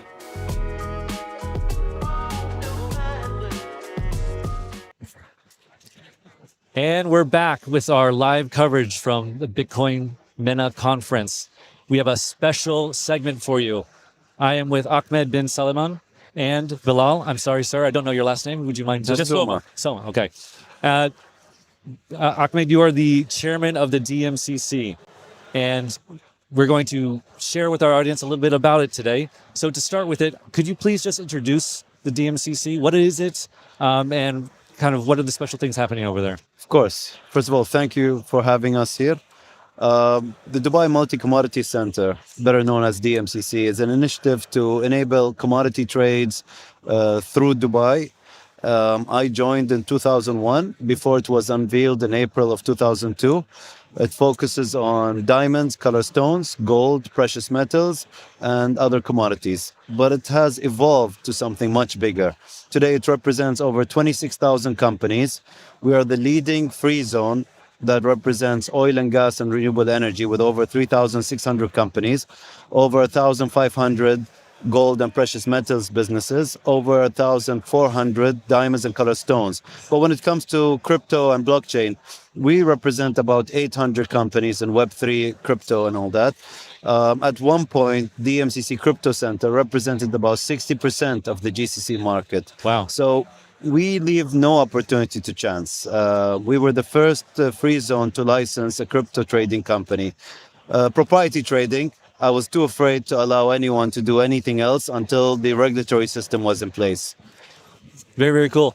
So 2001 to now, that's quite a long history. And it also, from what you said, sounds like the DMCC has been very nimble, right? And adapting over that time. That was purposeful? Well, the idea of having a gold and diamond center is old. It's easy to speak and think. It's another thing to take action. So we learned from other people's mistakes, and we applied what we could at the time. We started with 3 gold refineries, and baby steps. We became the first Arab country, and I think the only Arab country, to join the World Federation of Diamond Bourses, the Dubai Diamond Exchange, which today, Dubai is the leading diamond hub for rough and polished, beating Belgium 4 or 5 years ago. What took Belgium 500 years, Dubai did in 20 years. The United Arab Emirates is also the second leading gold hub after Switzerland. In 2023, we beat Hong Kong and the United Kingdom. I'm not taking anyone's side. I like digital gold. I like crypto. What I do care about is that the consuming market and the industry are well aware of what options they have. Very, very decentralized or centralized. Yes, that's great. So the DMCC is known within crypto circles, right? Obviously, because you've been so proactive with accepting crypto versus other jurisdictions which have been kind of dragging. But it's not just like cutting edge technology like crypto as well. There's other tech plays in there too, right? Yes. A little over a year ago, myself and Bilal decided to work on, and the rest of the team decided to work on creating an AI center. We didn't know how far we'll get, but we were looking at the Scandinavian market. Okay. And today we're over 150 AI businesses at DMCC. And we're over 150 in gaming, esports, VR, immersive, and producing gaming. So we're very excited about that. That's the fun part of DMCC, but yeah, we've had some success in that. We also represent a coffee center that we launched in Feb 2019. That follows the success of our tea center. Dubai is a big tea hub, and we're looking to replicate the tea success with coffee. Very, very cool. Great. So for the future, there's this like interplay between all this tech, right? Like crypto, gaming, AI, but also trading. Yes. I believe. What is this strategy? For trading, in 2005, we launched the Dubai Gold and Commodities Exchange, futures and options. Okay. For gold, silver, we have the mini contracts for WTI and Brent. We have looked at indices, and we've looked at a number of products. It is also the clearinghouse, the Dubai Commodities Clearing Corporation. But these are for futures, options, for big volumes. We're not doing retail there. I am dabbling with the idea of having Bitcoin, Ethereum futures, but that's me just dreaming. As far as crypto exchanges, we prefer that these exchanges set up at DMCC and take on that challenge. Bilal, you'd like to add anything Yeah, to if I that? can add, I mean, for us, we sit at the intersection of trade, technology, and finance with all the members that we have. And that's why for us, tokenization is a big topic. And as it is, I think, in the trend around the world, we're working very closely with the regulators here, VARA, to enable tokenization of commodities and asset-backed tokens. Oh, right, of course. And we recently actually announced the first pilot project at the Dubai Precious Metals Conference. We're going to be tokenizing the world's largest and heaviest silver bar. And recognized by the Guinness World Record book. She came, she weighed it, she confirmed it's 1,971 kilos, and it's in reference to the unification year of the United Arab Emirates. Cool. We had StoneX looking to work with us. They pulled out. And who do we have with us? TokenVest, a startup from our crypto center looking to tokenize the largest bar of silver stored at Brink's Vault. That's great. So we basically have all the ingredients needed to enable tokenization projects. Yeah, okay, now I'm getting a better vision, right? Yeah, so you start with commodities, you move to technology, just almost like a circle, and then here you are It wasn't tokenizing those planned. commodities. The cards were laid out and I had to play it. But what you see with DMCC is we're still holding on to the conventional way of doing things, but also whatever the future comes with. And sooner or later, the market will be Gen Z and Alpha. And we have to be ready for that, which brings me to the other point. During the Precious Metals Conference, we announced the name of our financial district, Phoenix. Finance, Phoenix. We represent over 1,600, I think 40 companies in the financial sector. We've issued over 2,200 licenses. These cover banking, 16 banks, I believe, investment, family offices, insurance, reinsurance, and I believe more will come. We also have the DMCC Wealth Hub, which I let Bilal elaborate a little bit more on. So we're leaving nothing to chance. Sooner than later, you'll see DMCC as one of the most influential financial centers. If you look at New York, the financial district is exactly where the gold vault is. So you see some relevance there. And if anything would change, we might add one or two more gold vaults in DMCC. Very, very cool. So I guess the last thing I want to talk about is just you're talking about giving me all these stats, which is like blowing my mind. Are these mostly foreign countries? Are they in the region? Is it all mixed together? Well, 90% of the companies operating out of DMCC are new to the United Arab Emirates. Okay. We've retained about 85%. Now, just to give you a small idea, the 26,000 plus businesses at DMCC represents over 7% of Dubai's GDP. Oh, wow. And represents Already. over 15% of Dubai's FDI. And then obviously that's presumably is going to only grow over time. 100%. Yeah. And what would you attribute to the fact that you're attracting all this foreign investment, people coming here? Why are they choosing DMCC? Well, it's a different story from 2003 to 2007. And then around the global recession, I actually promoted the low rates for property. To have businesses set up. And I told them, now you can afford to have your staff living closer to work.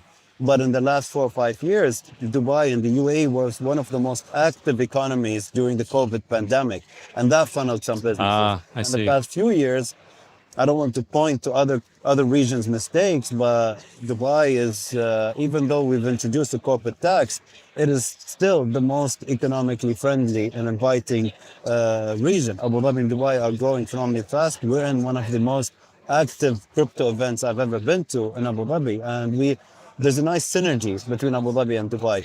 The drive from DMCC to Abu Dhabi is so smooth. You get to leave DMCC without going through Dubai's traffic and vice versa. Oh, really? So it used to be Dubai and Sharjah, but I'm seeing Dubai and Abu Dhabi. Very, very, very cool. All right. Well, thank you guys very much for your time. Do you guys have any more final thoughts that you would like to No, I drop mean, down? just adding to what Ahmed said, actually, for the crypto industry in particular, what attracts people is the regulatory stability, which is very important. We've seen a lot of jurisdictions who kind of, jump up and down. But for us, ever since we started licensing crypto companies, it's only been moving forward. And that gives assurance to a lot of the companies who want to set up their base. What I never do is I never overpromise. The predictability part is important. Very, for business. People want to know what to expect. And even if it's, don't add more than they need to. And you'll be hearing more news out of the DMCC Crypto Center coming up, either before the end of the year or in January.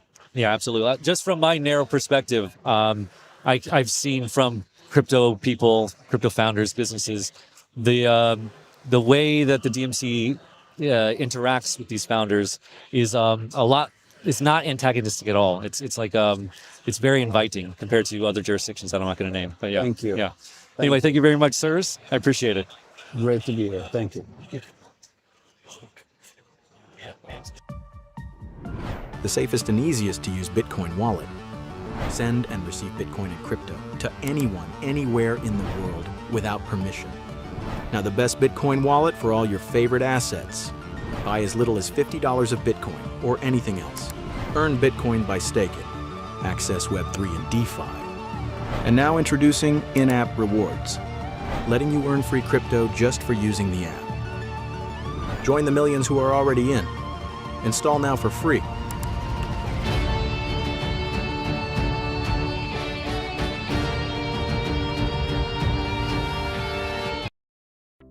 In this video, we'll show you how to earn Bitcoin, currently at over 30% APY, by staking Verse tokens in the Bitcoin.com wallet app using the low-fee Polygon network. You can also stake Verse on Ethereum, but for this walkthrough, we'll focus on Polygon. To get started, you'll need some Verse tokens. This is what you'll be staking to earn Bitcoin. You can earn Verse for free in the Rewards Center or buy or swap into it directly in the app. You'll also need a small amount of Matic, also sometimes called POL, which is the gas token on the Polygon network. You'll be using Matic to cover transaction fees, which are less than 1 cent in most cases. Now that we have everything we need, it's time to stake Verse to start earning Bitcoin. From the home screen, go to Web3 Explorer, then select Earn Bitcoin on Polygon. Next, you'll need to connect your wallet. Make sure to connect your Polygon wallet that has Verse and Matic in it. Then hit the Stake Verse button, enter the amount to stake, and confirm the transactions. The first transaction approves use of Verse. The second deposits your Verse into the staking smart contract. And that's it! You're now earning Bitcoin in the form of TBTC, a decentralized, one-to-one Bitcoin-backed token. You can claim your Bitcoin rewards at any time by tapping Claim Rewards. Just like when you staked your Verse, you'll again need a little Matic to cover the fee. Your rewards come in TBTC, a decentralized version of Bitcoin that's usable in Web3 apps and faster to transact than mainnet Bitcoin. It's always backed one-to-one with real Bitcoin on the Bitcoin blockchain, and you can swap it to mainnet Bitcoin anytime. You can unstake your Verse anytime, instantly, and without penalties. When you do, you'll get your Verse back, plus any unclaimed rewards. And that's it. Stake your Verse tokens in the Bitcoin.com wallet app to start earning Bitcoin today, fast, simple, and self-custodial. Try it now.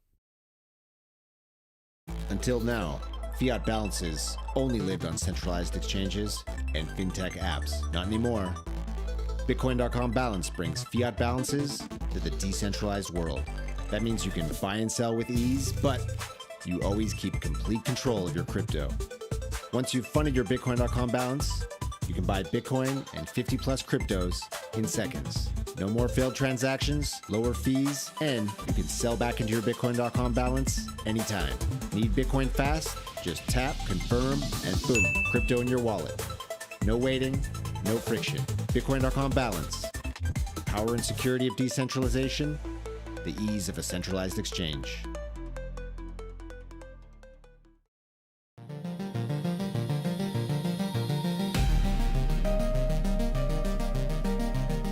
We saw all of the exciting stuff happening with Dubai and crypto regulation. Their whole system is really trying to cater towards bringing more crypto innovators, builders, businesses, and just saying, we've got a framework, we've got a safe way to do this, and it's all by the book, it's all friendly, and they rolled out the red carpet for Bitcoin.com. So we saw it as a great opportunity to join the Dubai area and expand Bitcoin.com's reach into the Mena region. We're now operating out of the DMCC economic free zone.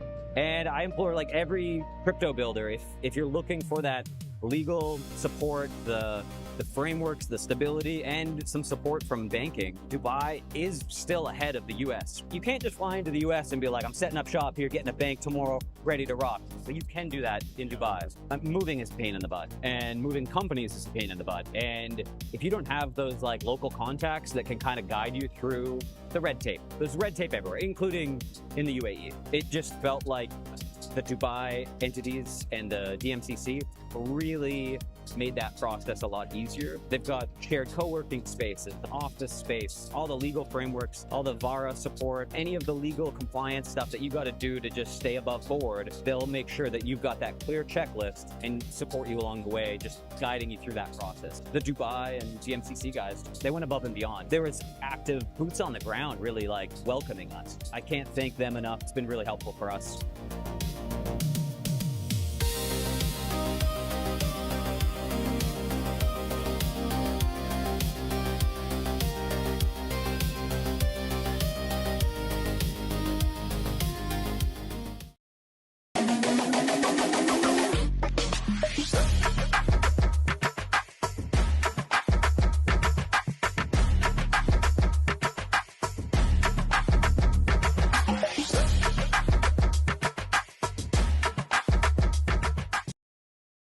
What if you got pages for exploring crypto?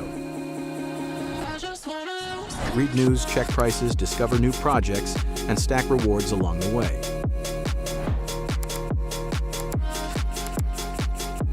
Over $1 million in rewards paid out so far, and we're just getting started.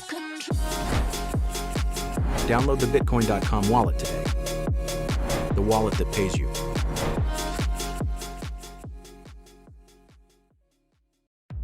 Do you think your crypto is private? Think again. On Bitcoin.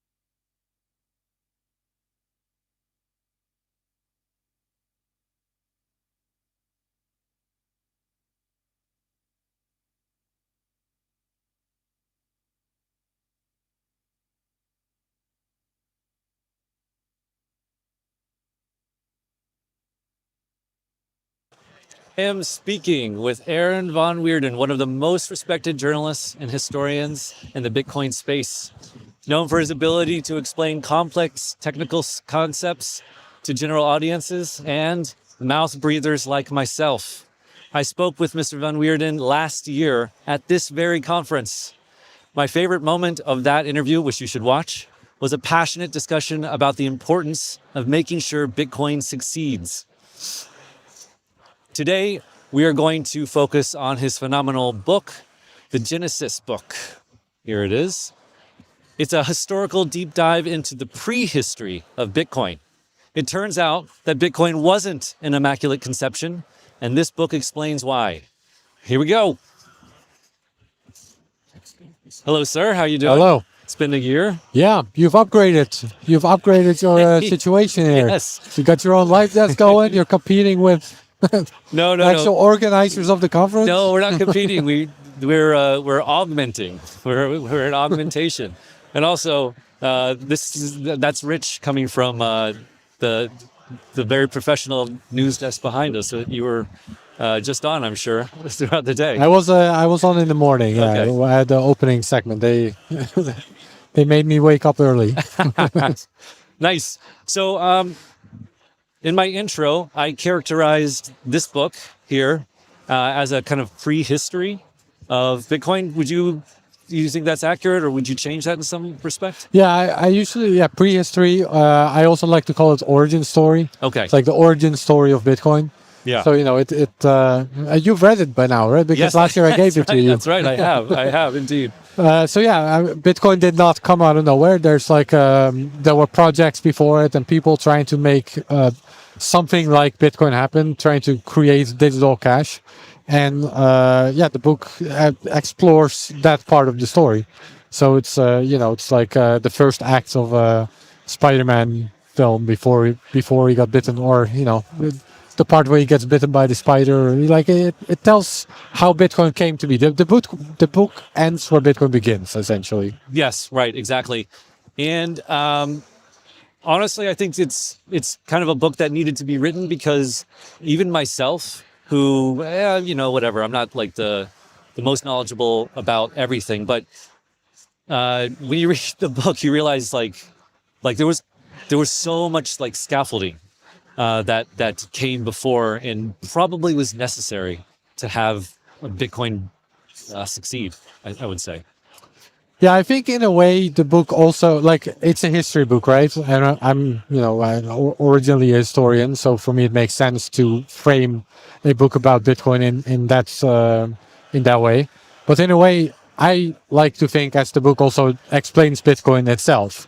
It explains Bitcoin in a very sort of step-by-step way, Interesting, in the yes. sense of, all the pieces of the puzzle were created or invented by someone else for the most part. Right. And Satoshi ultimately brought all these pieces of the puzzle together to create one working system. But I dive into both sort of the economic prehistory of Bitcoin, like ideas about monetary reform, but then also the technical aspect of it. So, things like timestamping systems, public key cryptography, and then other digital currency systems before Bitcoin, which I think Satoshi really sort of picked the parts that worked and put it together in a very clever way. Right. We're going to get all into that.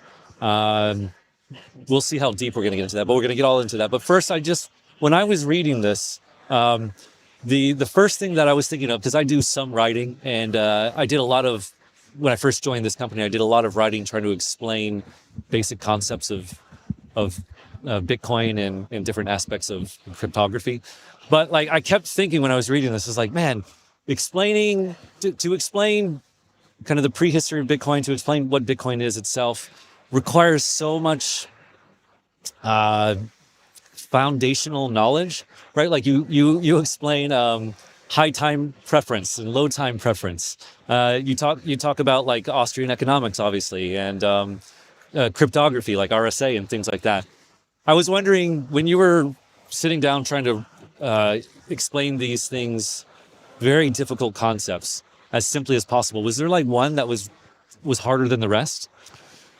Yeah, so I had been the technical editor at Bitcoin Magazine for years prior to writing the book. So on the technical side of the, and I don't have a technical background, right? I'm a historian, like I said, or journalist historian. But during my tenure as technical editor at Bitcoin Magazine, I did have to dive into these topics a lot, and I learned a lot about the technical side of Bitcoin. What I hadn't gone in depth as much in was more the Austrian economic side, the monetary reform side. And certainly, I would say the chapter that I had to sort of rewrite the most and go back to the source material and really try to understand it and then redraft the chapter. That was like, I think it's chapter 3, which is I know exactly what you're talking about. yeah, where Hayek, it's very Hayek heavy, very Hayek centric, and where Hayek explains why he thought, a fixed monetary supply was the best way to organize an economy around. So I would say, for me personally, that was the biggest leap in where I already was with my own knowledge and what I now had to explain to basically a layman audience. Hopefully everyone can understand it. Also, if you're new to the topic. So that was the biggest challenge, I would say, for me to get that part right as well. And I got help from, domain experts on several topics, by the way. Right. They're all mentioned in the back of the book, the people that sort of proofread chapters and stuff like that. So, did they proofread technical stuff? But yeah, I also got some like economics buffs that sort of proofread that for me and gave me feedback. So that was helpful, of course. Very, very cool. Yeah. All right. So let's get into the book then. There's like you said, there's kind of several ways to kind of attack, or not attack, but like talk about the book. You mentioned the kind of, I would say, the intellectual or philosophical side of it, which was you have the economics and then the kind of cypherpunk or coding, right? Like, so those are I would say the two academic almost underpinnings for this. And then the next thing I think you have, like, based on those pillars, then you have the projects that kind of use parts of those philosophical components. And there's many projects, right, that all provided different pieces. And then finally you have Bitcoin itself coming out and kind of, I would say, learning from all of these flaws or failures and succeeding finally. So I want to start with the first thing, which is the intellectual academic thing. Yeah, you have Austrian economics and kind of this cypherpunk code mathematics. The hacker culture, open source, free software. Yeah, the hacker cryptography. And correct me if I'm wrong, but they were very separate for a long time, right? Right, exactly. Yeah, and that's how I structured the book as well, right? So as you mentioned, there's basically, the book consists of 3 parts, and in the first part of the book, there are really 2 storylines that only minimally intersect. So one storyline is the monetary economics aspect, monetary reformers. That part is very Hayek heavy. Hayek's idea of separating money and state in particular, or at least that's what he later in his career sort of comes to. Early in his career, he also focuses on hard money, so fixed supply money. So that's one sort of path in the first part of the book, and then the other part is focusing on emergence of hacker culture, invention of public key cryptography, and sort of halfway the book, or a little bit over a third of the book, these 2 different paths really start to intersect and meld together. And specifically that happens in the extropian movement. So the extropians were... Please. Yeah, the extropians were California-based futurists, and they had this very utopian idea of what technology could achieve, to the point of where they thought that medical technology, medical advancements could evolve or progress to the point where human life itself would become lifespans would become indefinite. Right? You could overcome death. And then they were speculating about space travel, colonizing other planets, AI, brain chips that could, improve cognitive performance, all these kinds of things. And the interesting thing is that, first of all, this all sounds, or at least even back then, even more than now, it all sounds very science fiction-y, right? But they were taking it seriously. Like they thought this is a real thing that we can actually achieve. But the way they foresaw that coming into fruition was by they had a very libertarian idea. So we need to get the government out of our lives and let the free market reign. And that's how technology can advance to the point of achieving that. So they had this very libertarian mindset about that. And then from that perspective, they got interested in digital cash. Initially, with the idea of digital cash can provide more privacy, and for that reason, we can sort of get a government out of our lives. But then within that movement, they already start to figure out, wait, but if we can do that, then we can actually also get rid of fiat currency, which is another, big power center of the government, and get the government out of our lives even more. So they start to really merge this idea of digital cash on a technical level, which was originally more privacy focused, with the monetary reform aspect of it. Right. And then, like you mentioned, the second half of the book, or the second third of the book, that shifts the focus more to the cypherpunks who came from the extropian movement, and they start to actually put digital cash systems together in various ways. Very, very interesting. Now, correct me if I'm wrong, but there were like other projects that predated the extropians, right? Like eGold, right? Isn't that was before? It was kind of like a separate thing. No, no. You're a little bit confused because there's Florida. I opened the book with eGold. eGold is sort of the preface, preamble. But it was like a completely centralized thing and had like a central. Okay. Yeah, exactly. But that's launched in the 90s. 97, so that's something like that. Yeah, I forgot the exact year, but around that time. So that's more during, even slightly after cypherpunk movement. Okay. But extropians predate that. Okay, I see. So the book is structured in a little bit. It starts with a little bit of a flash forward. Yeah. But it actually chronologically happened after the extropian movement. Because I just put that in my head because eGold to me stood separately from almost everything else, because it was just like a centralized ledger. Yeah, they held gold in vaults. Yeah. And then they issued, based on that gold, a digital currency, but also the digital currency was centrally managed. It was just operated from servers, and the money was in vaults.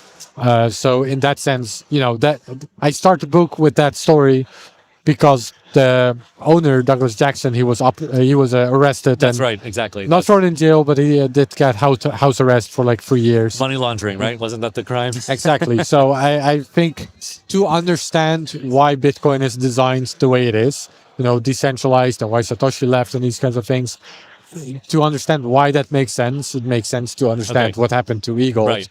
It was shut down and the founder got arrested. And It's it's a great way to start it. But when I was reading, I was just shaking my head. I was like, these are just. It's really painful to sort of hear his story, because it is.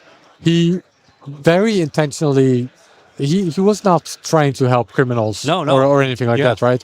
And he took steps to prevent it. And at least according to his reading, which I think is probably close to the truth, it is a one side of the story. But because I didn't fact check the entire analysis that he made, but he at least, and I don't claim it in the book either, but he at least claims that, the percentage of like fraud and illicit use of eGold was actually less than credit cards and these kinds of things.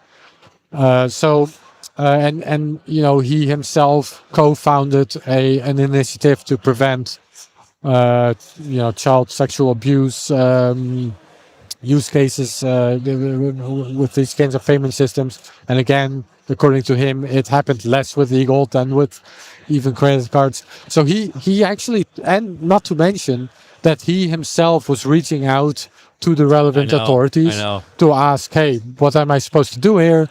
Because there are regulations for money transmitters, but am I a money transmitter because we have gold? Like, that's not fiat currency, which is usually these laws apply to. So he was really taking the steps to sort of abide by the law and play it clean. And then they just came after him, with the full force of the U.S. government. Yeah. And well, I mean, so much of the e-gold story, not to get too sidetracked on this, but it really, it just reminded me of, well, not today per se, but like a year ago. I was like, oh, look at this. Regulators who are like obstinately not talking to people who are in good faith, reaching out to them. Oh, money laundering is the crime, right? Like you see that everywhere. This overarching things like go to jail because of money laundering, right? Like it seems so the same playbook. It's like the go-to argument.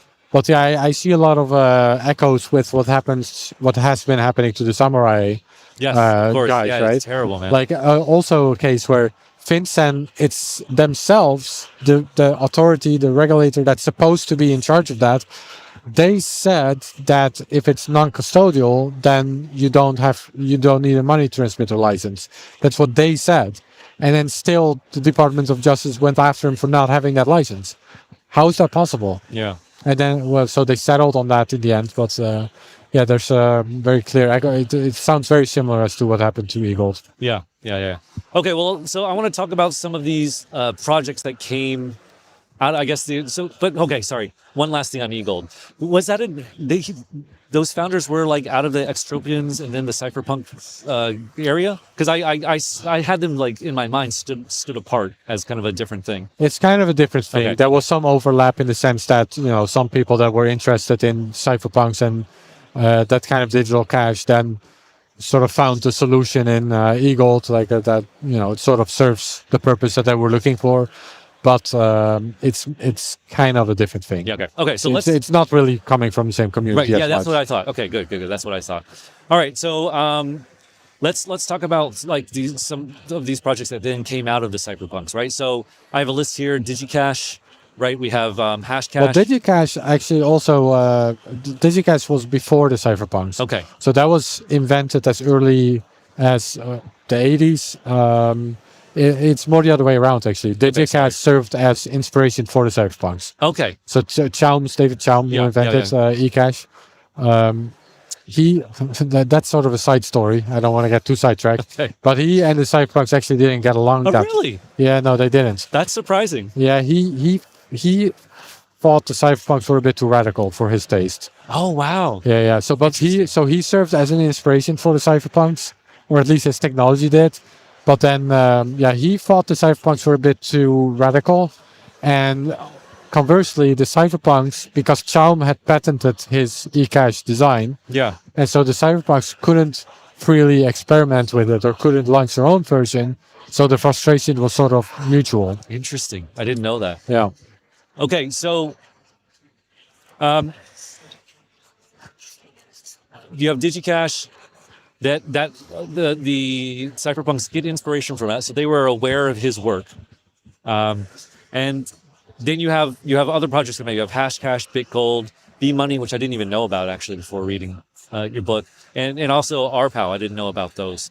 But so I don't know if you want to step through each one of these, or you just want to talk about like what were like the kind of fatal flaws or problems that existed at like a high level for these different projects. I mean, you're leading the interview, so all right. whatever you prefer. All right, so I would say like for me, like let's start with DigiCash then, right? So what was the big problem with that? I mean, the big problem with DigiCash was ultimately that it was centralized, right? So yeah, a similar problem. So the way eCash worked, so DigiCash was the company, eCash was the product essentially. And it was really designed for banks. So it was not its own currency in that sense. It was more a technology layer that banks could use to issue a version of digital cash. So the good thing about it is that it had very strong privacy properties. And today we're seeing eCash implemented on top of Bitcoin again, right? With projects like Cashew and Fedimint. They're using the technology again to offer privacy layers on top of Bitcoin. The problem the main problem was that it was centralized. So by the time that DigiCash shut down, they did have it was kind of an experimental, play money kind of eCash system running. And when DigiCash shut down, that also just shut down. So anyone who held eCash just didn't have it anymore. Technically, I'm making some shortcuts here, but it was unusable. Right. Okay, Hashcash. Well, Hashcash is the basis of proof of work, right, for Bitcoin. The main problem of Hashcash is that it doesn't have any sort of inflation protection. So as computers get faster, Hashcash becomes easier to produce. So it can't. Oh, and also it's not reusable. So you can use Hashcash once to prove that you've put energy in something. So with an anti-spam measure essentially. So you're proving to someone like, hey, this actually cost me something to create. Therefore, for a spammer that has to send millions of emails, if for each of them they have to pay a bit of eCash, that gets very Hashcash gets very expensive. But then whoever received it didn't really, had a way to spend it again. Right. So that was a central problem there. Right. Gotcha. Okay. Well,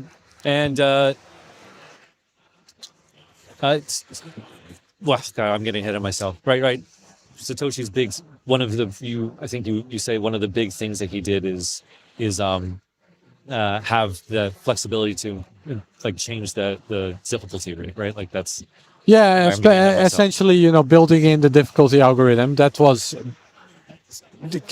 really Satoshi's main unique contribution. Like I mentioned earlier, Bitcoin was sort of a puzzle out of all these other projects, where Satoshi sort of picked what was useful, and then the one thing that the one puzzle piece that he brought himself was the difficulty adjustment algorithm. Right. Like that hadn't existed before. Right. And indeed, that way, even if the hash rate on Bitcoin, moons, the amount of coins that are being distributed every 2 weeks is equal. Right. Okay. How about BitGold? Is your question what's the Okay. flaw? Yeah, I'm going to say, let me change the question up a little bit. What is kind of like the main good thing about it, and then what was the flaw? So BitGold, it was one of the projects that used proof of work, that took the concept of proof of work, Hashcash, that Adam Back, introduced, and made it transferable. So made it that you can send it from one person to the next. It didn't quite solve the inflation problem. It had a very convoluted way of solving that with like a second layer. I won't get into the details. It had a very convoluted way of sort of solving it. The bigger problem, I would say, is that keeping track of who owns what wasn't really decentralized. So, right. Whoever was sort of managing that, even though that was sort of semi-decentralized, but it wasn't Sybil resistant. So it was not really a solved problem of, I now own this and you don't. Someone could, the people sort of managing BitGold could cheat in that sense. So another way of putting it is it didn't quite solve the double spend problem, or at least not in a decentralized way. Right. Gotcha. Very, very good. Okay. Now, B-Money, I actually didn't know about this. This never got implemented. Yeah, probably in part. Same reason that BitGold was never implemented, unless you want to call Bitcoin an implementation of it, which Satoshi has hinted that sort of... Oh, really? Okay. Yeah, later on a Bitcoin Talk post, he described it as an implementation of BitGold and B-Money. Yeah. Which, it's not literally the same, but it's like, that's the point of the book. It's similar enough that he clearly took inspiration from it. Yeah. Your question. So what was the main benefit or good thing that worked about B-Money, and then what was the problem? The good thing was that it was, at least in design, supposed to be truly decentralized. So really supposed to be in the same way that with Bitcoin everyone can run their own node.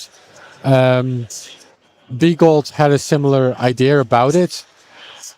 One of the problems was that again, it didn't really solve the inflation problem very well. It had some sort of he didn't want to create a hard money even per se.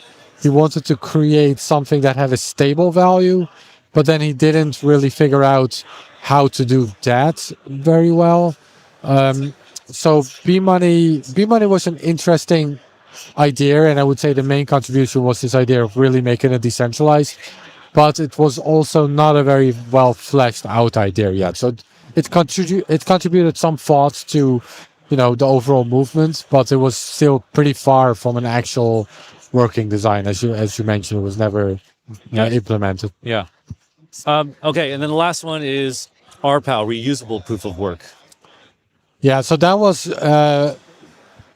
Hal Finney's. Yeah, that was Hal Finney's idea. That kind of took a step back. That was actually very centralized again. So whereas Bitgold and B-Money tried to sort of decentralize the concept, having learned the lesson from DigiCash and eCash, RPAL actually took a step back into centralization again. And so it also used proof of work. You could create currency. Didn't solve the inflation problem. That was just an unsolved problem. So as computers get faster, you can create more currency. And then the way it solved the centralization issue was that it used a special chip, essentially an open source code. So it was the first one that really heavily relied on the code being open source, so everyone can see what it does. And then they used a special IBM chip that essentially signs the code, so you could ask, hey, what code is running on this server? And then in a more or less trustless way, you got the confirmation that this code is running, and therefore Hal Finney or whoever is operating the server can't just create money out of thin air, can't double spend, can't do these things. However, it was still true that it could be shut down. And then again, I think the big problem is that it didn't solve the inflation problem. Right. Which, and that's sort of a recurring theme through several of these currencies. That's why I say, the main contribution of Satoshi was the difficulty algorithm. Yeah. A difficulty adjustment algorithm. So Hal Finney didn't solve that for RPAL. And therefore you kind of got this chicken and egg problem where there's no real incentive for someone to start using this money because the value is not going to go up. And in fact, it's probably going to go down compared to fiat currency. And then if no one has an incentive to get it or hold it, then merchants don't really have an incentive to start accepting it because no one owns it. Yeah. And then if no merchants accept it, then there's also no real reason for anyone to hold it. So, conceptually it worked and it was implemented. But I think one of the clever things that Bitcoin did was also get the economic incentives right. Get it so that people have a reason to want to hold it, even if they don't have a direct reason to spend it. Yeah. Just wanting to hold it is a good way to bootstrap a system like that. Yeah, awesome. Very, very good. All right, so let's talk a little bit about Satoshi, everyone's favorite, most entertaining thing in Bitcoin, maybe. All right. How well read do you think Satoshi was on, or knowledgeable, let's say, on all of this stuff, from the philosophical underpinnings to all of the projects that we just went through? I mean, I'm half guessing, right? Yeah, it's all speculation, by the way. Yeah. But what do you think? I was not able to interview Satoshi for the book, unfortunately. I can't believe you didn't get him. Yeah. Not a very good reporter. Yeah, actually, his email addresses are dysfunctional these days, I learned, because I did try to email you. That's awesome. Better to try, but they all bounced.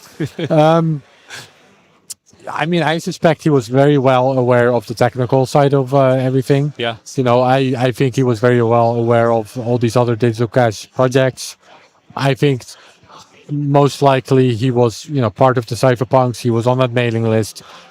Even if he's not, one of the cypherpunks we can name, he must have been around. You know what I mean? That seems almost certain to me. Yeah.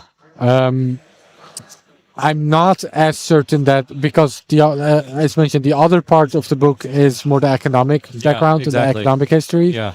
It's not as obvious to me that he was completely well versed of all of that. The way I see that is more an evolution of an idea that did come from that background. Yeah. So it, as mentioned, it's very Hayek heavy, and it's very clear that Hayek inspired Max Moore, who was the founder of the Extropians. Like, he inspired them to start to think of digital currency in that sense, and that in turn inspired the cypherpunks to try to implement it, and that in turn inspired Satoshi. But it's very well possible that that's more of an indirect lineage. Yeah. So not necessarily that Satoshi was aware of Hayek's writings in the same way that Max Moore was. Yeah. Right? So Hayek learned from cypherpunks, who learned from Extropians, who learned from Hayek, but not necessarily Satoshi read all the works of Hayek directly. Right. That's not obvious to me. Like, you see a lot of Bitcoiners now, right? Like that they a lot of the people who got orange pilled, as they say, they came to it via the economic side, right? Yeah, I think still today, because these two sides of the book, these two storylines in the book that intersect at some point, I think that in a way still exists today. Like, you still have people that come at Bitcoin from different directions and for different reasons. The main ones typically being the monetary reform side, or the more privacy focused sort of hackery side. That's still, Bitcoin still brings together these two cultures that don't normally emerge in the same places or attract the same people. So I still think today you see that people are sort of interested in Bitcoin for slightly different reasons or come from different backgrounds. But in the same way that Bitcoin itself, I believe, really works because it merges these two things.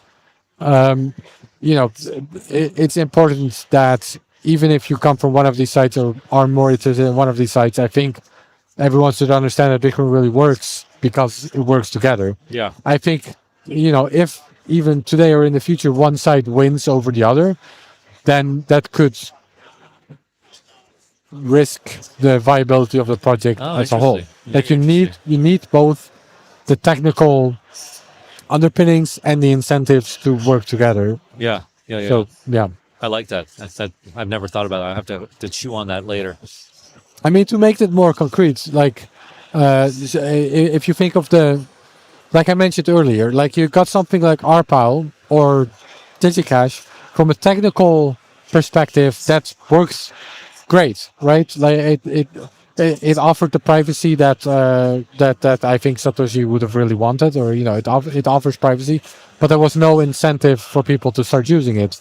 While on the other hand, you got eGold, which got the economic incentive right because it was gold, but it didn't have the technical side right, and therefore it could get shut down.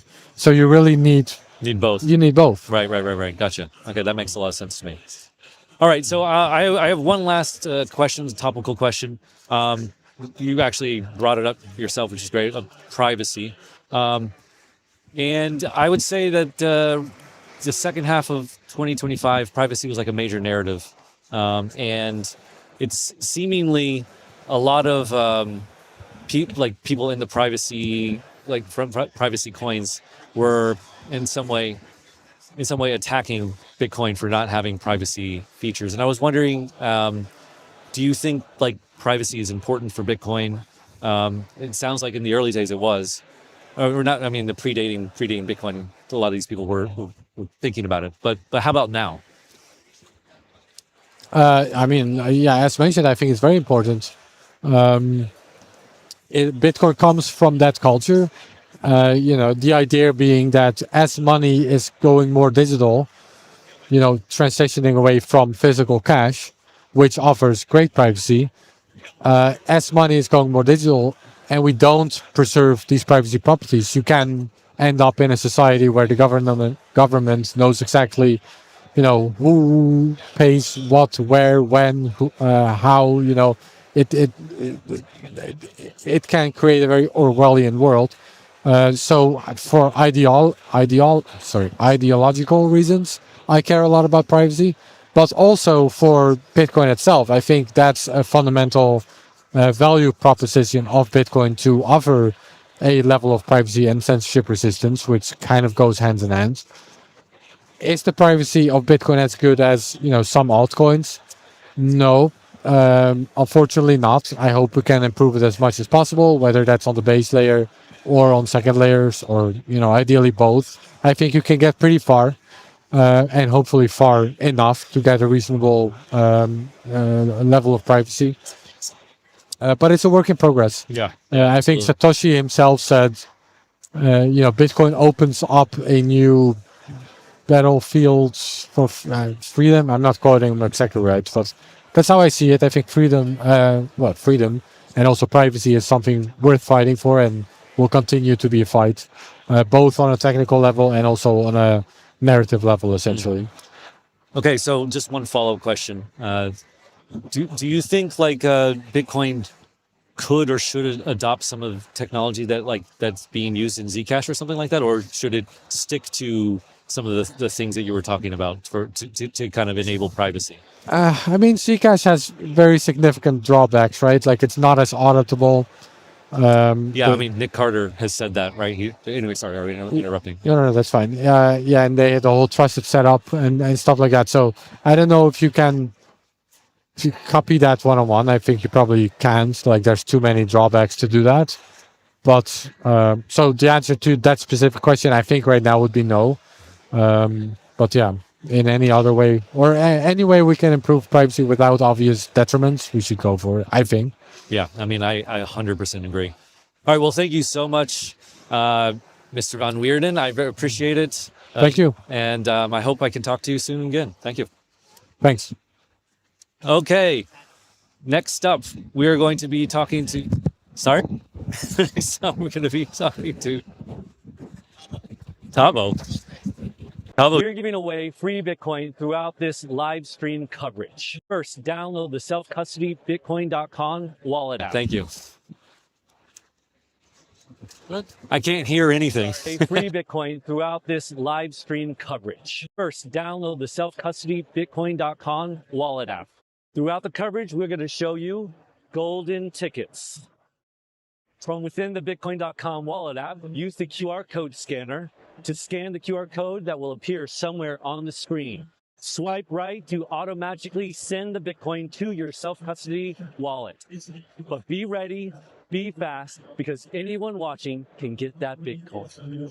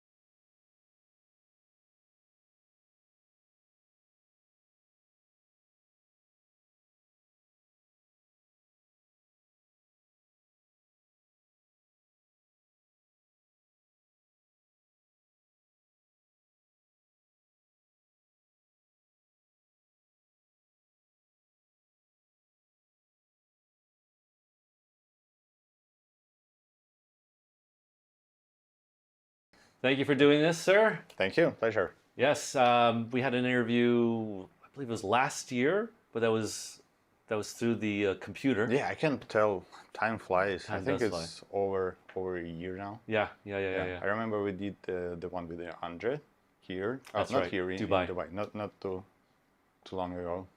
Exactly, yeah. So this is our first in-person interview. I think so. Yeah, definitely. For our audience, can you please tell everybody who you are and what you do? My name is Pavel. I'm a co-founder of Sana, and I do privacy cryptocurrency. Very good. We're going to get to Zano in a little bit, but to start with, I'd like to talk about privacy in general. It's a major narrative now in crypto. First half of the year, didn't really hear about it last year when we talked. Didn't really hear about it, but since about midway through this year to now, it's become maybe the hottest narrative. I was wondering, just your thoughts on this rise of privacy in crypto.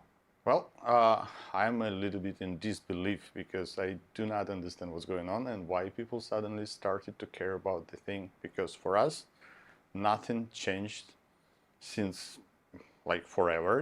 It was always important. We were always trying to push the narrative, and somehow it just got picked up recently.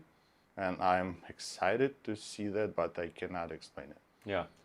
Do you have any conspiracy theories or any kind of anything like that to explain why it's? I try not to, because you know the privacy crypto has the highest concentration of conspiracy theorists. Oh, really? So I Interesting. try not to play along because I don't want to go down that rabbit hole because people are like fighting governments or aliens or whatever.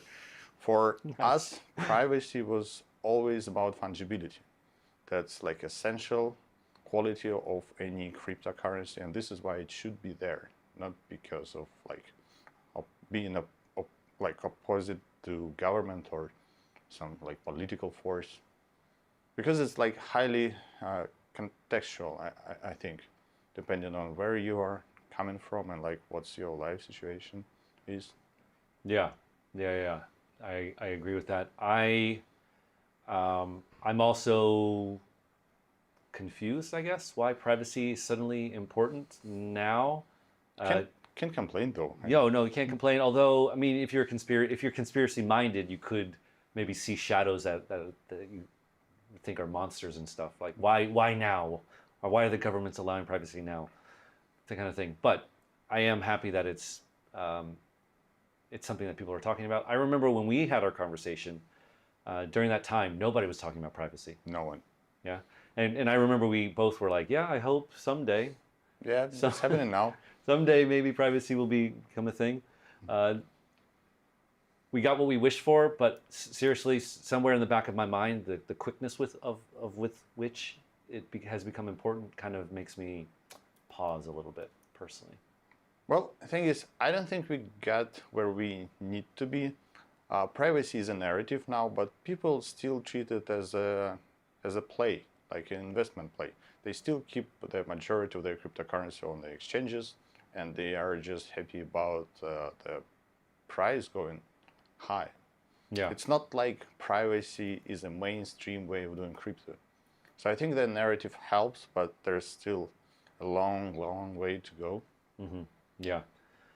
I think there's a couple things here. Let me just throw them off of you, and you can tell me what you think, or you can decline to to reply. But I think part of the reason that privacy has become important is a lot of like OG Bitcoiners, a lot of like cypherpunk people who got into crypto for these cypherpunk reasons. You mentioned fungibility. This is kind of one of these aspects. They've realized that Bitcoin is not, it lacks this fundamental thing, this privacy thing that kind of prevents it from achieving maybe what it was intended to do. And so I feel like some of these folks are now really taking a harder look at privacy again. I could be a little bit biased, but the old school Bitcoiners that I know and had experience with, they already knew. So they've been supporting privacy for a while now. I don't know what's going on now, and it took them a while, but it's better now than never, I guess. Yeah. Okay, so here, you mentioned fungibility, which I think is really important. And again, you can always decline to answer, but I don't want to open up a hornet's nest. Oh my God. But like, so for me personally, let me just say this is from me, so come attack me. When I look at privacy, like the privacy projects that are very popular now, I feel like if you have a privacy project that has the option of transparency, then you fundamentally lose that fungibility aspect. So if it's not privacy by default, then fungibility is compromised. For example, to make it very perfectly clear, I've heard rumors that if you shield Zcash and then unshield it, some exchanges refuse to allow those deposits, which means that there is some aspect of fungibility. And so, okay, yeah, I see what you're saying. You see what I'm saying? And That's, so I think anyway. Sorry. Yeah, that's partially true. I don't think it's a project fault. It's an exchange policy. So there's nothing fundamentally wrong with that, and it could be fixed. But yeah, I see what you're saying. This is the exchange policy that makes it non-fungible in a way. Right? Yeah, because like fungibility is inability to distinguish from one asset to another. If you can do it, it's not fungible. Exactly. So this is just by definition. Yeah, I mean, it's the same. It was the same problem with like Tornado Cash and Railgun and things of that nature, where government organizations would label blacklisted. Yeah, right. Like yeah, my Ethereum address banned from all the pre-sales like ever. I recently tried to see what's that Mega ETH is about, and I admitted my address, which has like a long history, like over 7 years. So I'm like OG Ethereum guy, and I'm banned because I was engaging in some privacy protocols before, just trying it out, never really using it. Yeah, and this is what I mean by I think from my perspective that then you lose not all fungibility, but there is that I feel like it is lost versus like a privacy first thing. Yeah, you can say that. I mean, it's mostly semantics, but like if you're talking about transparent Zcash address, it's not fungible, and shielded Zcash, as long as it doesn't leave the shielded pool, it's fungible. Yeah. So I mean, you cannot say the entire project is non-fungible. That would be a little bit unfair. Yeah. But yeah, you need to separate those ideas into different sets. Yeah. Okay. The other thing that I wanted to speak with you about is, again, if you haven't seen our first interview, I highly encourage it. It's pretty good because we were talking about this more than a year ago. So it was kind of depressing. Depressive back then. Like privacy is important, but no one cares. No one cares. No one cares.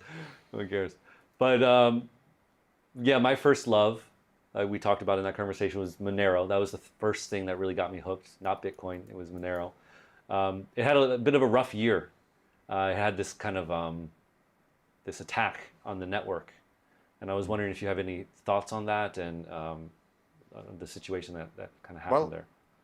It's not specifically Monero's fault. It's a proof of work issue. Bitcoin has the same issue. It's just Bitcoin is overpaying for security much more. This is why it's harder to attack Bitcoin, but it could happen to any proof of work project. And this is what happened to Monero, because like in order to make an attack, you just need to pay more than like 10 blocks reward, and that would be enough to just buy up the miners to mine your own chain. The only reason it's not happening more often because people don't care, and also Amazon does not allow you to mine cryptos on their servers, because if they would be, it's like one-click solution, you can do it. Right. Yeah. Exactly. So the way I understand the Monero attack was kind of a new spin on an idea, right? Like they were able to get a bunch of people and a bunch of organizations or whatever, I guess people, groups, individuals to all devote their hash to. Yeah, exactly. And you can do it with any proof of work currency. So I wouldn't say specifically this is the Monero fault. It's a flaw of the protocol, and like Monero developers, they are aware and they're taking the steps to fix it. Yeah. Now, we even tried to like get them to support our idea. As you know, we have a hybrid proof of work. Could you please explain that to the audience again? In Zana, we utilize the hybrid proof of work, proof of stake protocol that alternates between proof of work and proof of stake blocks and adjusts the difficulty. This is why you cannot rent the majority of hash power and break it. This is what happened with the Monero. Some project just paid miners more or used their own mining power, and they just got a big chunk of proof of work network. This is why we are leaning toward proof of stake in general. Our plan is to get rid of proof of work altogether, but there are some issues that needs to be fixed before we could go proof of stake, but that's the ultimate goal. Yeah, I don't want to open up the can of worms, so I know like Bitcoiners are incredibly dedicated to proof of work, and you have projects like Ethereum are incredibly dedicated to proof of stake. They did the right thing. Ethereum was proof of work. Yes. And for one of our next conversation, maybe in a few years, I can tell now Bitcoin will switch to proof of stake at some point. I guarantee it. They either do it or they die. That is awesome. Why? Because it's not secure. At some point, block reward won't be enough to pay for the enormous amount of hash power to maintain the security of the chain. And the idea that transaction fees will take over, you can see already that this is not happening because no one uses Bitcoin as a payment method. So there won't be enough transactions because it's a digital gold now. People don't send around digital gold that much. They keep it in like safe places. So this is not going to work unless they switch to proof of stake. Interesting. And that would solve the security budget concern that you kind of outlaid there. Yeah. And to add something on top of that, I think they should just adopt the Zcash model and add some privacy to it, but that's a little bit more far-fetched, but the proof of stake is a must. Yeah. Interesting. All right, cool. That is a hot take. I can't wait to get that out there. That's but it's going to be like 5 to 10 years, maybe, not like the year after. But eventually they have to arrive to that idea because it's just math. Yeah. It's not like my agenda and I want to push privacy or proof of stake because I'm a huge fan. This is just what makes sense. Yeah. Awesome. Okay. Right. Let's talk about Xano. How was 2025? Maybe start with an overview of Xano in 2025. How do you feel about it? How do you feel about your team's effort? Give me something. Busy. It was busy. You know, we roll out our updates in a big increments. Before it was all about bringing the Zarkanum, a privacy-focused proof of stake with confidential asset support, and it took us like a year to write and review the paper and another year to put it in code. So right now we are working on the next big thing, but things take years. So I can't say that 2025 was like a year where we rolled out something, but we are cooking something. We are preparing for the next big thing. Which is going to be a full proof of stake consensus. The important thing I mentioned, because our hybrid now still has a proof of work part, and we believe it's a flowed model. It just helps us to keep things together for now, but we are closing in on a full proof of stake consensus that will be much more secure, the hybrid one, and also allow us to do cool things like have a faster blocks, a faster finality. Because right now we have like 1 minute block and you need to wait a few minutes to get it confirmed, like our default is 10 confirmation, same as in Monero. So in reality, if you want to use it for e-commerce or just casually sending funds around, you need to wait for 10 minutes or even 20. That's not the user experience people got used to in 2025. So full proof of stake would allow us to have much faster finality, like few blocks, and blocks could be like every 10 seconds. This is way better user experience. So that's like one of the big things. Another one, we are doing research, how can we apply the full chain membership proofs. This is a big thing from Monero. I don't know if you follow the privacy field, but there are like two schools of privacy, one led by Monero and another one by Zcash. And Zcash, in terms of privacy, we're winning because of the anonymity set. And Monero had like 16 decoys, same as we do, and the full chain membership proofs would allow them to have the entire pool of decoys as the set. So basically put them on par in terms of privacy with Zcash. This is something that we are going to implement in Xano as well. it's going to be a little bit more complicated because we need to apply it not only to the native coins, but the confidential assets. Another, our idea, and we believe in it so much, people could launch their own token, and it would be as private as Monero, as Ana, and as Zcash eventually.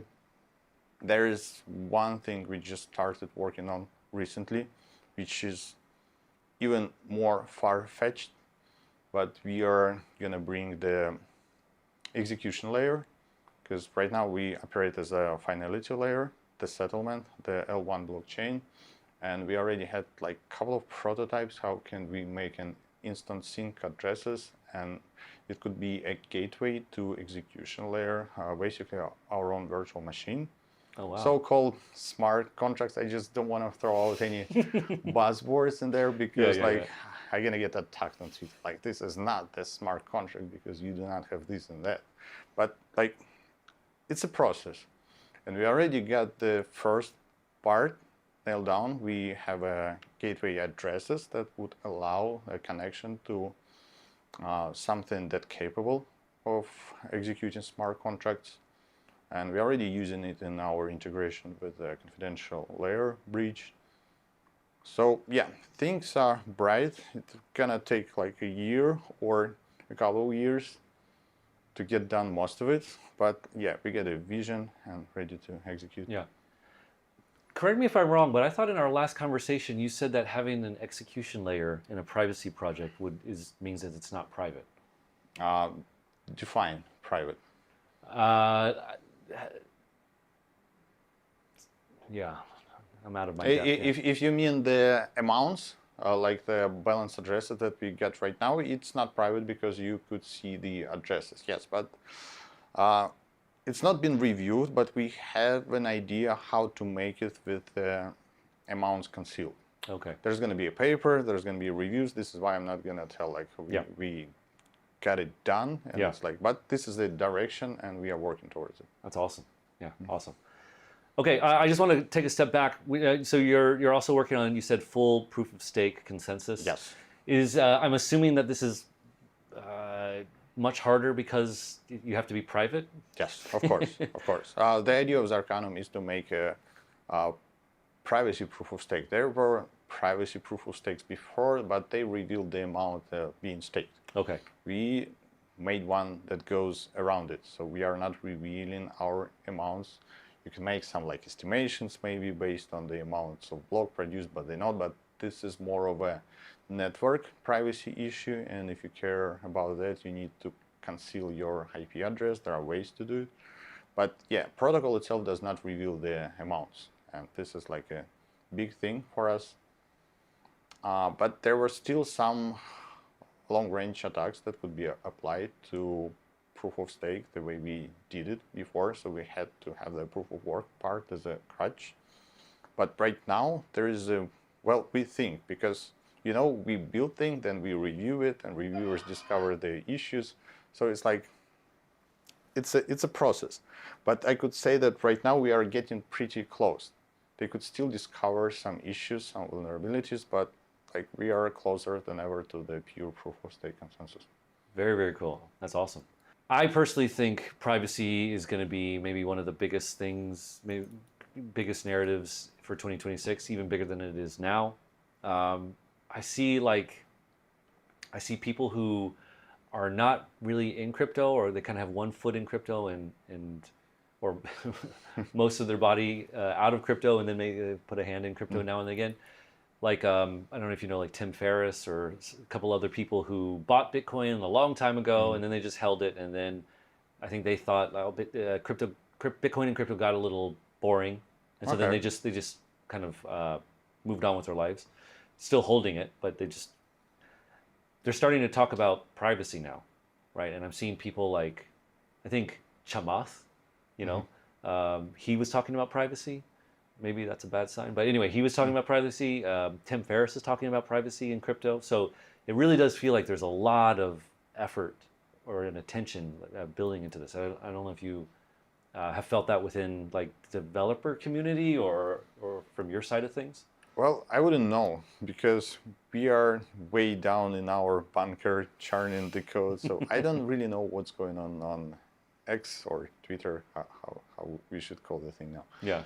So yeah, I could just judge by amount of new users that aren't familiar with our thing and crypto in general, that come to privacy first, because like one of our ambassadors, they work with the libertarian communities, and those guys burned into DeFi craze or Ethereum or meme coins. They started with privacy. So there's some exposure to the privacy from people who weren't into cryptocurrency at all. And I think this is how we could start the mainstream adoption. I don't expect to convince the hardcore maxis or meme coin people or whatever current audiences are to switch to privacy, but there are people out there who can benefit from using privacy cryptocurrencies. Yeah. So, yes, you mentioned something that I forgot to ask. Sorry.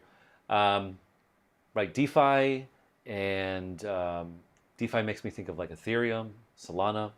Ethereum and Solana, I don't know if it's in response to all this kind of attention to privacy, but you saw like Vitalik talk a lot about privacy and how privacy is coming to Ethereum in the second half of 2025.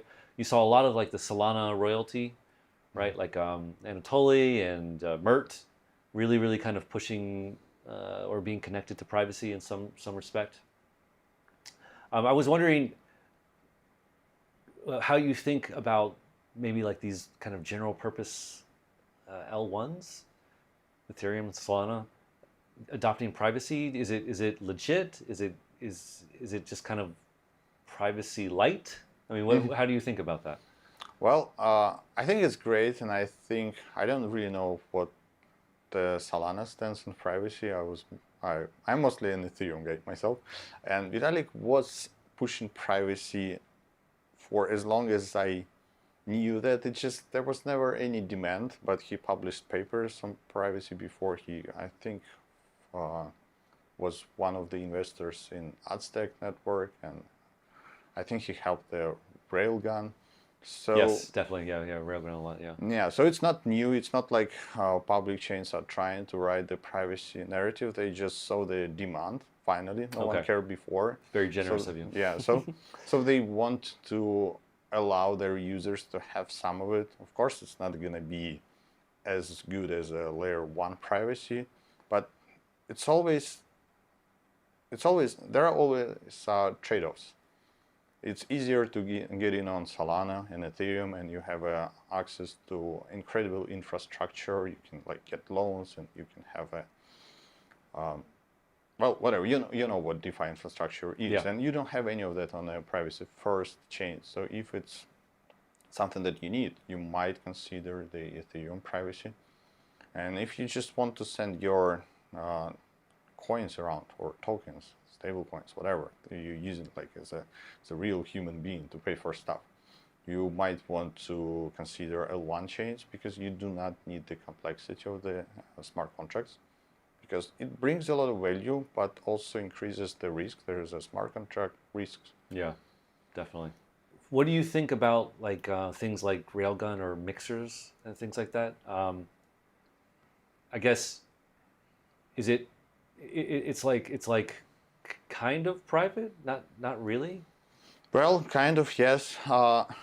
Generally, in Ethereum and Solana ecosystem, it's not the true old school hardcore crypto, because like last week I was banned by the RPC node I'm renting from Alchemy, because I was submitting a lot of transactions and they thought I'm attacking someone. So you don't really use them you don't host the full node. You are not in charge, you're using services. And while some of it could be somewhat private, you're still using service. And that could be convenient, but it's not and never going to be as private as running of your own L1 node and a privacy first blockchain. Mm-hmm. Yeah, okay. And so you think like, so for example, Ethereum and Solana and maybe some of these ultra high performance L1s and L2s, like I talk to a lot of people at conferences, and it's all like becoming infrastructure, Mhm. right? So it's very, very, very rare to run your own anything. Yeah, it's nowadays. impossible. Yeah. I tried to. It's impossible. You need to have a data center at your disposal to be even competitive. Yeah, interesting. So do you think like then the best solution for this kind of thing is to like have assets on a privacy first chain and then bridge over and then bridge back or something like that? Yeah, personally, I don't believe in best solution. I don't think there's ever going to be one blockchain that could fit every role, and it's impossible. I mean, it's a simple engineering. There is never going to be enough TPS to run the Visa and MasterCard amount of transactions on a private network. It's just not a thing, unless something unique will be invented, which we are aware of yet. So I believe in coexistence of object-specific blockchains and some sort of interoperability layer between them. Okay. Yeah, that would be the solution for me. Do you think that like privacy chains will have DeFi on it, or is that because I think last time we talked about this it almost seems like that's like shoehorning something into the privacy that doesn't necessarily need it, right? Like if you want to, I don't know, get a loan or have yield or something like that. It is possible, but there's also a liquidity issue. Let's say if we have enough engineers and a few years of time, we could build a virtual machine. But we're not going to replace the amount of projects that are already built and the amount of engineers that are working on Ethereum right now. And they built out incredible solutions already, and there's tons and tons of liquidity. So if you want to take a loan and you don't want to get liquidated because like some other guy pulled out, you want to go to the chain which has the most liquidity. So some things possible, but it doesn't make sense. And I think you can combine them. Yeah. Because I mean, this is the approach that we are taking. We want to have a bridging solution. We want to have some sort of execution layer for things that are not require that much liquidity, but you need to be connected to the cryptocurrency as a whole. Yeah. So what can you give me an example of what would be a good use case for the execution layer that you're looking at building? Use case. Yeah, like what kind of thing would I? Like bridges, escrow contracts, okay, maybe distribution contracts, the complex logic of token distribution, like airdrops, lockups. I see. Something that would still require some logic, but you don't connect it to the larger liquidity pools because there are none on privacy, and you shouldn't expect really that you have better liquidity than major CEXs and DEXs. Yeah, that reminds me of something Nick Carter said. It kind of not exactly the same, but it does kind of fit with what you're saying, which is if you had, let's imagine that you have like I don't know, something like Aave on a privacy chain, it would be really, really hard to audit it. Next to impossible. Right. Like, yeah, so, you want to know that you still have a liquidity in the pool. Yeah, and it's like there's been no problems and things like that, and the privacy itself makes it pretty difficult. In fact, you just know. Yeah, that was always my major issue with the smart contract. You want to be able to make sure that it functions as it intended. And it shouldn't be that complicated that you need to have an advanced math degrees to do that. Yeah. But also, though, I mean, you look at like this year, I don't know if you follow like, I don't know, news in general, but there have been some pretty high profile smart contract bugs. Right? And like from OG. Like Balancer? Yeah, Balancer, right? Yeah, that thing was out there forever. Yeah. And so, I mean, that you look at that and you're like, well, that's fully transparent. I mean, yeah, at least people knew. Yeah. That's like the main advantage. Yeah, exactly. Okay, when we talked last time, one thing I believe I mentioned, I think we did, I talked about governments. Okay. Right? Like, I personally am pretty pessimistic. This is the one thing that I think I'm pessimistic about privacy is that will governments allow this? Right? I think we talked a little bit about this. And I wonder if you've updated your views on this. Like now that privacy is really starting to get attention, I'm honestly just waiting for governments to kind of step in and start to have strong opinions and or regulations or something about that. And governments and regulators are usually a little slow, and so it hasn't happened yet. But I personally think in 2026 you're going to start to see governments really kind of step in and be like, I don't know if we're okay with this kind of thing. And I don't know if you have any views on that, updated views on that. Well, how bad that could be? I think it's already banned in majority of European and Asian countries. I think it's sort of okay in United States as long as you don't profit from money laundering.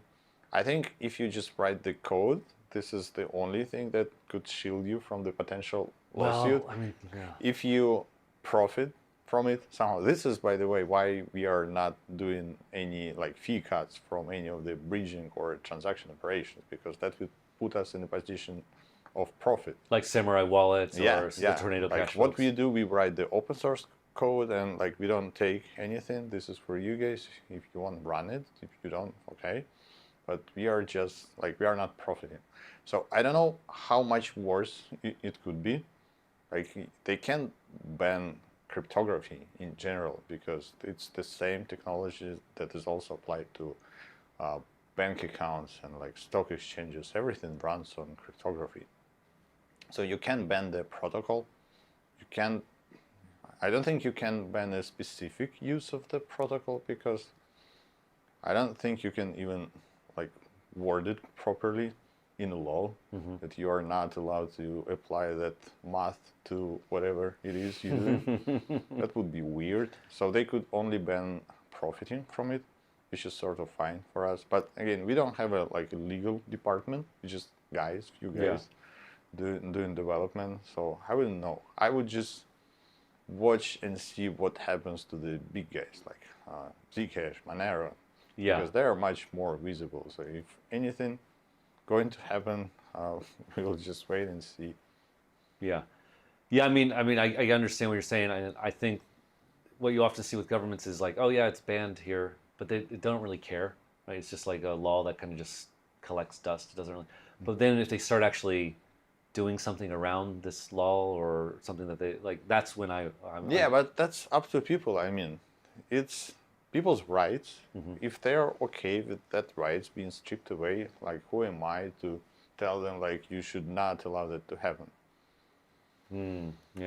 We make tools, and if people want to give up their rights to have financial privacy, it's up to them. But like I don't see a lot of people posting their banking statements online.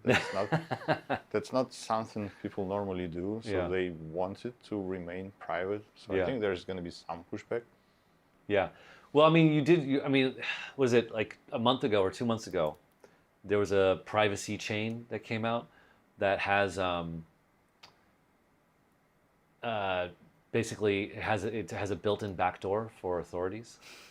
Okay, well, that's not a privacy. Well, chain. but it's similar to how like fiat works, right? Like so, if when I send money or Venmo or any of this kind of stuff, the normal people can't see anything, right? It's all. But then the government can come in and look, like any time they want. I think that's so they've built this solution. This is what I'm afraid of. This is the. Yeah, but that's a product. If you don't use the product, just don't. And I don't see a big difference between that and Amazon database. Amazon database even faster. If there's someone with the exclusive access to it, first of all, it's not private, and second, it's also dangerous because it could get leaked. Like they might not intend it to get leaked, but it could be hacked by someone. So like if you have a backdoor, it could be exposed. This is the reason why we don't have any like central servers or backdoors, because like if someone wants to put like me in jail and torture and try to get a key to see all the users, I just don't have it. Right. Yeah, that's awesome. Okay, I think I asked you something approximating this last time, but are you still optimistic, like in general, not just about privacy, but just? Well, you had to be optimistic because I would give up like years ago with 1P because we suffered through terrible bear markets and no one cared about privacy. So I'm as optimistic as ever because right now, at least, some people care. So it's better, definitely. Yeah. I'm trying to be optimistic. I'm so happy that privacy is kind of in the spotlight. I hope it remains that way. And honestly, I can't wait to see what you and your team do in 2026 because, I mean, it is really, really important. Yeah, I hope we could stick to 2026. Well, 2026, 2027, whenever it is, whenever it is. The consensus is happening in 2026, but the other things that might take a little more time. Yeah, that's right. Also, for the audience listening, I had a great conversation with what was it? In Dubai. Andre. Yep. Much more technical. It kind of went over my head a little bit, but it was really, really cool. You kind of got, I think if you watch that interview, you kind of see just like the level of sophistication and rigor that has to happen to create these privacy protocols. It's very, very cool stuff. So again, I recommend that. Do you have anything else to say, sir? I think I'm good. I think I said more than I wanted to. Well, I don't want to be grilled on Twitter for my outdated takes because I don't really follow the narrative. Yeah. I envy you. I have all the bad takes. All right, thank you very much, sir. Thank you. Appreciate it. We are giving away Bitcoin. How do you get it? Well, as you're watching this live stream, just wait for the QR codes to show up on the screen. They look a little bit like this. Get out your Bitcoin.com wallet, scan the QR code, and swipe it to claim that Bitcoin. The safest and easiest to use Bitcoin wallet. Send and receive Bitcoin and crypto to anyone, anywhere in the world without permission. Now the best Bitcoin wallet for all your favorite assets. Buy as little as $50 of Bitcoin or anything else. Earn Bitcoin by staking. Access Web3 and DeFi. And now introducing in-app rewards, letting you earn free crypto just for using the app. Join the millions who are already in. Install now for free.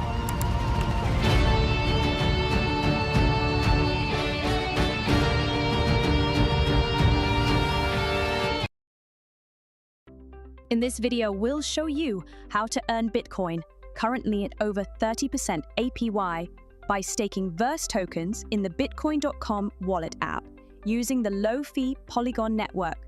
You can also stake Verse on Ethereum, but for this walkthrough, we'll focus on Polygon. To get started, you'll need some Verse tokens. This is what you'll be staking to earn Bitcoin.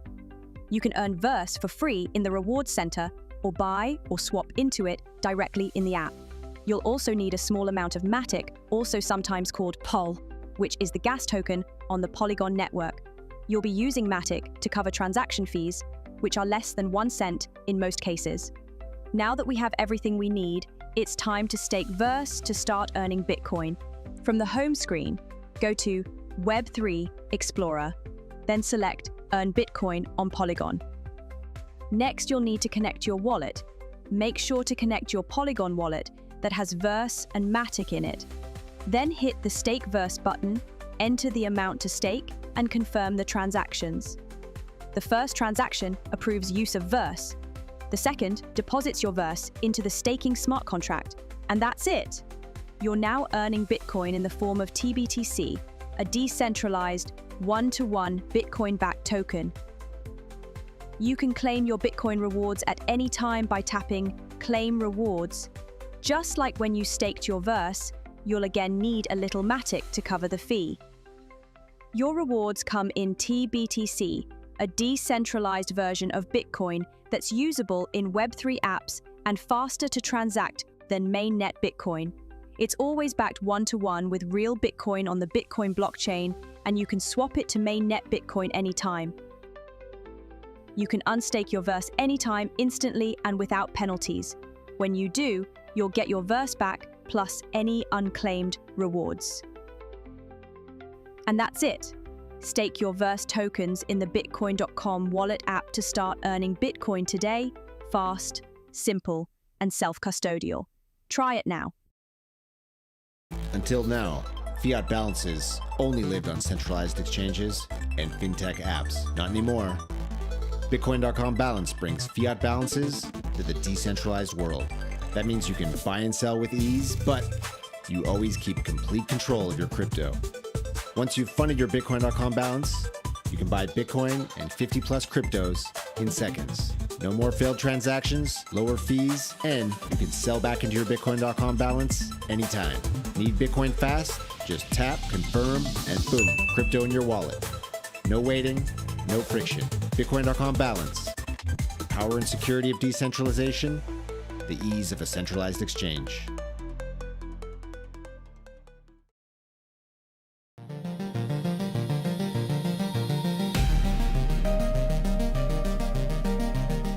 We saw all of the exciting stuff happening with Dubai and crypto regulation. Their whole system is really trying to cater towards bringing more crypto innovators, builders, businesses, and just saying, we've got a framework, we've got a safe way to do this, and it's all by the book, it's all friendly, and they rolled out the red carpet for Bitcoin.com. So we saw it as a great opportunity to join the Dubai area and expand Bitcoin.com's reach into the Mena region. We're now operating out of the DMCC economic free zone.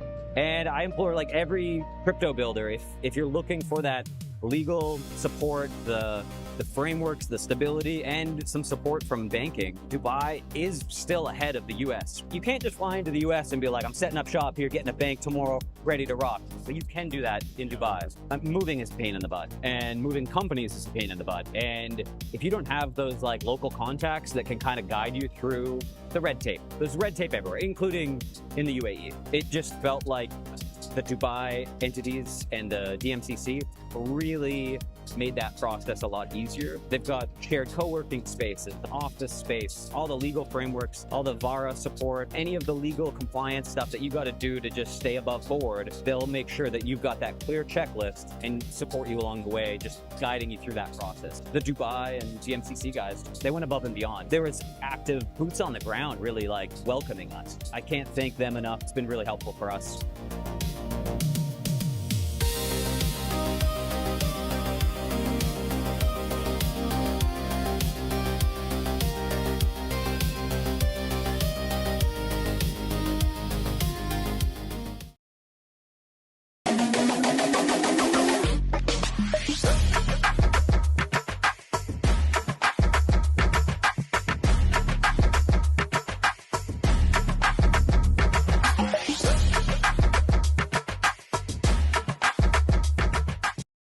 What if you got pages for exploring crypto?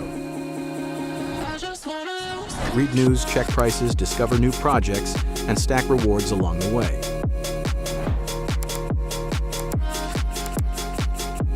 Over $1 million in rewards paid out so far, and we're just getting started. Download the Bitcoin.com wallet today. The wallet that pays you.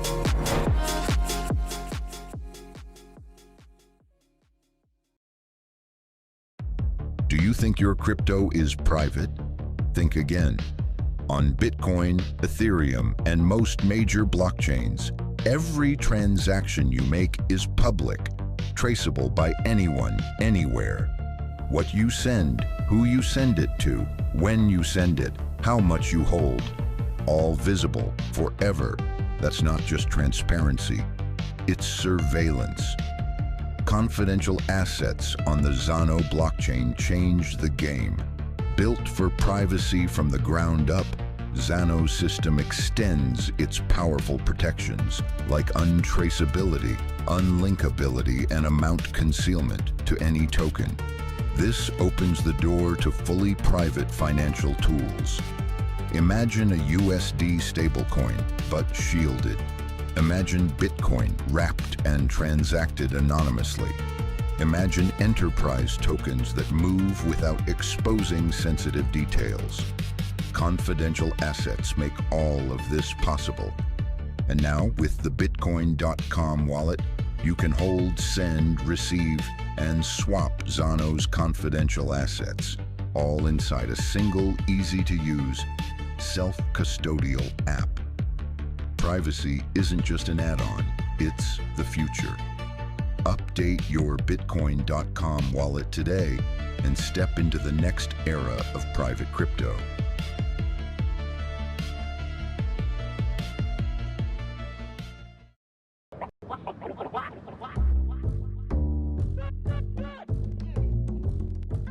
I got into crypto last year when I joined Bitcoin.com. It seems like it was the right time because when I joined the company, everyone is into crypto, and I guess it influenced on me. And then I started to get into crypto, and then I started to buy, and then now I'm like a little bit of a DJ now. So I got into crypto sometime in 2014 or 2016, I can't remember. But I was farming Ethereum. I had like 2,000 plus Ethereum at one point. But it was when it was worth nothing. It's like 1 to 2 USD each. So I sold it off. I made a good profit. But 7 years later, I could have become like retired. So the only reason we're having this conversation right now is because I should have held.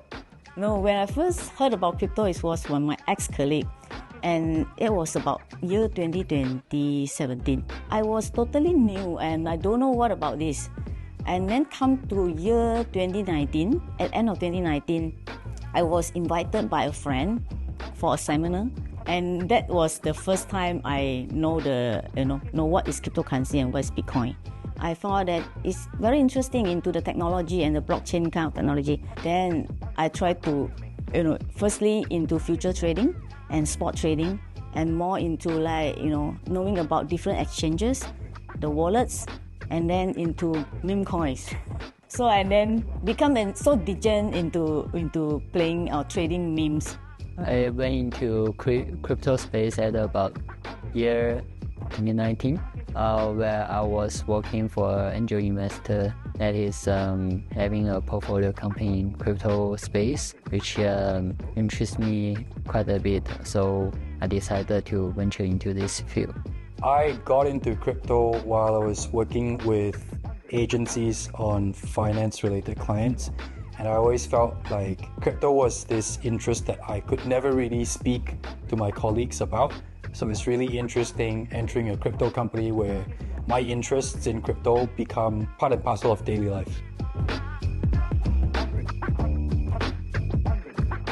So at Bitcoin.com, I'm the FP&A manager. I translate accounting data for the management because, it's just complicated. So the management wants to get insights, right? So I provide the insights from the data. So I'm kind of like a translator, so to speak. A financial translator, if you will. Yeah. All right, and we are back. We're here to wrap up our first full day of coverage at Bitcoin Mena in Abu Dhabi. How you feeling, David? I'm feeling pretty good. And it's been a great day. Great conversations. Got to walk around and see how the conference is doing, answer my questions that I had. What are your impressions on the conference so far? Yeah, so, there are a couple things. It's like 33% bigger than last year. But yeah, it's still pretty crowded, especially in these kind of narrow areas, which was great. The actual booths themselves are definitely a step up from last year. I talked about that with Jason, our COO, in our little walkthrough interview thing. So I think you can definitely see maybe kind of the money that has come into the space since last year. Just like a little more spectacle than there was last year. In terms of the vibes, which was my big question before the conference, everyone seemed pretty optimistic. Yeah, I was going to say the same thing. Okay. Yeah, exactly. Like there's if you're on crypto Twitter, right, it's just endless doom, but I don't feel that at all here. Maybe that's because it's a Bitcoin thing, and Bitcoin seems like a less existentially in trouble compared to the rest of wider crypto, with the exception of like stable coins, I guess. Yeah. So maybe that's why. But yeah, everyone I spoke to, they brushed off questions like, is Bitcoin in trouble because of the rise of the privacy narrative, or are we going to go into a multi-year bear cycle? Everyone just did not seem concerned about that at all. Yeah. A lot of optimism. Yeah, no, I agree. I hope tomorrow that I can talk to some, because pretty much everyone I talked to on and around the floor, they were what I would consider like industry people. You see them at like all the conferences and whatnot. But I would like to see if I can find some kind of retail people and see how they feel. My guess is that they're even more optimistic, right? That they're not following all the little like price ups and downs like you and I are, and people in this industry. I have it just like on a screen dedicated. I see it all the time. Yeah, absolutely. All right. How about insights from your conversations, from your discussions, your interviews? All right. So, as for insights, I really, really enjoyed the Aaron von Weerden talk that we had. I thought the most interesting thing that he said, and he's like a hardcore Bitcoiner, right? And not one of these faux maxis, I would say, right? Like he's been very consistent. So anyway, I asked him about privacy, right? And I thought I was going to get an answer of like, Bitcoin doesn't need privacy. It's fine how it is, this kind of thing. But he was like, no. Privacy is very, very important. And if we can get more privacy on Bitcoin, Bitcoin needs more privacy, basically. And it's an important part of what the cypherpunks really were interested at the time. And so I pushed him a little bit, and he didn't really commit to how Bitcoin gets more privacy.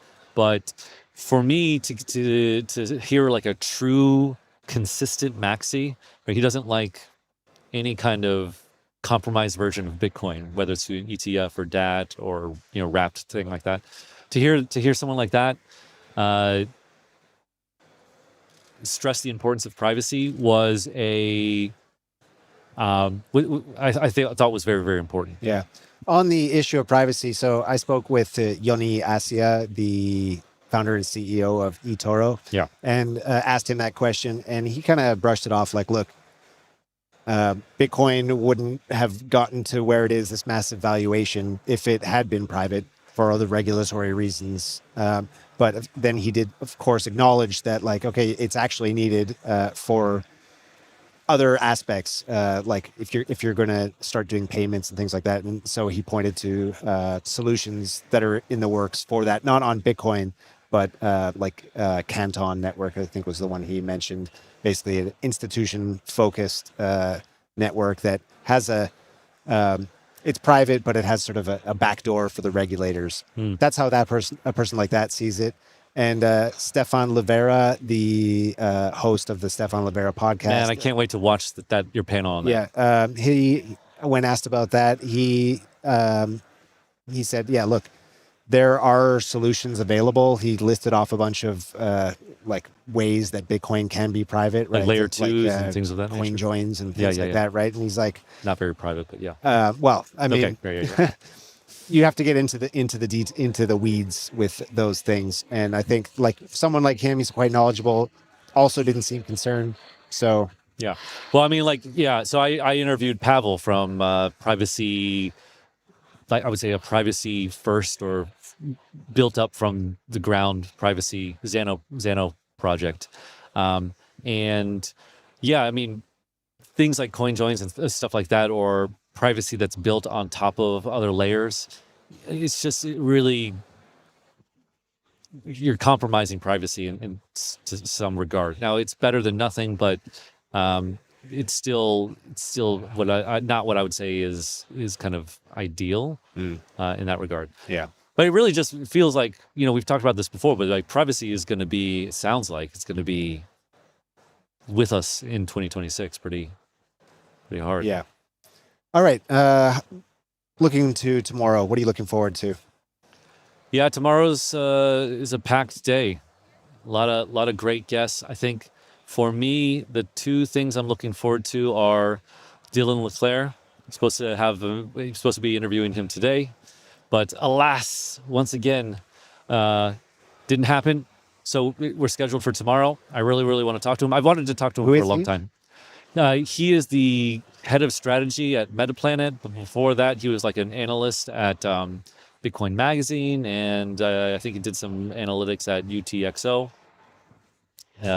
I followed him on X for quite a while, and I've enjoyed some of his insights over many years. So it's always nice to be able to talk to some of these people that you follow for a long time. So that's really going to be interesting. And then I think it's the last thing we're doing tomorrow. We're going to have a panel. And the panel is going to include the current CEO of BTC Incorporated, who are obviously hosting this event. So nice. That's going to be awesome. How about you? Yeah, I'm looking forward to the panel we have tomorrow with on Bitcoin mining. So it's got some reps from Mining Grid, which is a Dubai-based sort of next-gen cloud mining platform. So yeah, really, I'm just excited to learn more about what the future of mining is in the MENA region. I would love to see Bitcoin mining obviously become more decentralized. So really excited to hear what they think about what's happening with Bitcoin mining in the MENA region. Yeah, absolutely. Yeah. All right, that wraps it up for today. Hope everyone who listened was able to, well, not everyone was able to, but I hope the what do you call them? Golden tickets, right? Oh, yes. We gave away a lot of golden tickets throughout the day. We got a whole bunch more of those tomorrow. So we'll be back here starting tomorrow morning, 10 a.m. UAE time, which I think is like 1 a.m. on the East Coast in the United States. So make sure you tune in, have your Bitcoin.com ready, a wallet ready to scan those QR codes and get some free Bitcoin. We'll be back here with a full day of coverage of Bitcoin Mena tomorrow.